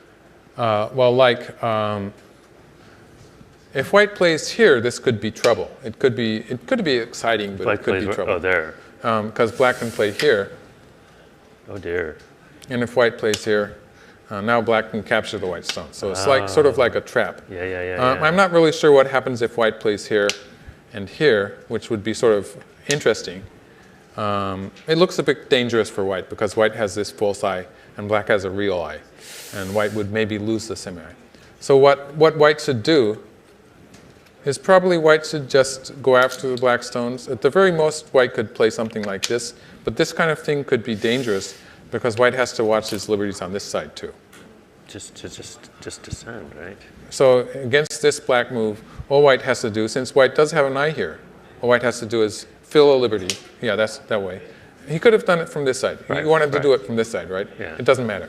It doesn't. Right. It doesn't matter. This is. And black would like to be able to, do this kind of thing and get an Atari, in which case, if black can force white to connect here, this would be 3 stones, a dead shape. But actually, since when black plays here, white can take first, it's not going to work. Gotcha. And so when black does this and white does this, black does this, white does this. This compares with the game, what should have happened, which is this. So white's gaining an extra point of territory inside, and also gaining some points when white does this. Basically, white's gaining about a point when white does that too. So white's gaining about 2 points because of this black move. So sometimes sacrificing another stone is a good idea. Sometimes it's a good idea. Here we go. See? He Here's played my your move. There's my move. Alpha played your move, AlphaGo. That's what we're talking about. It's not a good move. My day is necessarily. made. Oh, your day is made. Well, going after these 2 stones is not so good. Because he's going to lose points on the other side. Because black's going to lose points on the other side. This kind of thing would not be a profit for black. In fact, black would be losing points. This is only worth about 7 points.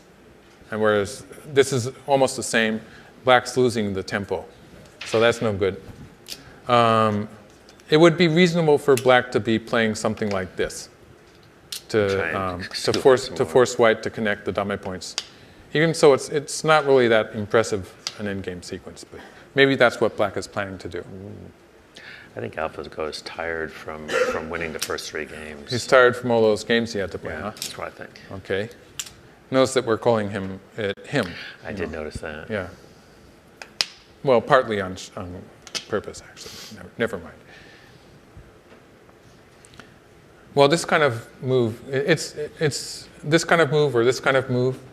I'm sure that AlphaGo must be sort of doing probabilities to win. And for some reason, these moves make sense when you put it through that algorithm. Okay. But it's not the type of move that would ever confuse Lee Sedol Right. or any pro. It actually, these are the moves that are easy to answer. Right. So that's really, even when AlphaGo is ahead, it plays in ways that apparently, according to the algorithm, are increasing its potential to win, but which I would think of as actually making the win take longer to realize. So I'm really confused about some of the way it chooses its moves sometimes, even when it's winning. And when it's losing, these moves like this and this are pretty obviously bad moves. And still, Lee Sedol we can see him using his full minute when the move is, of course, obvious. It's not as if he's confused about this move. He's just, basically, he's thinking about the lower side, I think. This is the one part of the board left that, in which there's a lot of stuff that could happen. In fact, it's a very weak shape for black now. If white wanted to, he could try all sorts of things, but I don't think Lee Sedol is going to do anything dangerous. Like, Is this still not yet? that's Not just yet. a squeeze. That's no good. Squeeze, not Like yet. I'm thinking that white could do stuff like this Whoa. probably. But if you actually do it, then it becomes a fight for survival. And when white's winning, white doesn't really want to do that. There's a saying about that. Okay. Rich men don't pick fights. Yes, yes. They have the same saying in Japanese. Okay. The same meaning, exactly the same meaning of the language. And you know, a lot of Japanese culture comes from China because the Japanese borrowed their written language from Chinese characters. And so the written language is very similar in many ways. And some of the words are similar in ways, especially when they're written down. And so a lot of the sayings are the same. I wouldn't be surprised if there's a saying that rich men don't pick fights in Chinese too. Chinese as well, yeah. Well, the point is, if it's the whole same culture, so same with Korea too. And it's interesting because AlphaGo is different kind of thing, but it's programmed. You know, doesn't need to win by a lot. Yes, exactly. When it's ahead, there is a logic to the way it's playing moves that I don't think are optimal. But there's no logic to this move or this move. There are moves here that are completely meaningless.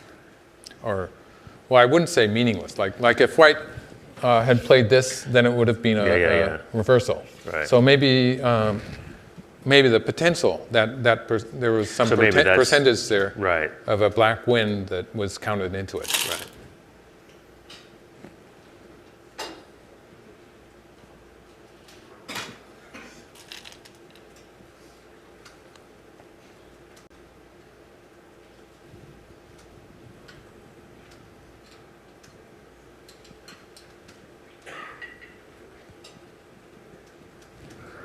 Black played here. And that's threatening to cut white off here, right? And Lee Sedol answered with this move. Let's just hope he doesn't get killed. I suppose the white group looks like it's okay. Oh, he's got an eye. He's got a potential eye there. And so what is the shape here? If black cuts here, white can play here. White has a potential eye here. So let's have black. So this would not be good enough. Because now this is a completely safe eye. So white could just make the eye here. So let's have black do this and this. Still black needs to play here. And now this shape on the top here is just one eye. So if black plays here, but now there's an extra eye here. So I guess Lee Sedol has this all read out. Wow. Man. By the way, this shape here, it looks like it might be almost a seki. It's not quite, because black can kill it locally, because of the fact that this is forcing. So locally, this is dead, but there's an extra eye here. Okay.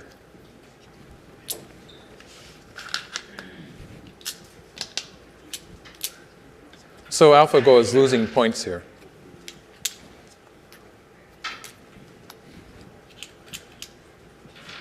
And there was no reason for black to play this move at that time anyway.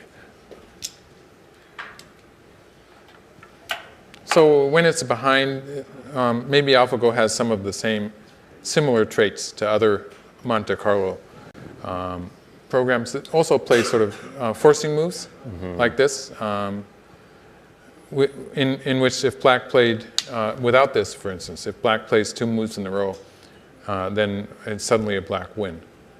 So these are the type of moves that do have a relatively good percentage for winning possibilities, because every move except for any move away from this white group will lose the game for white. So I have the idea that maybe this has a good winning percentage for black, comparatively with other moves. AlphaGo is down into its last 5 minutes now. Oh, here. Oh, he played this one too. That's another move that's just not working. Black cannot connect here. This doesn't really take much of a loss. In some cases there is a minor loss, but usually this is not much. It's not a loss really.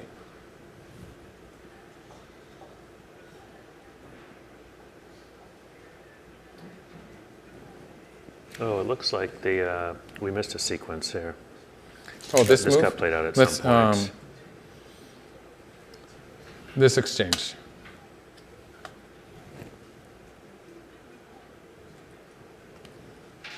Something, yeah.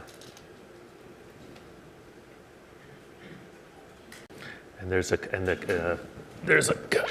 We missed this. Where? Oh, he played this cut too? Have to check it.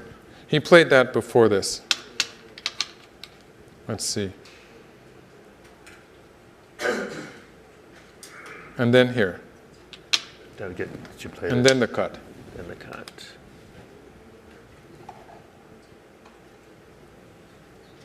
So this is the present board position. And so he just played this right now. Okay. Sorry, folks. We got to keep an eye on this game.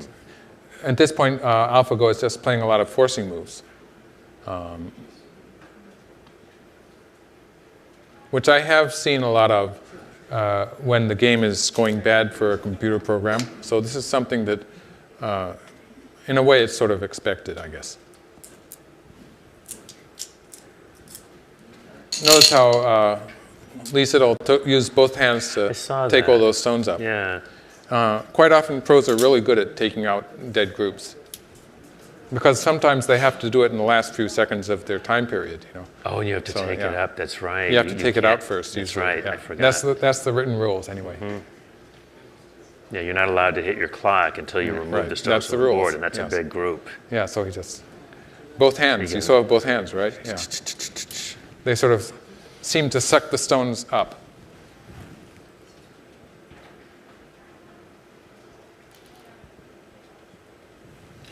And again, moves like this, I think they're an indication that AlphaGo is behind, is trying to find sequences of moves that can catch up in the score. Like this move and capturing the 5 stones would be big. I see. And so it's playing moves that, if white ignores them, could give AlphaGo a better position. And there's still... Well, that territory is pretty much, it's damaged to a certain extent already, because there's a kind of a hole here. Well, so let me ask you, just two professionals playing, Black would have resigned a while ago, or not?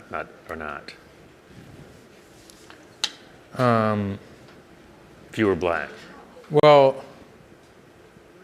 I think Black could have, it would have been close on the board, or maybe a slight win for Black on the board, if Black had not been playing these moves that are losing points, like this one. Let's see. I think on the board, but not with Comey. Yeah, so some players would resign, but definitely would not be playing as Black has been playing now. Okay. So like one of these moves would be just so disheartening that at that point the player would maybe resign. I see.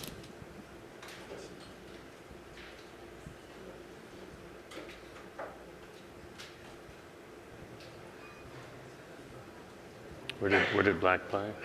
Black played here. Locally, this is threatening to play the Hane here. And if white cuts, Black gets a double Atari. Right. But Lee Sedol ignored it.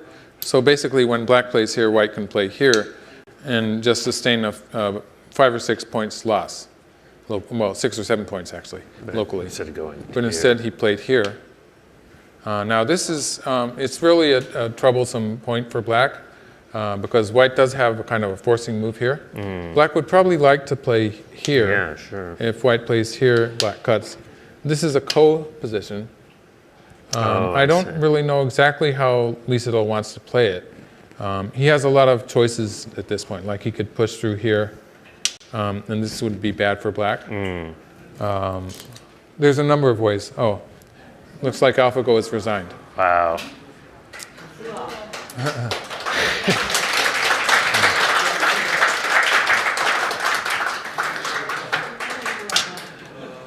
Wow. Well, first of all, Michael, thank you for yet another Thank you. amazing commentary. Congratulations to Lee Sedol for a great, great game. Yes. And congratulations to the AlphaGo team for a really interesting game. Really quite amazing. I think we're going to have. I can't wait for the press conference Yes. afterwards. That's going to be interesting, and we will be back with the fifth and final game not tomorrow, but on Tuesday. And we'll look to have. We'll try and get as many folks from the team on that last day as possible. I think we have a lot of new questions now coming after this game. But so the score now stands. So you're right. There was a little message that came up there. I'd like to find out what that says. But we're going to sign off for now. Chris Garlock and Michael Redmond, thanks for watching. Everybody's been hanging in there. We will see you again on Tuesday.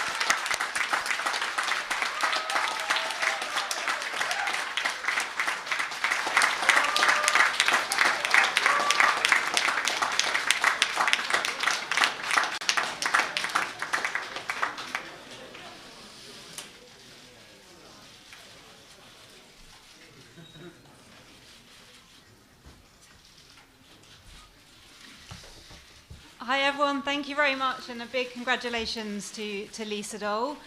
Again, we'll keep a similar format, so I'd like to invite Lee Sedol up onto the stage first to give his remarks. 네, 이세돌 군한께 축하를 전하면서 예전과 같은 방식으로 기자회견을 진행하도록 하겠습니다.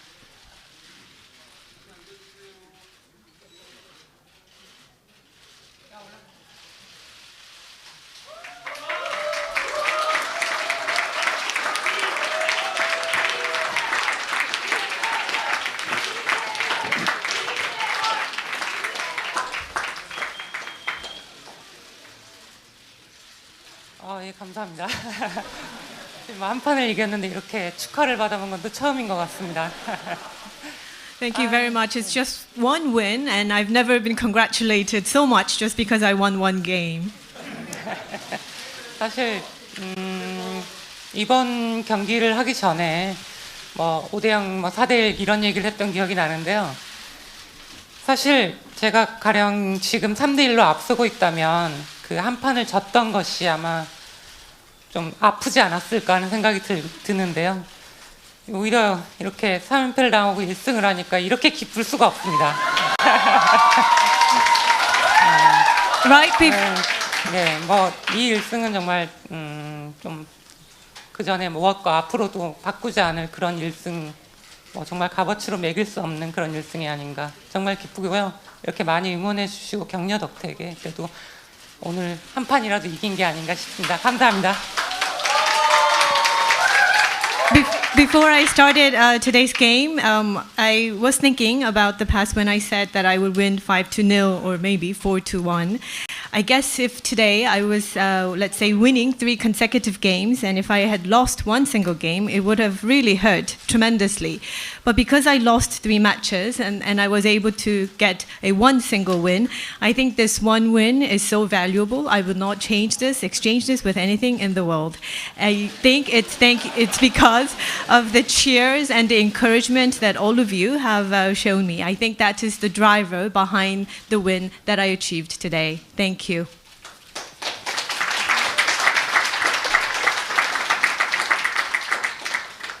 So I just want to congratulate Lee Sedol for this brilliant victory. And I think he has proved again today what an incredible player he is and why he is such a legend. 저 또한 이세돌 구단 진심으로 축하드립니다. 정말 멋진 승리를 하셨고요. 다시 한번 이세돌 선수께서 얼마나 어마어마한 바둑 기사인지 우리에게 잘 보여준다라고 생각을 합니다. 축하드립니다. Lee Sedol is an incredible player and he was too strong for AlphaGo today. AlphaGo started off well. It is estimated that it was doing very well in the middle position. But then because of Lee Sedol's fantastic play, it was pressurized into some mistakes. 이세돌 구단은 오늘 알파고에게 굉장히 버거운 상대였다라고 생각을 합니다. 초반에 시작을 했을 때 알파고는 사실 우세였습니다. 그래서 알파고가 스스로 추정하기로는 본인의 형세가 우세했다라고 추정값을 냈는데요.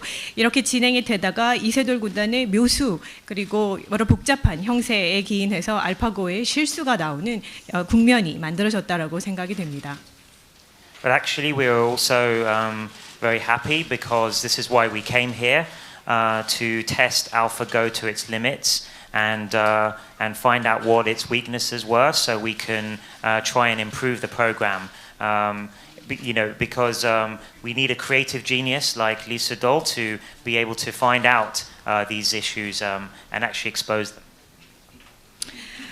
오늘의 결과 저희는 굉장히 기쁩니다. 저희가 이렇게 한국에서 대국을 펼친 이유는 알파고의 한계를 시험하기 위해서였습니다. 알파고의 단점이 무엇인지 알아야지만 알파고를 향후 더 개선시킬 수 있기 때문입니다. 그리고 알파고를 더 개선시키기 위해서는 이세돌 구단과 같은 창의적인 천재가 필요합니다. 그래야지만 알파고의 문제가 무엇인지 저희가 알 수 있고요. 그것을 노출시킬 수 있기 때문입니다. So I just want to also say I think it's a real testament to Mr. Lee's incredible fighting spirit that he was able to play so brilliantly today after 3 defeats. I think it shows an incredible fighting spirit. 진정으로 이세돌 구단 전투적인 기세를 보여주셨습니다. 3번의 패에도 불구하고 오늘 훌륭하게 경기를 진행해 주셨습니다. So for us, this loss is very valuable. We will, you know, we're not sure what happened yet. We will have to go back when we go back to the UK and analyze the game very carefully and look at all of the statistics and then see if we can figure out what happened and then how to improve and fix this problem. 오늘의 이 펜은 알파고에게 매우 소중합니다. 저희가 영국으로 돌아가서 기보를 더 면밀히 분석할 것이고요. 또 여러 통계 수치를 보아서 어떤 것이 문제가 되었는지를 파악해서 향후 알파고를 개선하는 데 활용을 할 것입니다. So I just want to end by congratulating Lee Sedol again and saying we're very looking forward to the final match on Tuesday. 다시 한번 이세돌 구단께 진심으로 축하드린다는 말씀 드리고 싶고요. 마지막 화요일에 열릴 대국을 기대합니다. 감사합니다.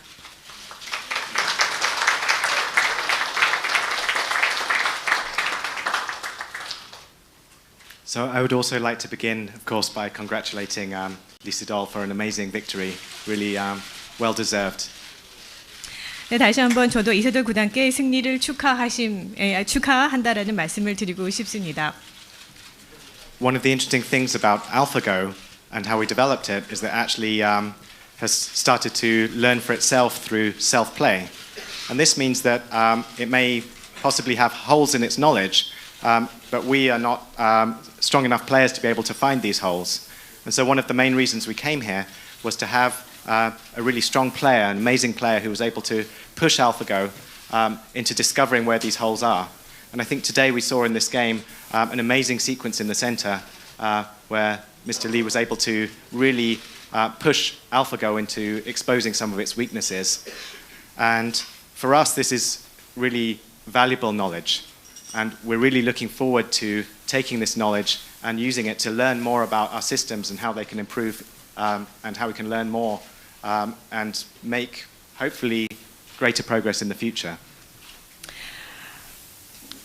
네, 저희가 알파고를 개발하는 데 있어서 아주 중요했던 것 중에 하나는 알파고 스스로가 학습을 하게 하는 것이었습니다. 스스로 여러 대국을 두게 하는 것이죠.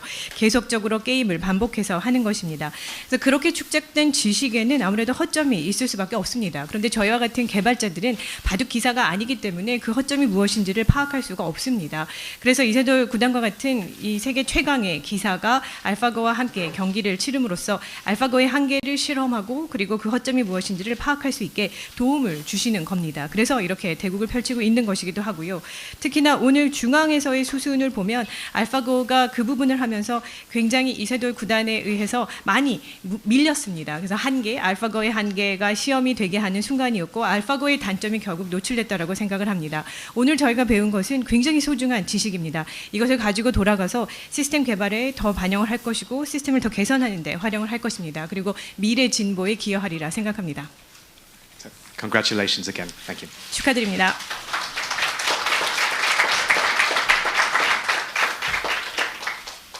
Thank you. I'll hand over to our commentators now. 해설위원들께서도 한 말씀씩 해주시겠습니다. Hello, I am Michael Redmond, 9-dan professional. I am the English commentator. I would like to congratulate Lee Sedol on his win. In this game, I think AlphaGo played again an interesting game, and interesting and good. In the middle of the game, move 78, Lee Sedol played a brilliant move. It took me by surprise. I'm sure that it would take most opponents by surprise. I think it took AlphaGo by surprise. So this move was part of an entire sequence of moves that all led to this brilliant wedge in the center, and so it was it showed Lee Sedol's strength in the fighting. Thank you. 네, 저는 마이클 레드먼드 프로페셔널 구단이고요. 영어 해설을 맡았습니다. 저 또한 이세돌 구단께 승리 축하한다는 말씀 드리고 싶고요. 오늘 진행된 경기를 보면 알파고가 초반부터 흥미롭게 그리고 또 좋은 경기를 진행해 나갔습니다. 그러다가 한 중반부쯤 이세돌 구단께서 78번째 수에서 완전 묘수를 두셨고요. 그 묘수를 보고 저도 놀랐고 상대가 누구였던 간에 이세돌 구단의 상대는 알파고도 그랬을 것 같고 놀랐으리라 생각을 합니다. 그래서 그 중앙에서의 수순에 있어서의 묘수가 적격했다라고 생각을 하고요. 그래서 다시 한번 이세돌 구단께 축하의 말씀을 드리고 싶습니다. 네, 오늘 한국어 해설을 맡은 프로기사 송태용 구단입니다. 일단 이세돌 구단이 좀 부담감이 심했을 텐데 자신의 바둑을 잘 뒀다라고 생각이 되고요. 역시 계속 이야기가 나오지만 중앙 쪽에서 이세돌 구단의 승부수가 아주 멋있었다 이렇게 말할 수 있겠습니다. 그리고 이세돌 구단이 점점 알파고와 대국하면서 점점 이제 알파고의 생각을 조금씩 알아간다, 익숙해져 간다 그런 느낌이 있었고 5국에서는 조금 더 오늘 알파고의 약점이라고 볼 수 있는 미세한 약점이 좀 보였기 때문에 5국에서 이세돌 구단이 좀 더 재미있는 승부 펼치지 않을까 예상이 됩니다. So I was the commentator for the Korean press room. My name is Song Tae-kwon. Despite the enormous amount of pressure, I think today Lee Sedol was able to play his own game. As was mentioned by many people, there was a brilliant move by Lee Sedol in the center of the board. And I think that as the matches go by, Lee Sedol is now gaining better understanding or familiarity with AlphaGo. So today we were able to see a glimpse of a weakness of AlphaGo, and I think that for the final match, we could all expect that it will be a fun and a thrilling match. Thank you. Now we have time for questions. So I'll take this gentleman in the red jumper. Hello. Yep, from NHK in Japan to Mr. Hassabis. Today there was that sequence of 3 to 4 AlphaGo moves which looked like an unfathomable mistake to even the experts, but they couldn't dismiss it because mistakes have previously turned out to be advantageous. If this happens in real-world usage, something medical where someone's life depends on it, and even to experts it looks like a grave error, but people accept it thinking there's a bigger picture in mind, it would cause a lot of confusion. What do you think about that?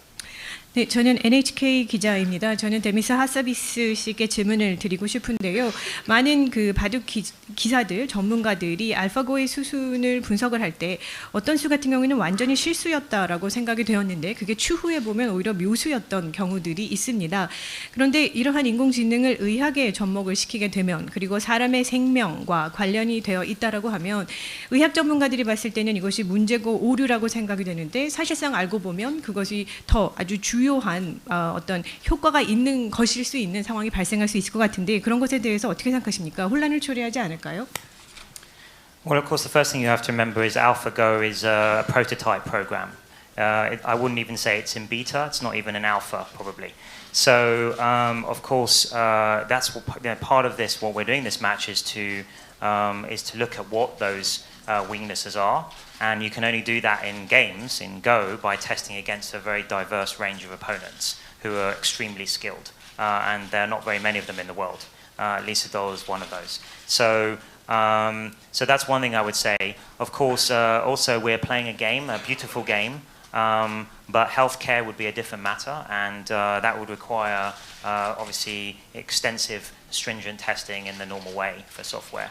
And but that's not. This is a one-off program that's in the prototype phase and work in progress phase that we are testing here. So I think that's very different situations.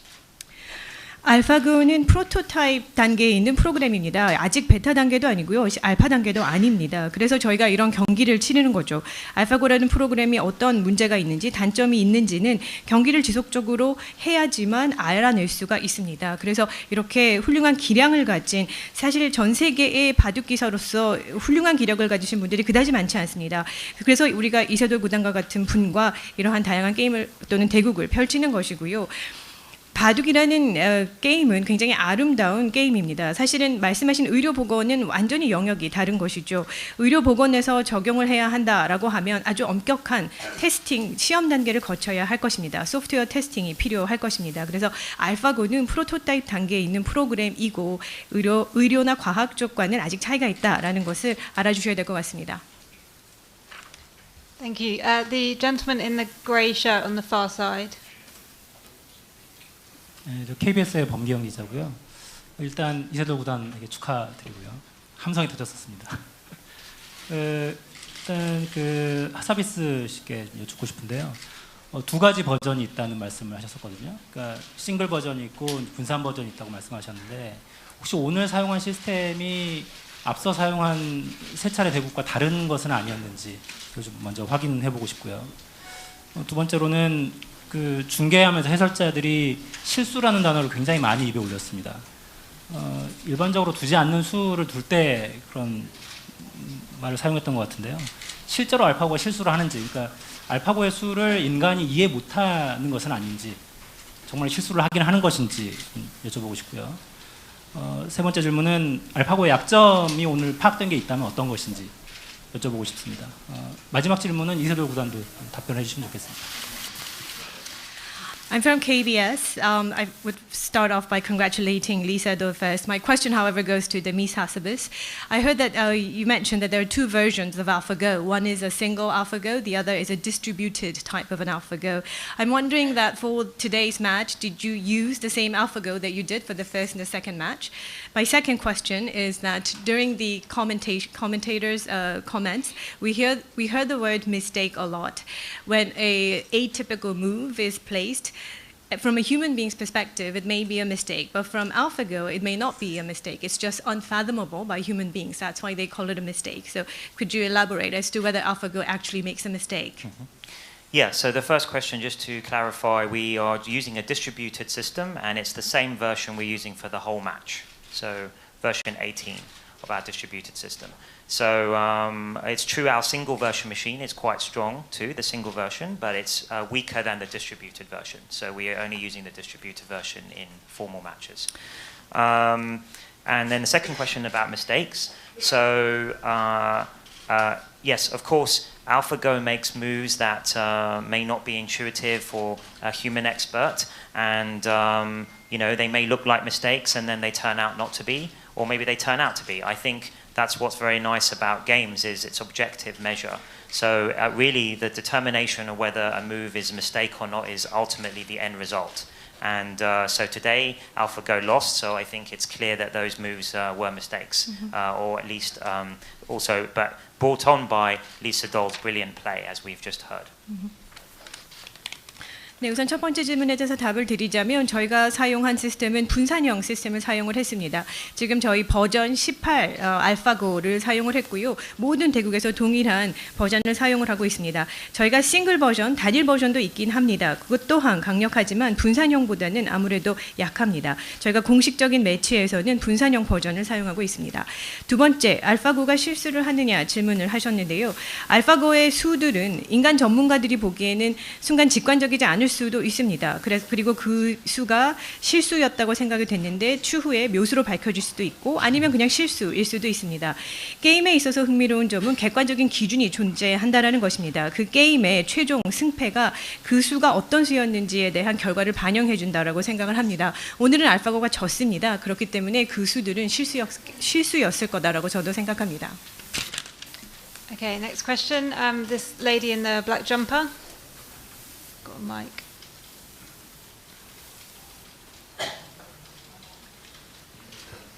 안녕하세요. 연합뉴스 윤보람 기자입니다. 이거 개인적인 좀 궁금증인데 알파고가 오늘 불개폐 선언을 했는데요. 그 창이 뭐라고 글씨가 써져 있었는지 컴퓨터 화면에 그게 좀 궁금하고요. 또 하나는 여태까지 알파고가 이긴 경기를 보면 큰 점수 차이로 이긴 적이 없는 것 같다 이런 의견이 있었습니다. 그래서 혹시 상대의 실력에 맞춰서 수준을 스스로 혹은 인위적으로 조정을 하시는지 그게 궁금합니다.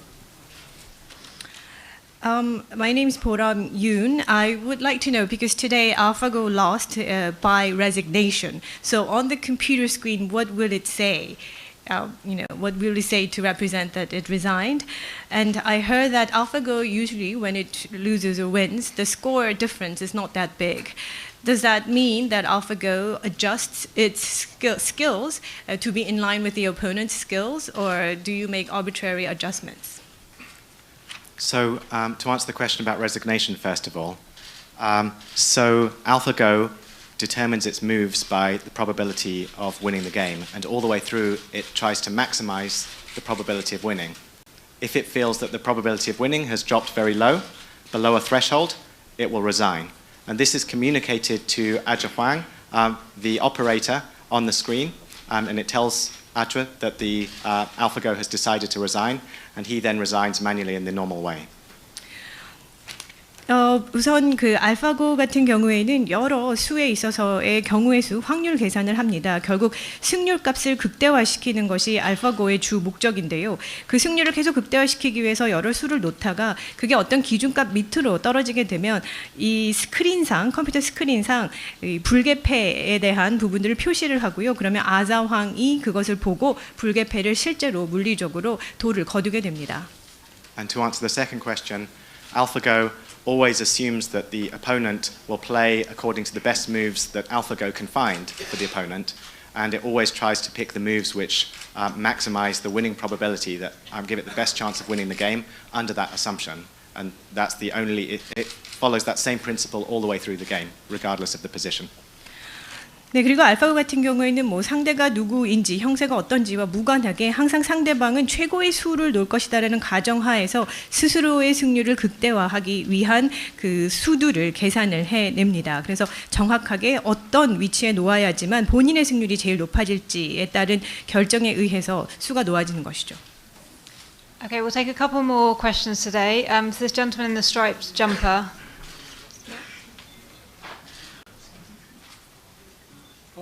SBS의 장세만 기자라고 하고요. 이세돌 구단께 여쭙겠습니다. 오늘 승리는 오늘 경기 앞두고 또 많은 연구를 하셨을 텐데 어떻게 자신의 의도대로 풀린 경기였는지 아니면 알파고의 실수로 인해서 얻은 승리였는지, 그리고 그동안 이제 정보의 비대칭성, 알파고는 이세돌 구단의 모든 정보를 알고 있는데 그에 비해서 이세돌 구단은 알파고의 실력의 정체를 잘 모르고 있다, 이런 정보의 비대칭성이 있다, 이런 지적이 있었는데 이제 한 4차례 정도 해보았다면 좀 지적됐던 정보의 비대칭성 문제가 어느 정도 좀 풀렸는지, 또 지금 이 시점에서 돌이켜볼 때 남은 5국의 경기 어떻게 좀 전망하시는지 좀 말씀해 주세요. I am from SBS.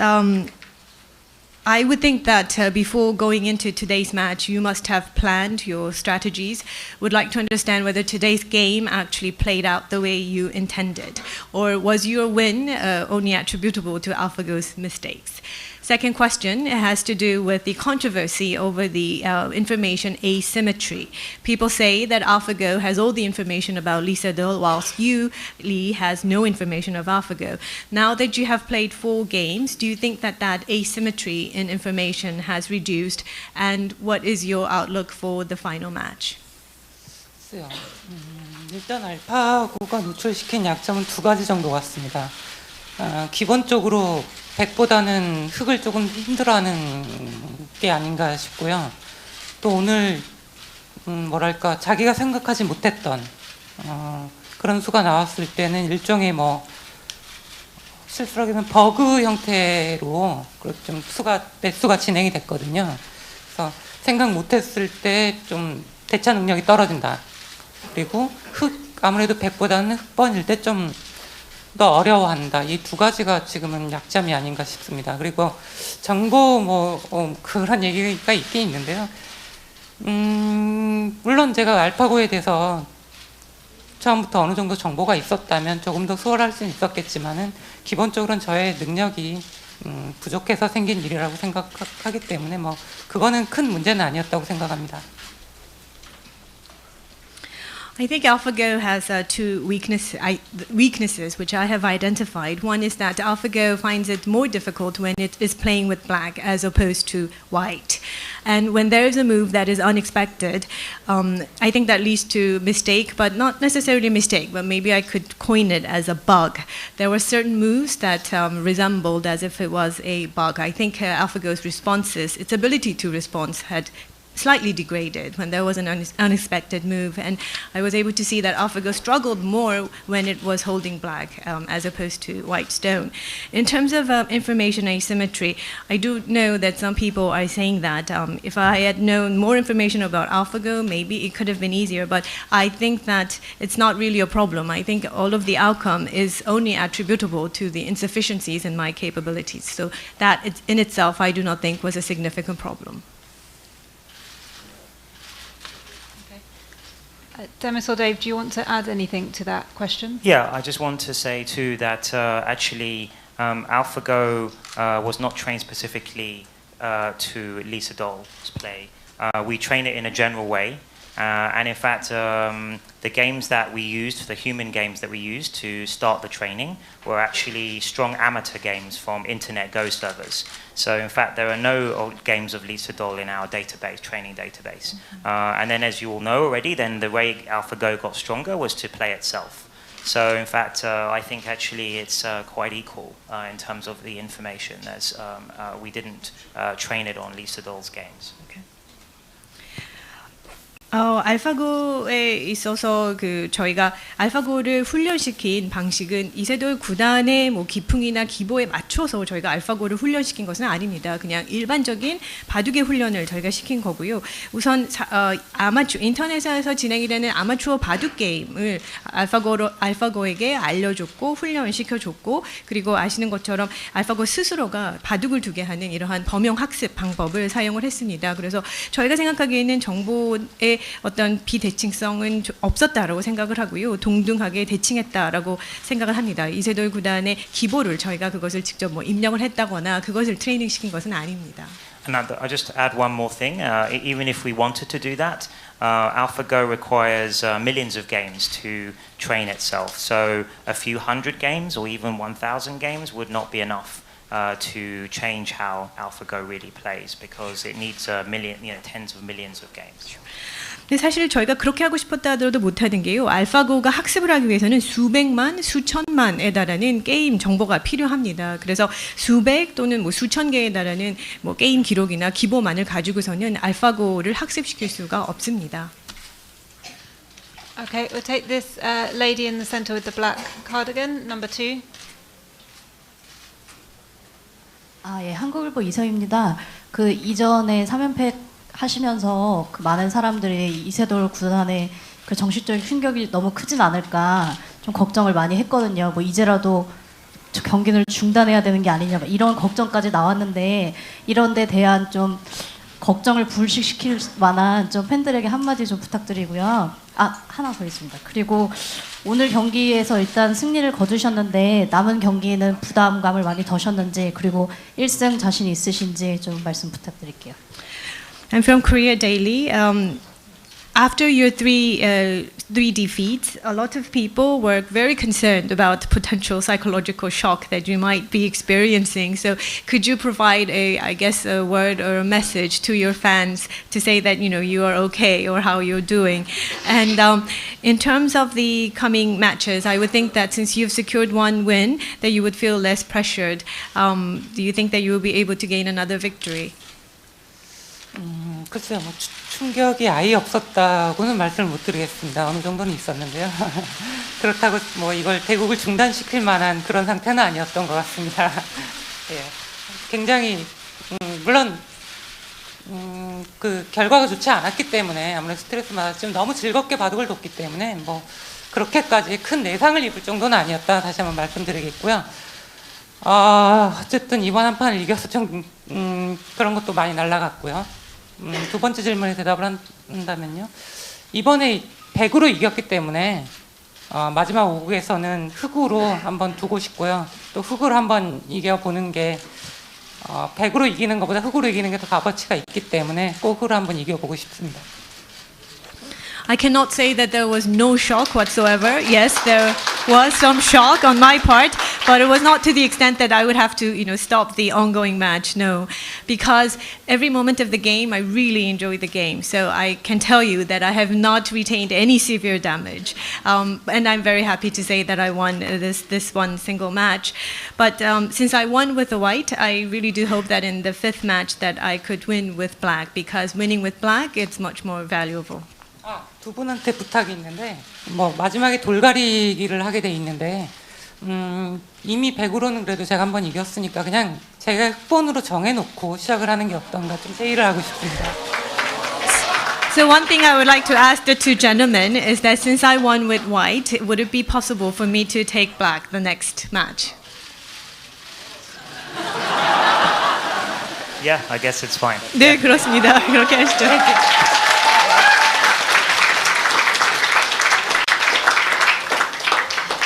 Okay, one final question.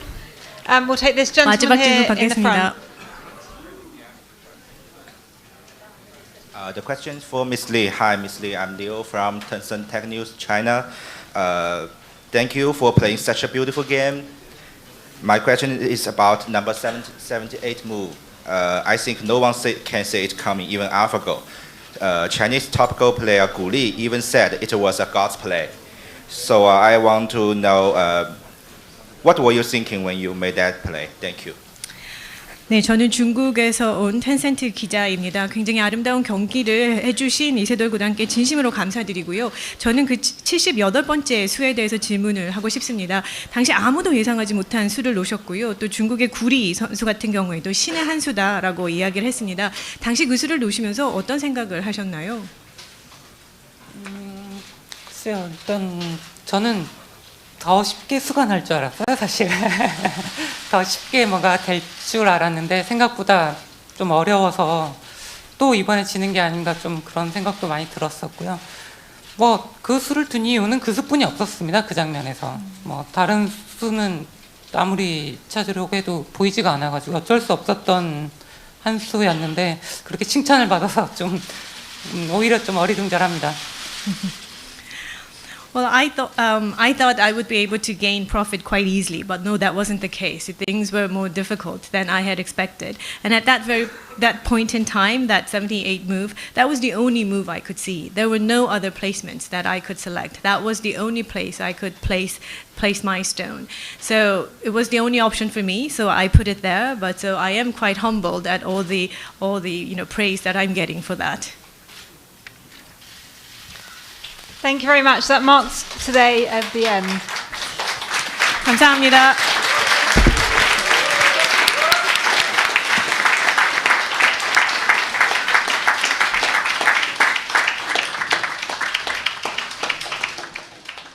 For everyone in this room, you're welcome to stay here until 8 p.m. tonight, and the next match is on Tuesday.